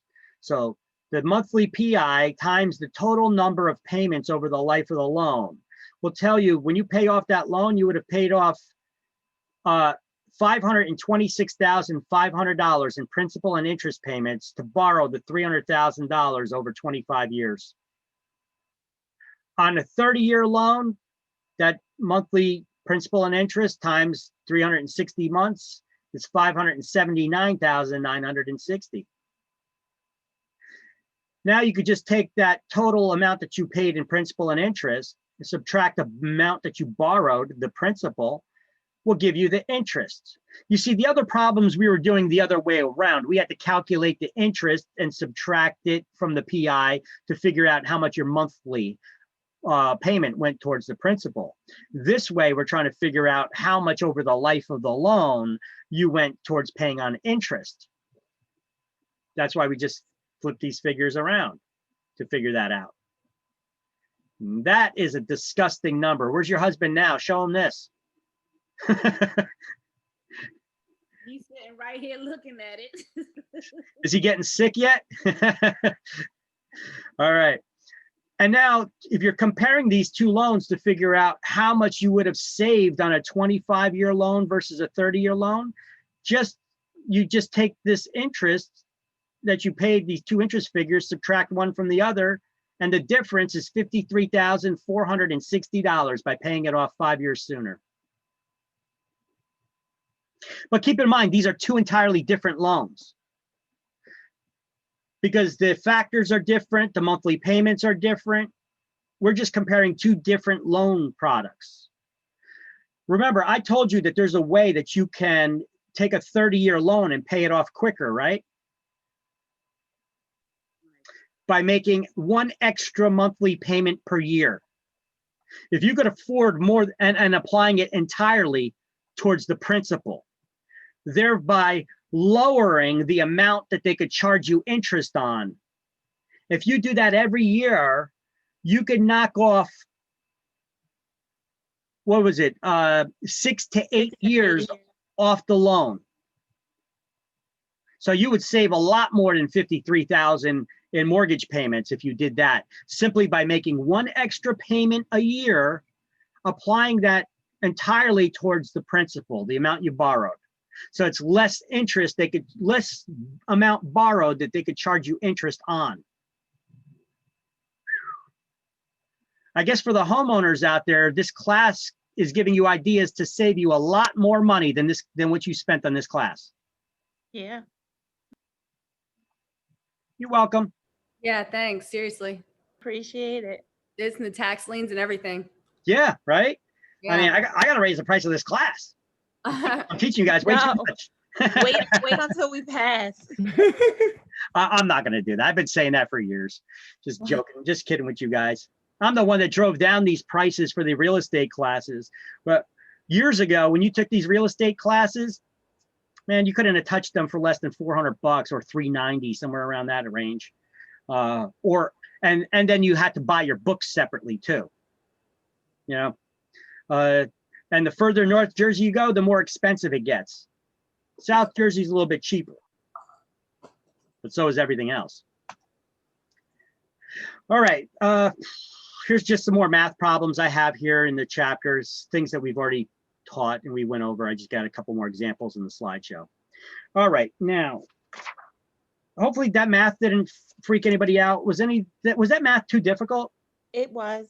It was. No, my question was, how many you said we get wrong on the exam? now you're shooting for that. Now you're shooting for the minimum. All right. It's 110 questions on the exam. Passing score is 70%. So you could get 33 questions wrong and still pass. You have to get 77 questions correct. Okay. So, but let's not shoot for mediocrity. Let's try to do the best we can. It's the wording. I know, but that's why you got to reword it. I keep telling you guys to reword everything, right? That's why the math problems, I even showed you how they would word it, and it gives you a long-winded explanation. And you see how I simplified it on the side? I said, just the facts, please. And I write down just the facts on my own scrap paper, and then I'm going to base it off of that, because the long-winded worded question will have your head spinning, and you're like reading the question 10 times, and you're getting a headache just reading the friggin' thing, right? Yeah. Here's another test taking tip, whether you're taking your test on computer or live in person. Do you tend to get headaches when you're taking these exams? Anybody? No. No? I don't know. I always got a headache when I was taking exams. Yeah. And now that I'm teaching it, I learned how to get rid of the headache. Wow. Your mind is a supercomputer. It processes billions of calculations per second. Your mind can handle a real estate exam without getting fried. So why do you get the splitting headaches or that pain? You know, you get that headache here or here in your temples after taking tests. The reason is because you're straining your eyes. You ever notice when you're reading something, you're intensely reading it, you start getting this little crinkle here between your eyes, right? Yeah. Or you start getting your face start closer and closer to the screen or the book, right? You're bugging out your eyes. That's your first sign right there. Hey, instead of rubbing your eyes, your thing that you should do is this. Stretch out, look up at the ceiling or something, stare at something that's at a bit of a distance to refocus your vision elsewhere at a different distance. Didn't you say that that'll fail us though? Because they're I was just about to say. What, on the state exam with that stuff? All right, well, we'll try to do it slowly. Go like this, you know, crack your back a little bit. Try not to go, because you get, online with that computer technology now, So, all right, forget the stretching part, okay? Just stretch your eyeballs by trying to look up and away at something else for a second. Try to focus at something at a little bit of a distance. Yeah. And then if you go back to the screen, all of a sudden, everything's a lot clearer. The text looks larger. You know, your eyes aren't getting as strained. You know, you have to reset your eyes every now and then, you know? Yeah. And then you're not going to have that crinkle here. So now you're also not going to get wrinkles. And you don't got to worry about the headache. All right. Now, I'm going to apologize in advance for this. I'm not the politician that made these laws, so therefore you can't blame me. Do not shoot the messenger. We have to learn about a couple things here. We're going to start off with some laws were changed. And when these laws were changed, there's certain booklets and timelines that disclosures need to be given. Certain disclosures were replace old disclosures and they were renamed to something else, but they do the same thing. This is all politics and political BS. You can blame the politicians for that. But we need to know now, and I need to teach you, in real estate, some of the disclosures that lenders were always required to give to borrowers. They created a new department in government called the Consumer Financial Protection Bureau. They took over some of the duties that were previously responsible by HUD. HUD was responsible for doing them. And these forms that HUD previously created, the Consumer Financial Protection Bureau now, they redid the forms and renamed them. And some forms they merged. So we have to know what the old form was called, what the new form is called that replaced it, and what the timeline is required that lenders have to supply it. We're going to start off with the Your Home Loan Toolkit, okay? Now, I got links to this because this is useful for you, but New Jersey Real Estate Commission recently created a buyer's toolkit as well, a home buyer's guide for consumers that I found recently online, and I'm sharing it with you guys, all right? So there's a little guide that you could put on your own websites, and it's helpful for home buyers. And this toolkit is, lenders are required to give this to home buyers when shopping for loans. This is a guide that helps people shop for loans. It tells them how to compare loans, what to look for when shopping for a loan, and a lot of other factors that they cover. Lenders are required to give this toolkit to borrowers when they first apply for a loan.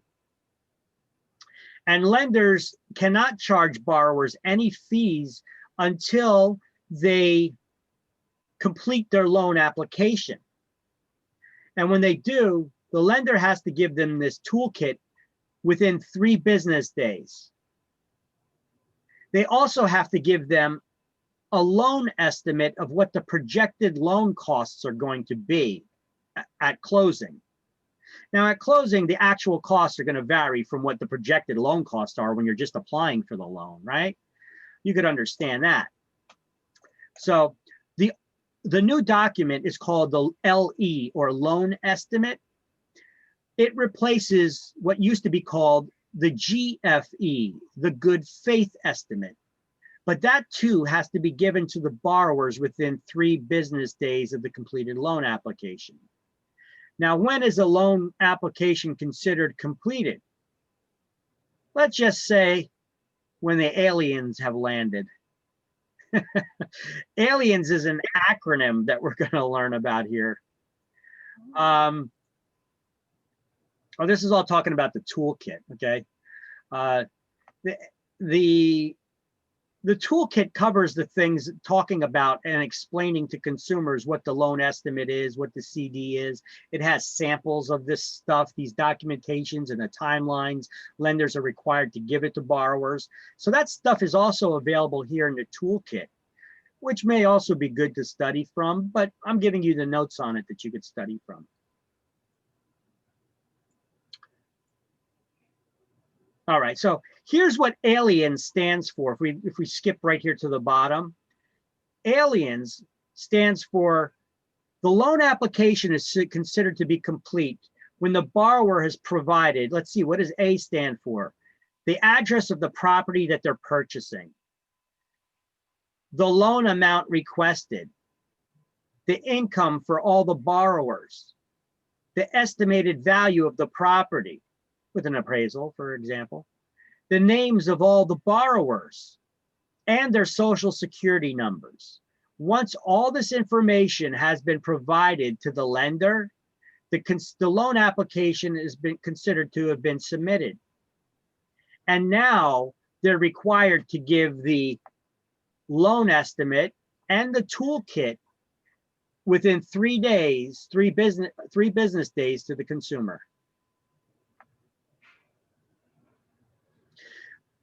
All right. Now here's some more information about that. TRID. You know what TRID stands for? Well, The Consumer Financial Protection Bureau, the CFPB, they integrated a couple of other documents. The Real Estate Settlement Procedures Act, RESPA, and the Truth in Lending Act, TILA, into a new TILA-RESPA integrated disclosure, TRID,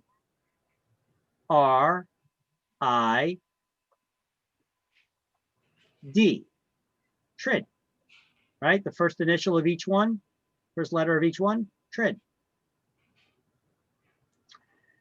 Or it could stand for the reason I drink, because this stuff will drive you to drink, huh? So the lender's responsible for timely delivery of these documents to the consumer, and they may be liable if certain costs exceed toleration limits.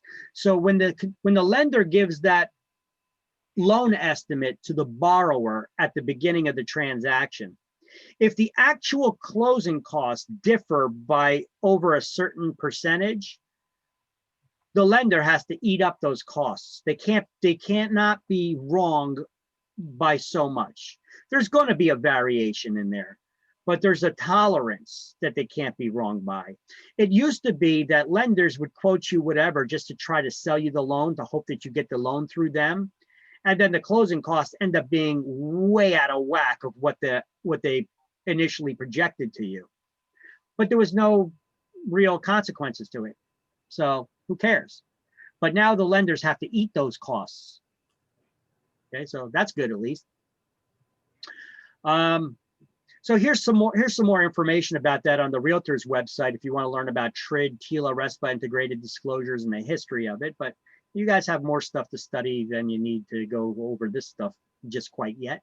But in the future, after you get your licenses, start reviewing some of this stuff and the resources I gave you. There's a lot of good little gems in here I'm giving you. Okay. All right. But there's a lot of stuff in these couple slides that we just touched upon that we're going to be going into more detail. TRID, RESPA, who the CFPB is, what TRID is, aliens, the LE and the CD, and the toolkit. Right? So RESPA is the Real Estate Settlement Procedures Act. RESPA was formerly administered by HUD and is now administered by the Consumer Financial Protection Bureau. HUD is the Department of Housing and Urban Development. RESPA disclosures were created to ensure that the buyer and seller have knowledge of all settlement costs. Okay, so let's stop right there. What is the purpose of the RESPA closing disclosure? Well, first of all, we need to know what RESPA stands for. So write this in your notes. RESPA, Real Estate Settlement Procedures Act. And what is the RESPA closing statement? What's the purpose of the RESPA closing statement, the disclosure? To ensure that all the parties in the transaction have knowledge of all settlement costs. Boom. Leave it at that.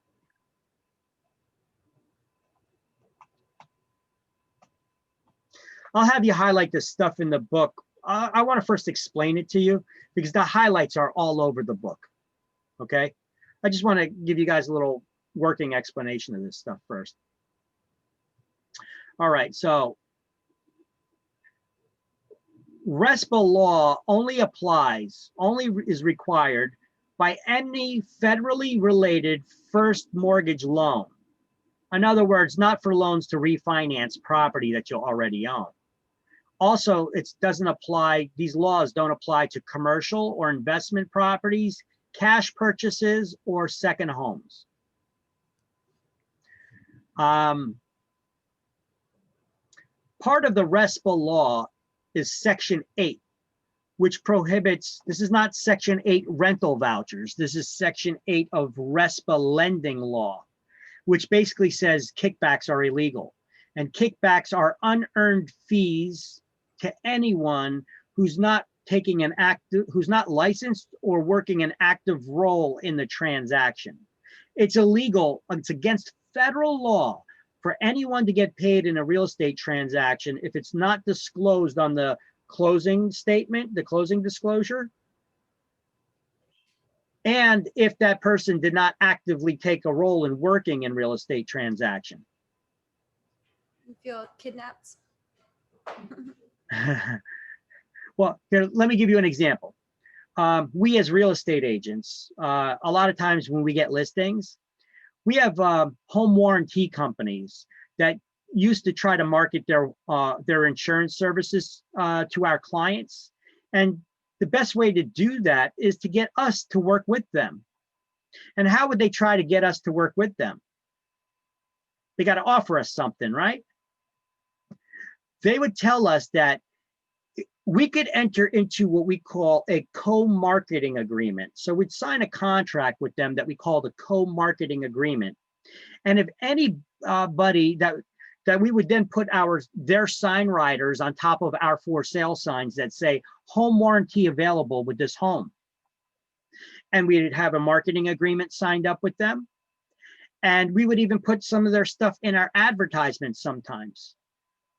And in the event that a buyer purchased a home warranty through us, you know, for the home that they're buying, they would pay us a fee.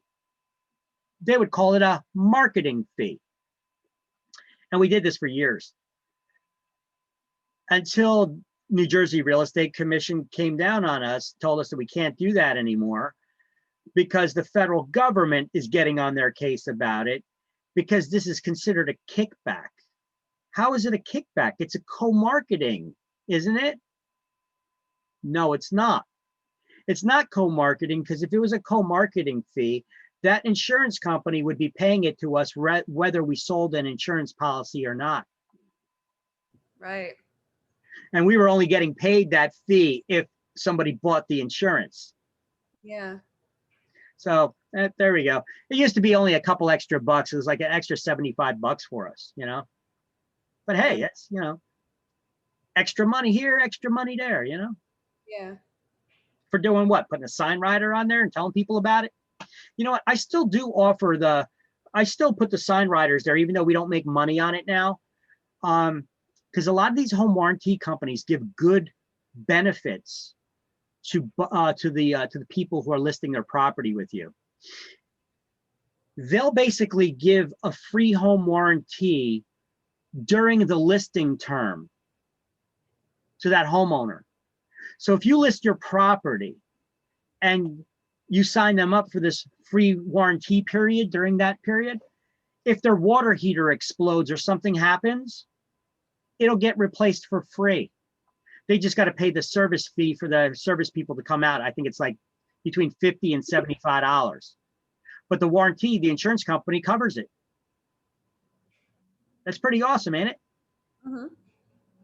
But you got to be careful when telling people about that. I know you try to explain it as a good benefit, but be careful that you don't explain it that you only get this warranty for free if you list with me. Remember, anything we offer for free to the public has to be free to everybody, whether they do business with us or not. Yeah. So don't forget about that. So you got to be careful about your wording that you use, but yet you can offer this for free. Pretty cool. Mm-hmm. And the added bonus is that if you're offering, the seller should pay for the warranty for the buyer for the first year, or to have the buyer purchase it. But if the seller purchases the warranty for the buyer for the first year, it's pretty cool idea for them to do that, because when a buyer purchases a home, they do their home inspections looking for problems, right? And then they're going to try to get the seller to, hey, the water heater or the furnace is past its life expectancy. We want you to replace it. Well, no, we're not replacing it. It's still working now. And we're including a 1-year warranty. If it should fail within the next year, it's going to be replaced for free. So what's the, why should we replace it? Why should we give you money as a concession? This isn't an opportunity to renegotiate the price now, which is a lot of times what people try doing. But if we're offering this free warranty for a year, I mean, who gets a warranty when they buy a house that the seller is going to say, if anything goes wrong with it, you're covered for a year? Yeah. But that's actually what's happening. So, so that takes away the buyer's opportunity to renegotiate its terms after the home inspection. That's cool. Yep. Yep. Pretty cool idea, right? Yeah. I'm surprised most agents don't do this. Right. It doesn't cost anything during the listing term. And for the buyer, if the seller pays for that first year, hey, it's going to save you on any renegotiations that they're going to do, which is going to cost you more than a home warranty. Yeah, that's good. Yeah.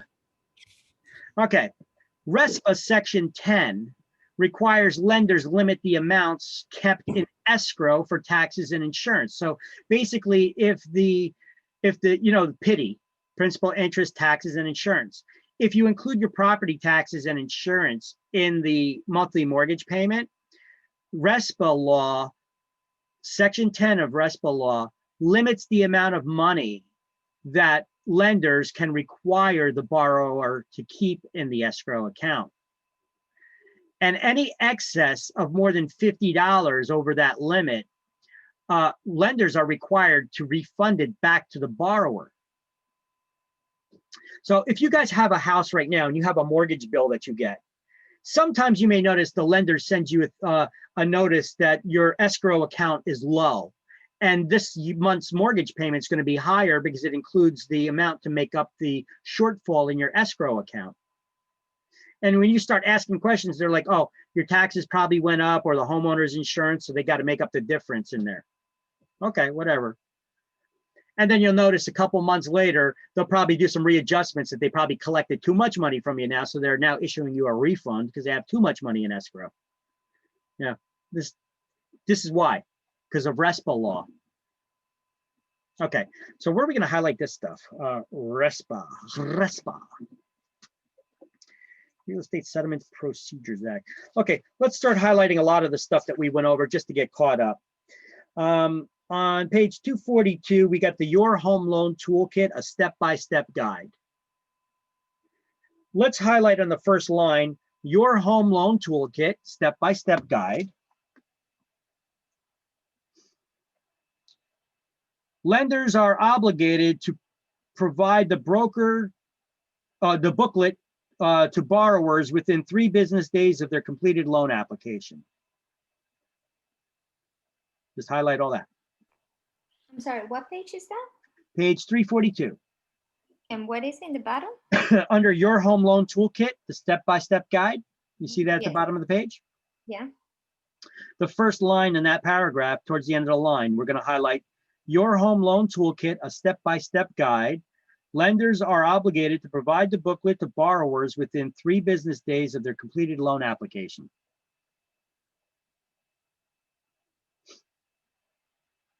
Got it?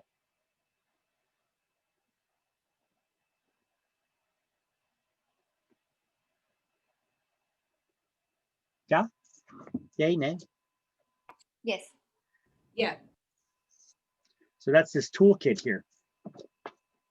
Now, in the margin there on the left-hand side, you got that big space on the margin. I'm going to give you some page references and stuff. I want you to write the term aliens, first of all, in all capital letters there. Write aliens in the margin and write page 262 next to that.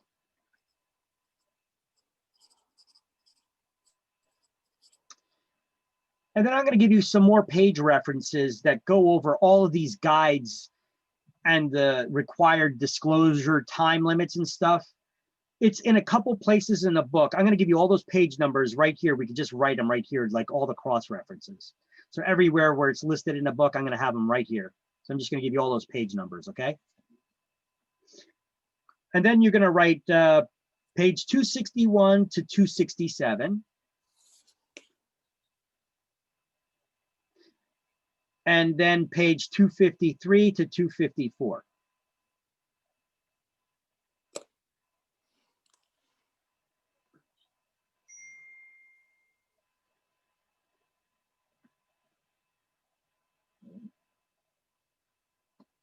Now this toolkit, by the way, on the next page, you could see that it's there's a links where you could download it in English or Spanish.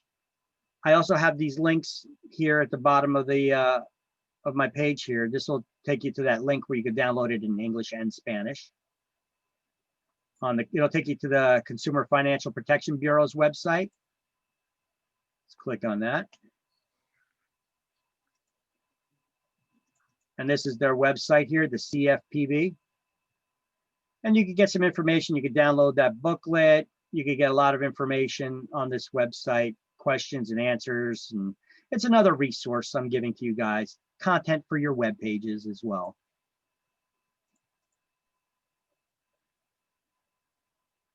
All right.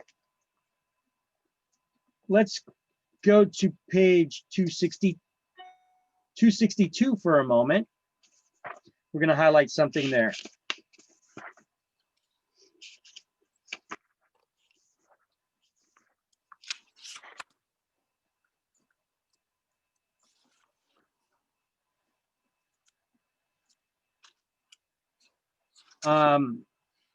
That's where we're going to highlight aliens, where you're going to see it that it's written like this, straight up and down.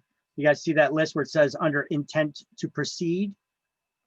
We're just going to highlight the first letter in that list of all the address of the property and all that stuff. We're just going to highlight the first letter of all these straight down so that it spells aliens.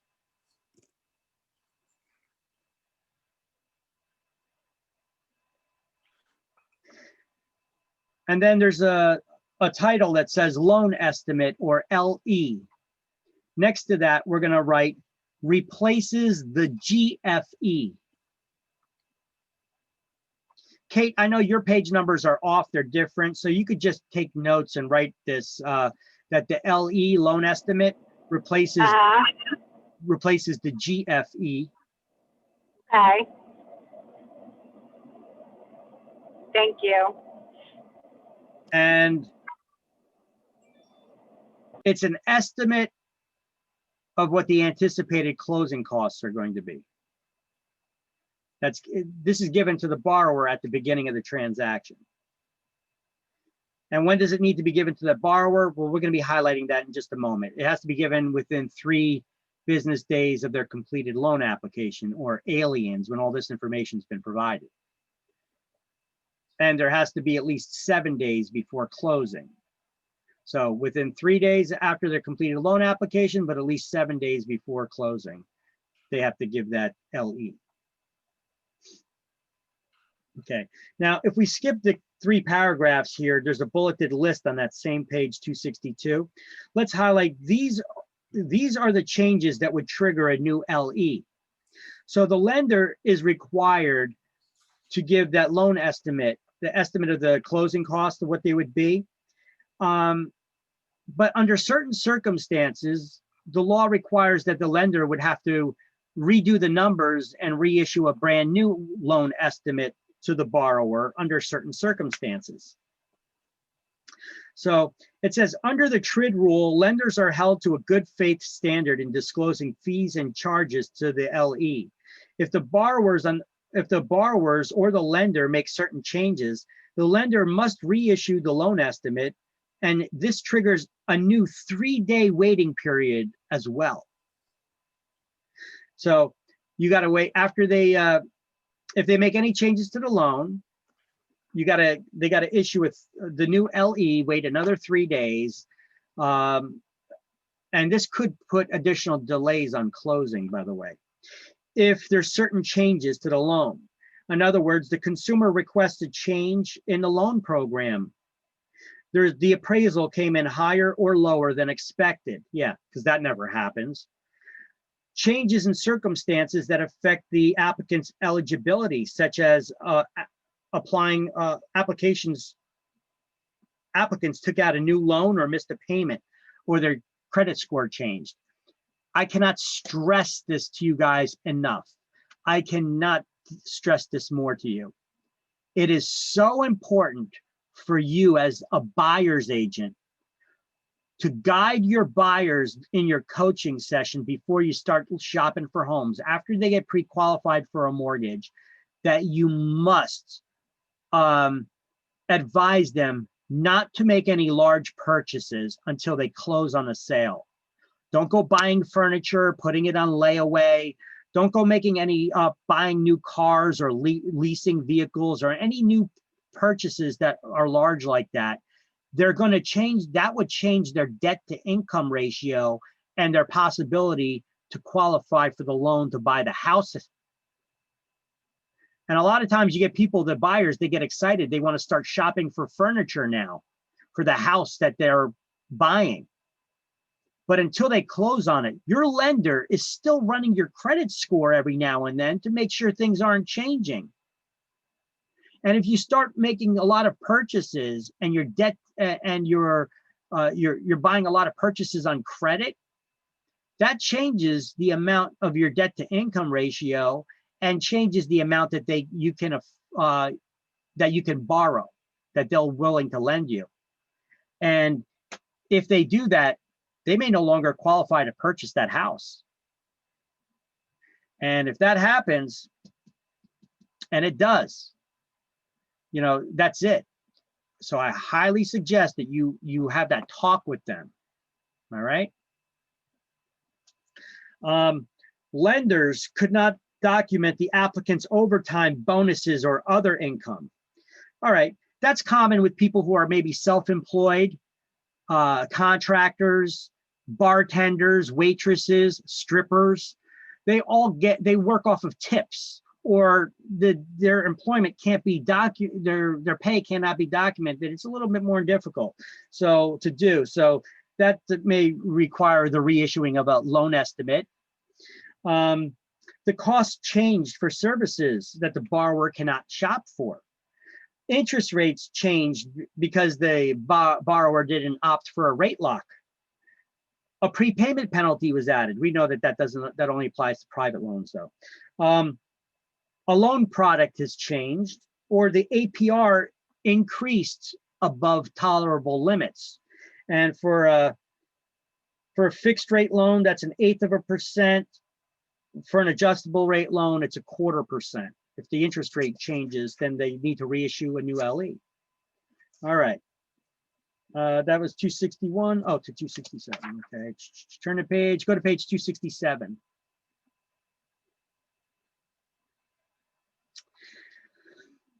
Now, here are some changes that would not trigger the requiring of issuing a new LE. So let's just highlight that. Changes that do not trigger delays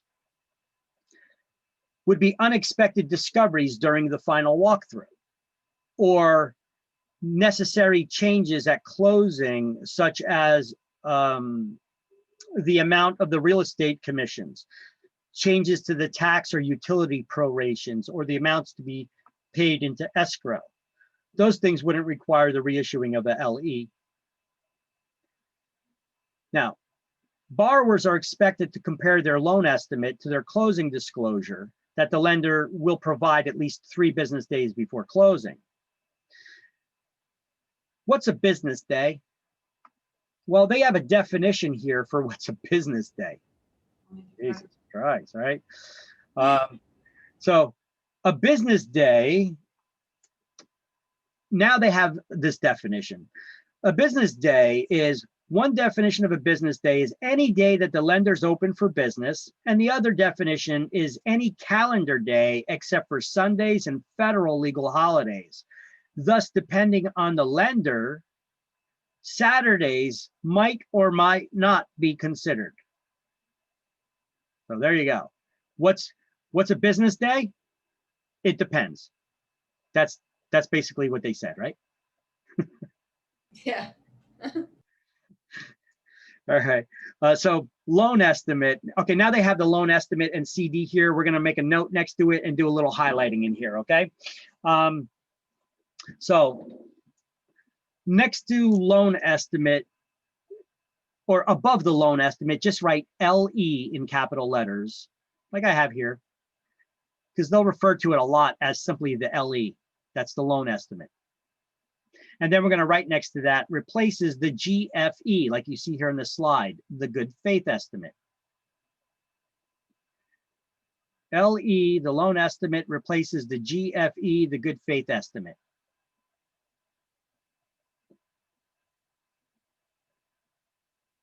Let me know when you all got that written down. Got it. Got it? All right, then go to the second sentence and highlight the remainder of that paragraph from the second sentence that says the LE must be delivered or placed in the mail no later than the third business day after the lender has received the completed application from the borrower. There must be at least 7 business days between the delivery of the loan estimate and the closing.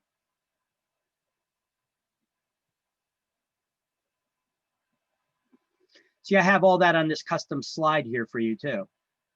Must be provided within 3 business days to the borrower after the completed loan application. When is the application considered completed? Aliens, when aliens are present, right? When the aliens have landed. And there must be at least 7 business days between the time the LE is given to the borrower and the time the closing takes place.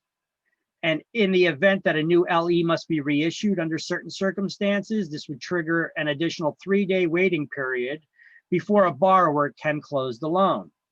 And here's all those issues, all those circumstances that would that I just read off to you a minute ago that would require the reissuing of a loan estimate. And then above CD, we're gonna write, or above closing disclosure, we're gonna write CD in capital letters like this, replaces the HUD-1, and you're gonna write HUD-1 like this. So CD replaces the HUD-1. The HUD-1 is the old document that it replaced. The old closing statement was called the HUD-1. The new one is called the CD. They both basically do the same thing though. It's under RESPA is the law that requires this closing statement. What is RESPA? The Real Estate Settlement Procedures Act. And what is the purpose of RESPA law?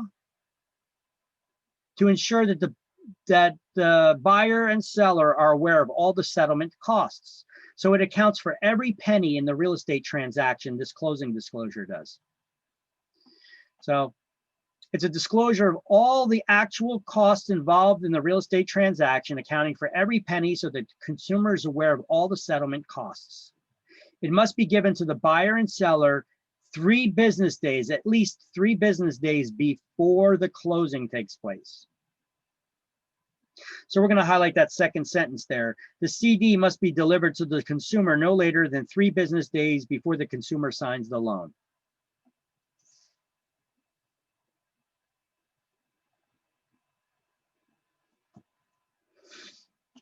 Now go to page 353.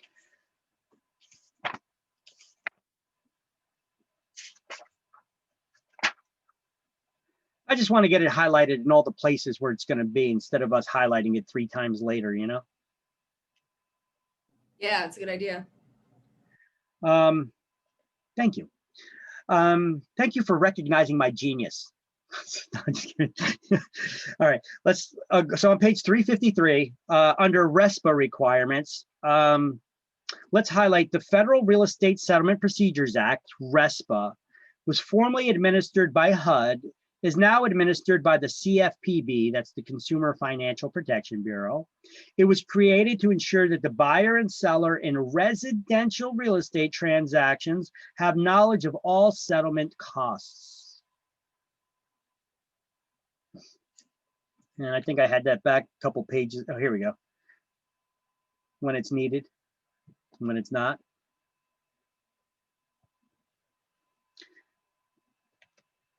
All right, and let's see. So RESPA law only applies to federally related loans. Okay, so RESPA requirements apply only to the purchase of or financing by federally related mortgage loans. And so what's a federally related mortgage loan? Those that are made by banks or lending institutions whose depositors' money is insured by the FDIC or FSLIC, insured by the FHA or guaranteed by the VA, made by the REC-D, that's the former Farmer Home Loan Association, or administered by HUD, the US Department of Housing and Urban Development, or intended to be sold by the lender to Fannie Mae, Ginnie Mae, or Freddie Mac, which we haven't learned about yet. We're going to learn about them in chapter 15. Highlight, RESPA regulations apply only to transactions involving new first mortgage loans. What do they mean by that? It's not refinancing a house. It's like new. Yes. know. Yeah. So actually, why don't you write that just above there? Not refi or cash transactions. So just write that right above where it says RESPA regulations apply only to transactions involving new first mortgage loans. I wrote on mine, not for refi or cash transactions.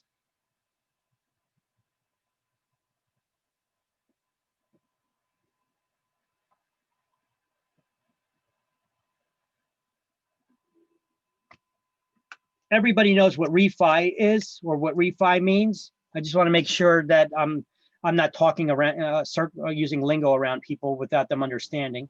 Refinancing. Yeah. Everybody aware what refinancing is, though, what that means? You can explain it for me. Okay. Thank you. Refinancing is when you have a loan already. Say I have a loan at a 5% interest rate on a house, right? On my home. But I already own a home. I have a loan on it. It's at a 5% interest rate. But now the interest rates are high 3s, low 4s. I'm thinking, I wish I could get a loan at a lower interest rate. Well, you can. You could basically apply for a new loan that's going to pay off your existing loan. So you're replacing your existing loan with a new loan at a lower interest rate. We refer to that as refinancing, or for short, refi. Are there any cons to that? I know the pros. Are there any cons to that? Yeah, the one con to it is if it's a 30-year mortgage and I'm already 10 years into the loan, it's going to start me off at 30 years again. Gotcha. But what I can do is I probably paid down a bit of the loan already. I could probably, instead of getting another 30-year loan, maybe get a 25 or 20-year loan. Because I paid some of it down, I may be able to afford to pay a little more in the monthly payment now, because the loan amount's going to be for a lesser amount. So maybe I could lower the term, pay it off quicker, and but my monthly payment will be a little higher. Makes sense. Okay. Okay. Thank you. You're welcome. Yeah, I know that I talk a lot, and I don't want to assume that anybody already knows what I'm talking about here, because I know we use a lot of lingo and refi and stuff. We assume that a lot of times that people already know what this is, but sometimes people don't. Sometimes people aren't aware of this. If you never got a mortgage, if you never owned a house, look, we get people straight out of high school too. You know, I want to make sure people know. People are aware and they're following. I don't want to talk over your heads, okay? So if you guys have questions about things like that, if I am talking over your head about something and I didn't catch it, to question it, ask me, okay? And I'll clarify things a little bit. All right. So now you see here that on the lower part of the page, you're seeing this this page here. RESPA requirements here, section 8. All right, kickbacks and RESPA. Let's highlight section 8 prohibits against kickbacks in the first bullet point. Section 8 prohibits against kickbacks. And right above section 8, the word RESPA, because I don't want you thinking this is section 8 rental subsidy thing, because I know you just say section 8, people get confused sometimes. And then we could skip section 9 here, which prohibits the lender requiring borrowers to use a specific title company. And let's highlight RESPA section 10. And then highlight at least once a year, lenders must return overages of $50 or more. That's the last line under that section. So we highlighted RESPA 8 prohibition against kickbacks. And then section 10, and then the last line, at least once a year, lenders must return overages of $50 or more.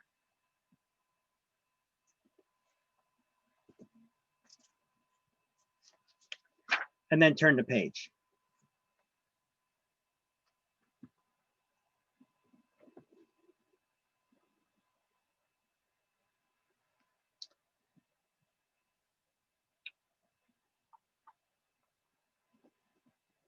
So TRID is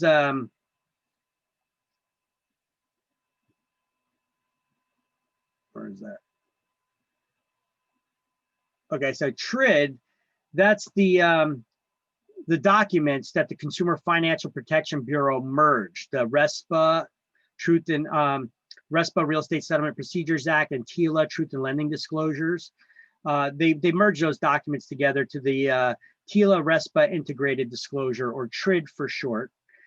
They basically don't apply to home equity lines of credit, mortgages used for mobile homes or movable dwellings, reverse mortgages, cash transactions, or loans for commercial properties.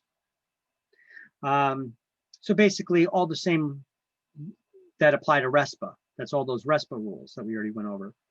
Go down to the bottom and highlight, or I'm sorry, underneath that list, go down 2 paragraphs and highlight, under TRID rules, the lender is required to provide a 5-page closing disclosure, the CD, at least 3 business days before closing, with a minimum of 7 business days between the issuance of the loan estimate and the closing.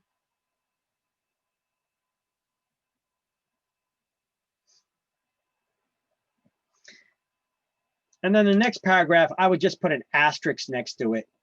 It's just good to know, you know. Borrowers should always compare the CD, their actual closing disclosure, with the loan estimate shortly before they sign the paperwork to make sure that there's no changes. And if there are changes, they're only allowed certain tolerances of those differences. All right, and then basically this just goes over the highlights of the CD, and here's an actual CD for you. Go to page 356 for a second. There's this is the last thing here, and then we'll go back. On the second page of the closing disclosure, this is the actual closing disclosure that replaced the HUD-1 that's given to the borrower, or it's actually given to everybody, but mainly the borrower here at closing table. The most important lines that we need to be concerned with are on page 356, the section under other costs. You see it's in the dark shaded tabs on it. It says other costs, section H, lines 5 and 6. Would you agree? Those are the most important lines on this. Absolutely. What is that? Commission. That's our commission. That's our commission, baby. You got to get that right. Right? So your job would have been before the closing to submit to whoever those closing agents are what our commission that is going to be owed to our company. This isn't, you know, they don't pay us, they pay our company. Then we have a split with our broker. So this, you got to make sure that this amount matches that commission bill that you sent them. Okay. Don't leave that off if they're giving you the wrong amount of money. All right. And then let's go back to page 243.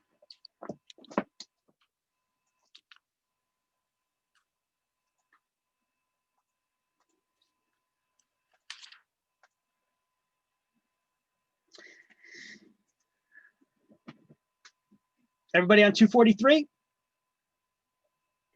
Yes. All right.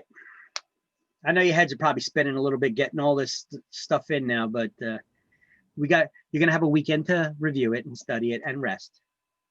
Okay. Conventional, insured, and guaranteed loans.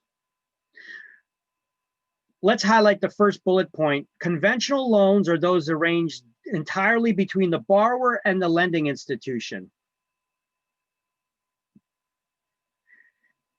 And then in the second bullet point, it says government-backed loans include those, we're going to highlight, insured by the FHA, Federal Housing Administration, the FHA, or guaranteed by the Department of Veterans Affairs, the VA. Now it says, Can I ask you a question? Yep. So, FHA is not just for first-time homeowners? No. Okay. However, you could use the FHA loan program many times throughout your life. However, you can only have one FHA loan at a time. Okay. I was under the impression only for your first house. Okay. No, it's not just for first-time home buyers. You could reuse this program as often as you like. However, if you own several homes, you cannot have an FHA loan on all of them or even two of them. You're issued a case number that every individual is only allowed to have one FHA loan outstanding at a time. Okay. It is meant for primary residences. That's why. So if I were to buy a house using an FHA loan, live there for like 2 to 3 years and then sell it, I would be able to buy another house with FHA loan, right? Correct. Or you could do this. Let me give you another idea of what you could do. You could buy your first home using an FHA loan, because why would you use an FHA loan, by the way? For less down payment? There you go. Bingo. That's the only reason. Because it requires a little down payment. Only 3.5% versus 20. We already seen what kind of price difference that makes when purchasing, right? Having $99,000 versus what was it? 20 something thousand dollars on that one example that we did with the math problem, right? Yeah. Makes a big difference, right? So you can use that FHA loan to buy your first home, move in, live in it. And when you're ready to buy another home, well, you should have some equity built into this one already, right? You probably paid down mortgages for a couple of years. You were probably doing repairs, increasing the value, etc., right? So you got a lot of equity now in it. You could also keep that home and refinance it into a conventional loan now, and then use an FHA loan to buy the next home that you move to. Okay. And you rent out that previous one. So how long would you have to live in the first house to be able to then refinance it? Here, we could also do something like this. Your first home that you buy, I'm going to buy a 4-family home and I'm going to live in one of the units. You guys see where I'm going with this? Yeah. FHA loans are good for 1 to 4 family residences. So I could buy a 4-family house. I'm going to live in it using an FHA loan, living in it for a couple of years. I do repairs, increase equity, all that stuff. I'm going to refinance after 4 years. I'm going to refinance it into a conventional loan. And then I'm going to use another FHA loan to buy a new house that I'm going to move into. Somebody else is going to move into my old unit. So now I got a 4-unit building that's being totally rented out. And that's building. And now all the income I'm getting from that, I'm using to pay down the mortgage on it. Right. You know, and then when it's paid off, you know, it's all income for me. Right. This is how you get into being a landlord, you know? But remember, FHA loans are not for investors. They're only for owner occupants for 1 to 4 family residences. All right. Now, so the conventional loans are those that are directly between the lender and the borrower with no third-party involvement or influence. What do I mean by that? Remember how I told you guys, I explained to you how lending works? Your local bank lends you money. Whose lending guidelines do they follow when they're deciding to lend you the money or not? The investor that gave them the money. Some investor that's going to buy that loan from them later. So when you go to your bank, they're looking at some outside sources here. So a conventional loan does not look at any third party's involvement or influence, because conventional loans, you get the loan directly from the lender. They're lending their own money without the intention to resell the loan. They're planning on keeping your loan within their own investment portfolio of loans. So they're going to planning on keeping it for the full 30 years. As you could see, you could make a lot of money holding a mortgage for a long time, right?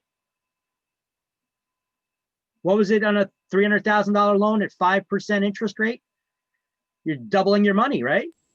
Double.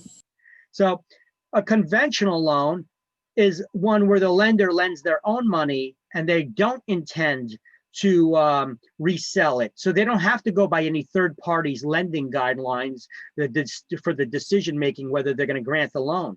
So you think conventional lenders are a little more flexible in their lending guidelines? Yeah. Yes, they are. However, if they're lending their own money, are they going to be cautious about it though? Yeah, wouldn't they have higher interest rates too? No, not necessarily. It's all risk-based lending. It works the same. It's based Oh, on the risk factors. Okay. You could get good rates with a conventional loan, but who do you get conventional loans from? We call them portfolio lenders. I just explained to you that a conventional lender, you get conventional loans from a conventional lender that we call a portfolio lender because they're lending their own money because they're not planning on reselling it. They're keeping it within their own investment portfolio. That's why we call them portfolio lenders. Okay. Now, sometimes they may sell those loans in the future, but they would have to really shop around for somebody to buy them because they didn't originate the loan using any investors' guidelines, those outside influences or sources. All right. So we're just touching on this a little bit now. We're going to go into it a little bit more in a moment. Government-backed loans are by the FHA or the VA, and both of those require a special amendatory clause in it. Remember that from chapter 11, the contract chapter?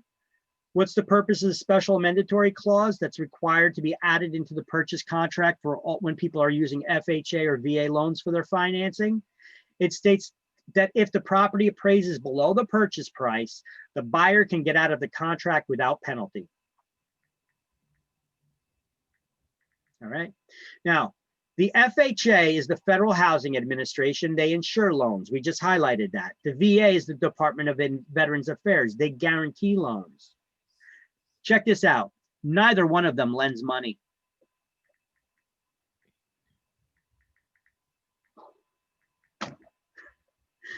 All right. So you go to your local bank. FHA is a government program that our federal government has. The Federal Housing Administration, or HUD, the Department of Housing and Urban Affairs, will get these properties if they're ever foreclosed on. But the FHA, the Federal Housing Administration, within HUD, puts together these lending guidelines, these criteria, and they tell your local bank, if you want to get an FHA loan to buy a house, you go to your bank or whatever lender, and you tell them you want to get an FHA loan. Well, they pull out a sheet of paper that has all the FHA's lending guidelines, the debt to income ratio, all the information about the borrower. And then they have, your employment history, your debt to income ratio, how much cash you have on hand, how much money you're putting down, all that stuff they have available. They require that you get an appraisal for the house. The FHA will tell the bank that these are our lending guidelines, and as long as the house that the buyer is purchasing meets all these lending guidelines, and the finances of the buyer meet our lending guidelines, local bank, if you lend them your money, we will insure you against loss in the event that they default. We're gonna insure you that you're not gonna lose any money.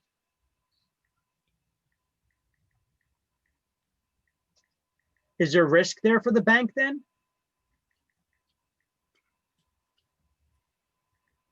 No, it's insured. It's insured. What do they care? Right? So they'll be like, okay. They don't require high credit score. They only require 3.5% down. We usually don't lend unless somebody has 20% to put down, but okay, we'll do it. They're going to insure the loan. If they default, the federal government's going to pay us back. We're not going to lose any money on it. No brainer, right? That's business for us. That's business that the government is insuring. Yeah, I'll do it, right? And that's exactly what the FHA program does. That's why when we had that mortgage meltdown, half the loans out there are FHA loans. A lot of those loans that defaulted were FHA loans. our federal government insured the banks against loss to give those loans. That fund, that insurance fund they had was completely depleted because there were so many foreclosures. This is why we had to have these bailouts. They had to pay into the bank. They had to pay the banks back to recoup any losses that they may have had. Because as people see their property values are dropping, they're like, oh, hell, I'm getting out of this. Foreclose on me, I don't care.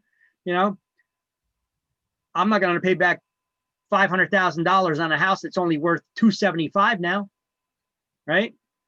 What the movie's about, right? That's what the movie's about. That's what that movie's about. It touches on that. Watch that movie this weekend, guys.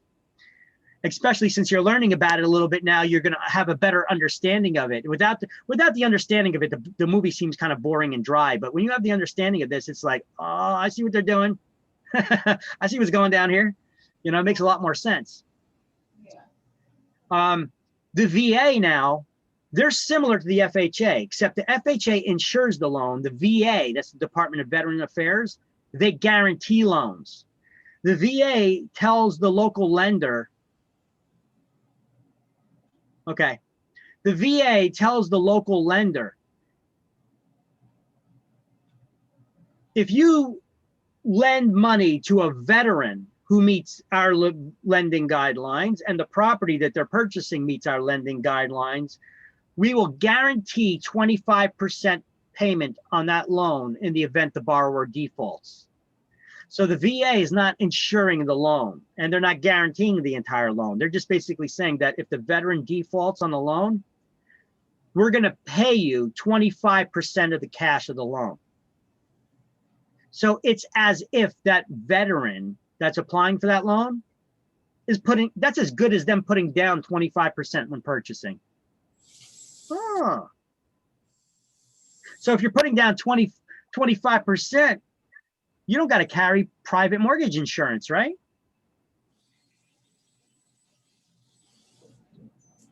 Anything less than 20%, you have to carry private mortgage insurance. So VA loans don't require you to carry that PMI. All right. We also have loans through the government that include the NJHMFA, that's the New Jersey Housing Mortgage Finance Agency, and the REC-D, that's the Rural Economic Community Development. That's the former Farmer Home Loan Association that lends money to people who live in rural areas and to farmers through the USDA. That's the United States Department of Agriculture. You know, you could get loans in rural areas from the USDA even today for 100% financing.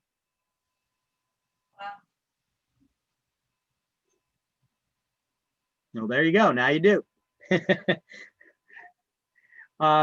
You know that most of Somerset County is considered rural. Right on the other side, you know, you go through Middlesex County, right on the other side of New Brunswick and what's that, Franklin? Right, starting right there, that's considered rural.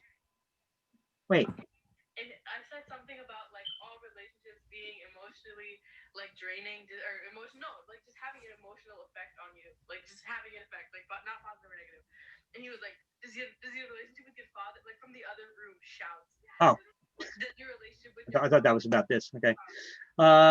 Anyway. Like no shit, we have a relationship that affects my emotions. I didn't say positive or negative. Like what? Let me mute that. That has nothing to do with this class. Okay. All right, guys, you know what the difference between urban, suburban, and rural is? I think I drew this out for you guys earlier in the class, but urban area is where it's a densely populated area where you got a lot of people living within close proximity of each other. Suburban area is you live a little further apart. And then we have rural, which is you're living really far from your neighbors. Okay, so there you go. There's a little example.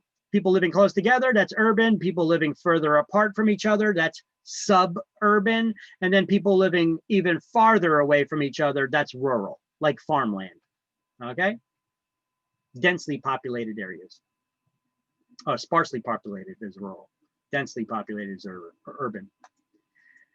Okay, so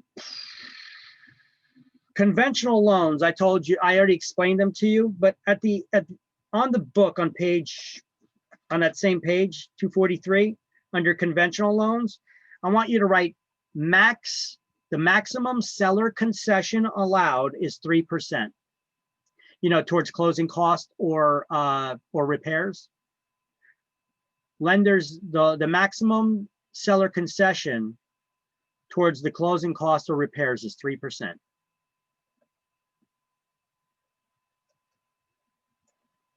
For FHA and VA, it's 6%. We're going to go over that a little bit later, place to highlight that, but we're just making that little notation here. Repeat that one more time. Sure. Maximum seller concession allowed is 3% for a conventional loan.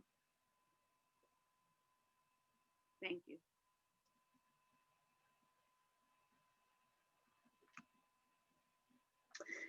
And then I already drew for you guys in a previous chapter. I drew pictures for you and explained to you how lending works.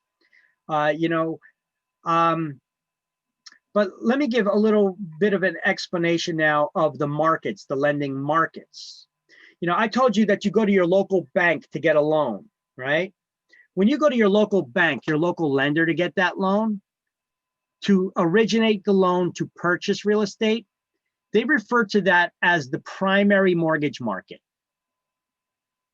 And when that lender resells that loan to investors, they refer to that as the secondary market or the secondary mortgage market.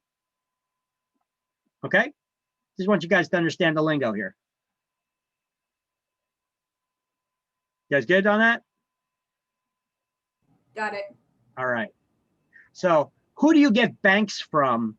Who do you get banks from? Who do you get money from to buy real estate in the primary market? Bank. Banks, credit unions, those are nonprofit banks, or investors. Yeah. Okay. And then this gives you that whole explanation that I give you guys about how they originate loans with the intent to resell it on the secondary market to get their money back plus some interest, and then sometimes they also charge a servicing fee to continue doing the collection. All right, that's all that this one's about. But for exams, you have to understand primary market and secondary market. What's the primary market? It's where loans are originated to buy real estate, and then those loans, when they're resold by their banks, they're resold to investors in what's deemed the secondary market, what's termed the secondary market. And then I told you a little bit about that money as debt. It's on our Facebook page. I've been meaning to add the video link to it here. I'm gonna get around to it. I'll put it in this slideshow. All right. Now, conventional loans. What is a conventional loan? It's a loan directly between the borrower and the lender with no third-party involvement or influence. You get them from portfolio lenders. What's a portfolio lender? It's a lender that lends their own money with no intention of reselling it to investors. They're planning on keeping it within their own investment portfolio. So,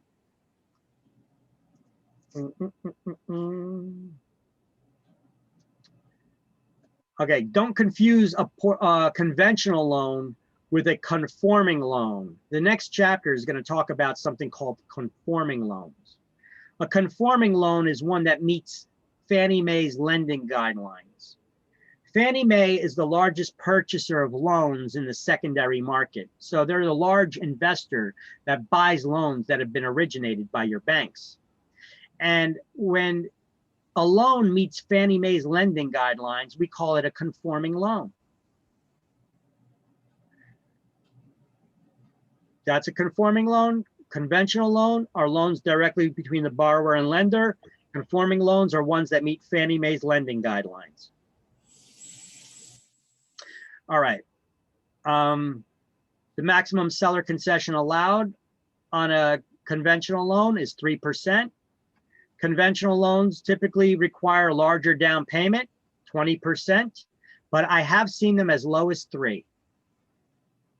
However, if they're lending it and only requiring 3% down payment, you have to carry something that's called private mortgage insurance, which I think is on the next slide. Yep. All right. So if the LTV is higher than 80%, that means the lender is going to loan you more than 80% of the loan of the property's value. Then the borrower is required to carry PMI coverage, PMI insurance. That's private mortgage insurance. Now we see this on the page here. I want you guys to highlight that in the third sentence under private mortgage insurance.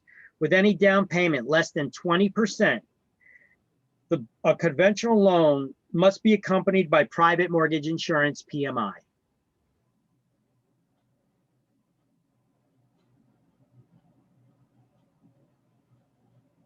Y'all got that? Yeah. Awesome. All right. Now on the next paragraph, I want you to highlight at the end of the line, lenders drop PMI coverage at the borrower's request when equity reaches 20%, and that coverage be dropped automatically when it reaches 22%. Because what does PMI insure? That up to 20%. It only insures any amount less than 20% that you put down. So if you only put down 5% down payment when buying a house, PMI insurance insures the other 15. Yeah. Okay. So therefore, once 20% is, you have 20% equity in a house, It's already. the insurance doesn't do anything anymore.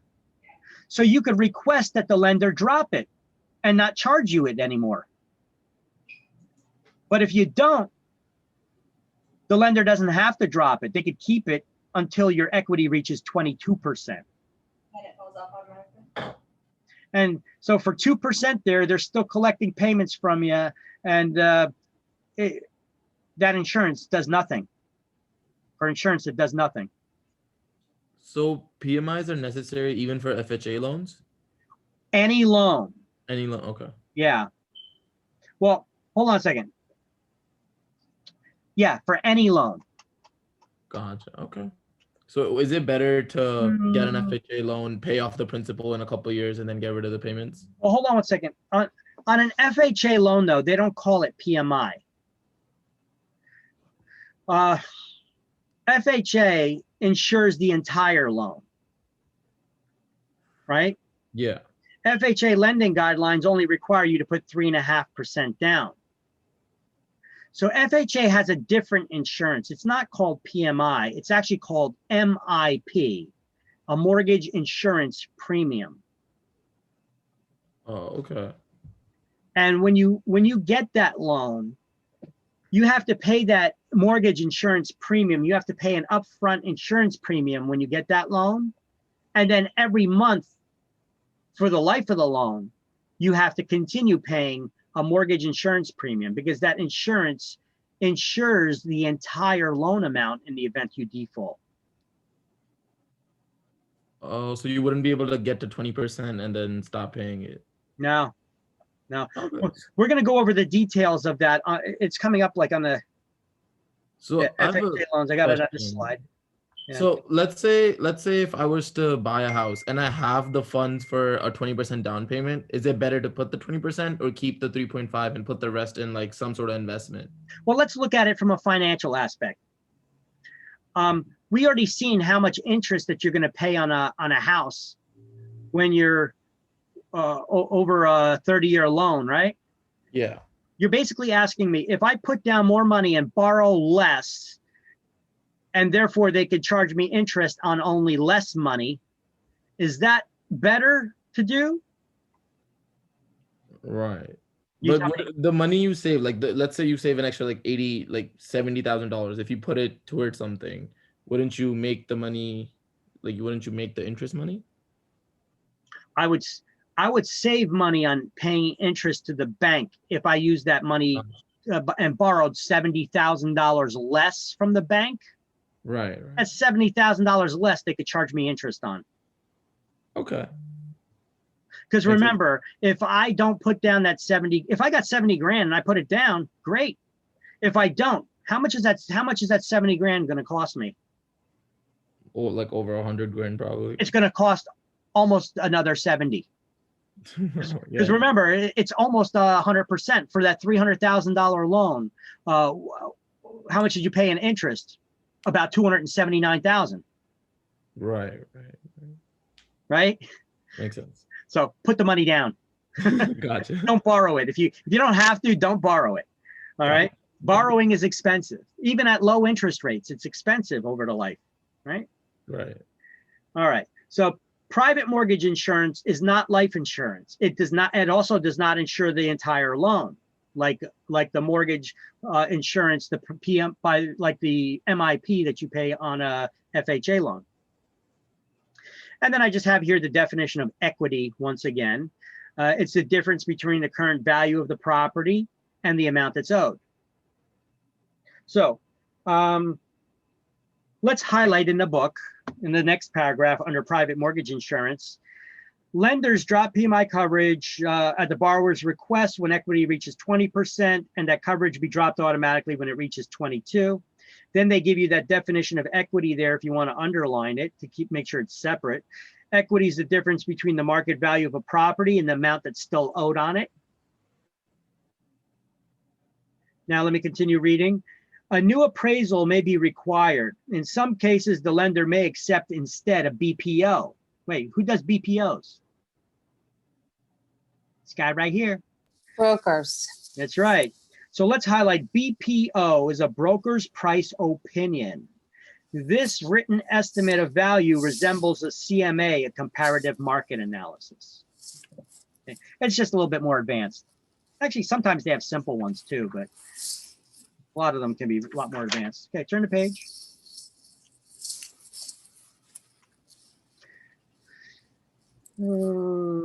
Here's a list of some portfolio lenders for you to help start you out that I've gathered. Sometimes what's a portfolio lender? It's a lender that lends their own money, so there's no third-party involvement or influence. They're a little more flexible with their lending criteria, but that does not mean you take your crappy clients to them, because they're lending their own money, so therefore they're not going to make stupid decisions either. I'm going to give you an example of who you would take to a portfolio lender. I got a friend, he's a fireman, owns a bar, and owns about 15 properties, rental properties. The guy's credit score is 840, never late on a mortgage payment, and I couldn't get him a loan to buy a 2-family house. Go ahead, ask me why. Why? Because he's cheap. Ask me how cheap. How cheap? He's so cheap that when he goes to Home Depot and he sees a receipt on the ground, he picks it up to write it off on his taxes. What? So now when he goes to get a loan, they're going to want to see his tax returns, right? And he's got so many write-offs, it looks like he's spending all the money he's making. So most lenders are like, no, your debt to income ratio is too far out of whack. You don't qualify to get the loan through us. And then other lenders, they say, no, you can't get the loan because you own too many investment properties already. You already own too many properties. Like they're not looking at it as a business decision. They're just looking at the paperwork and how many homes they own, because somebody's lending criteria says that we won't buy that loan from you if you lend to them. But if you go to a portfolio lender, a lot of times we refer to them as real world decision-making lenders. Basically, they'll go there and they look at the situation. They're like, okay, what do you got for me here? All right, we got a guy here with an 840 credit score. That's phenomenal. You don't see that every day. This guy's got an awesome credit score. All right, so what's the problem? He's trying to buy a 2-family house that's only 200 grand. The rents on it are practically going to pay the mortgage. So what's the problem? Well, his debt to income ratio is too high. Why is he spending all of his money? Let's take a look. Well, according to his credit report, he hasn't missed a payment on everything. He's all right. Let's look at his tax returns. Oh, this guy's got a lot of write-offs. All right, we know what he's doing. He's an investor. He doesn't want to, the more write-offs you have, the less money you got to pay the tax man at the end of the year. And it's kind of negatively affecting him now when he tries to borrow money. They know he's making a lot of money and he's probably writing off more stuff. It's a bar cash business, probably not claiming all the money he's writing off. You know, they're doing the real world thought process, and they were like, yeah, this guy's a safe bet on lending him the money that he's not going to default on the loan. You know, he's got 15 other properties, never late on a mortgage payment, plus his house, plus the bar. He's good to go, and they'll lend him money, and that's exactly what happened. Okay. Where other lenders won't lend, you could take them to a portfolio lender, but you wouldn't take the guy because he's got a piss poor credit score and has a bad history on repaying his debts. They're not going to lend their own money for that. Okay, so here's a list of those portfolio lenders to help you out. You can add them to your Rolodex or contact manager or what have you. Yeah, I said Rolodex. I never owned one, but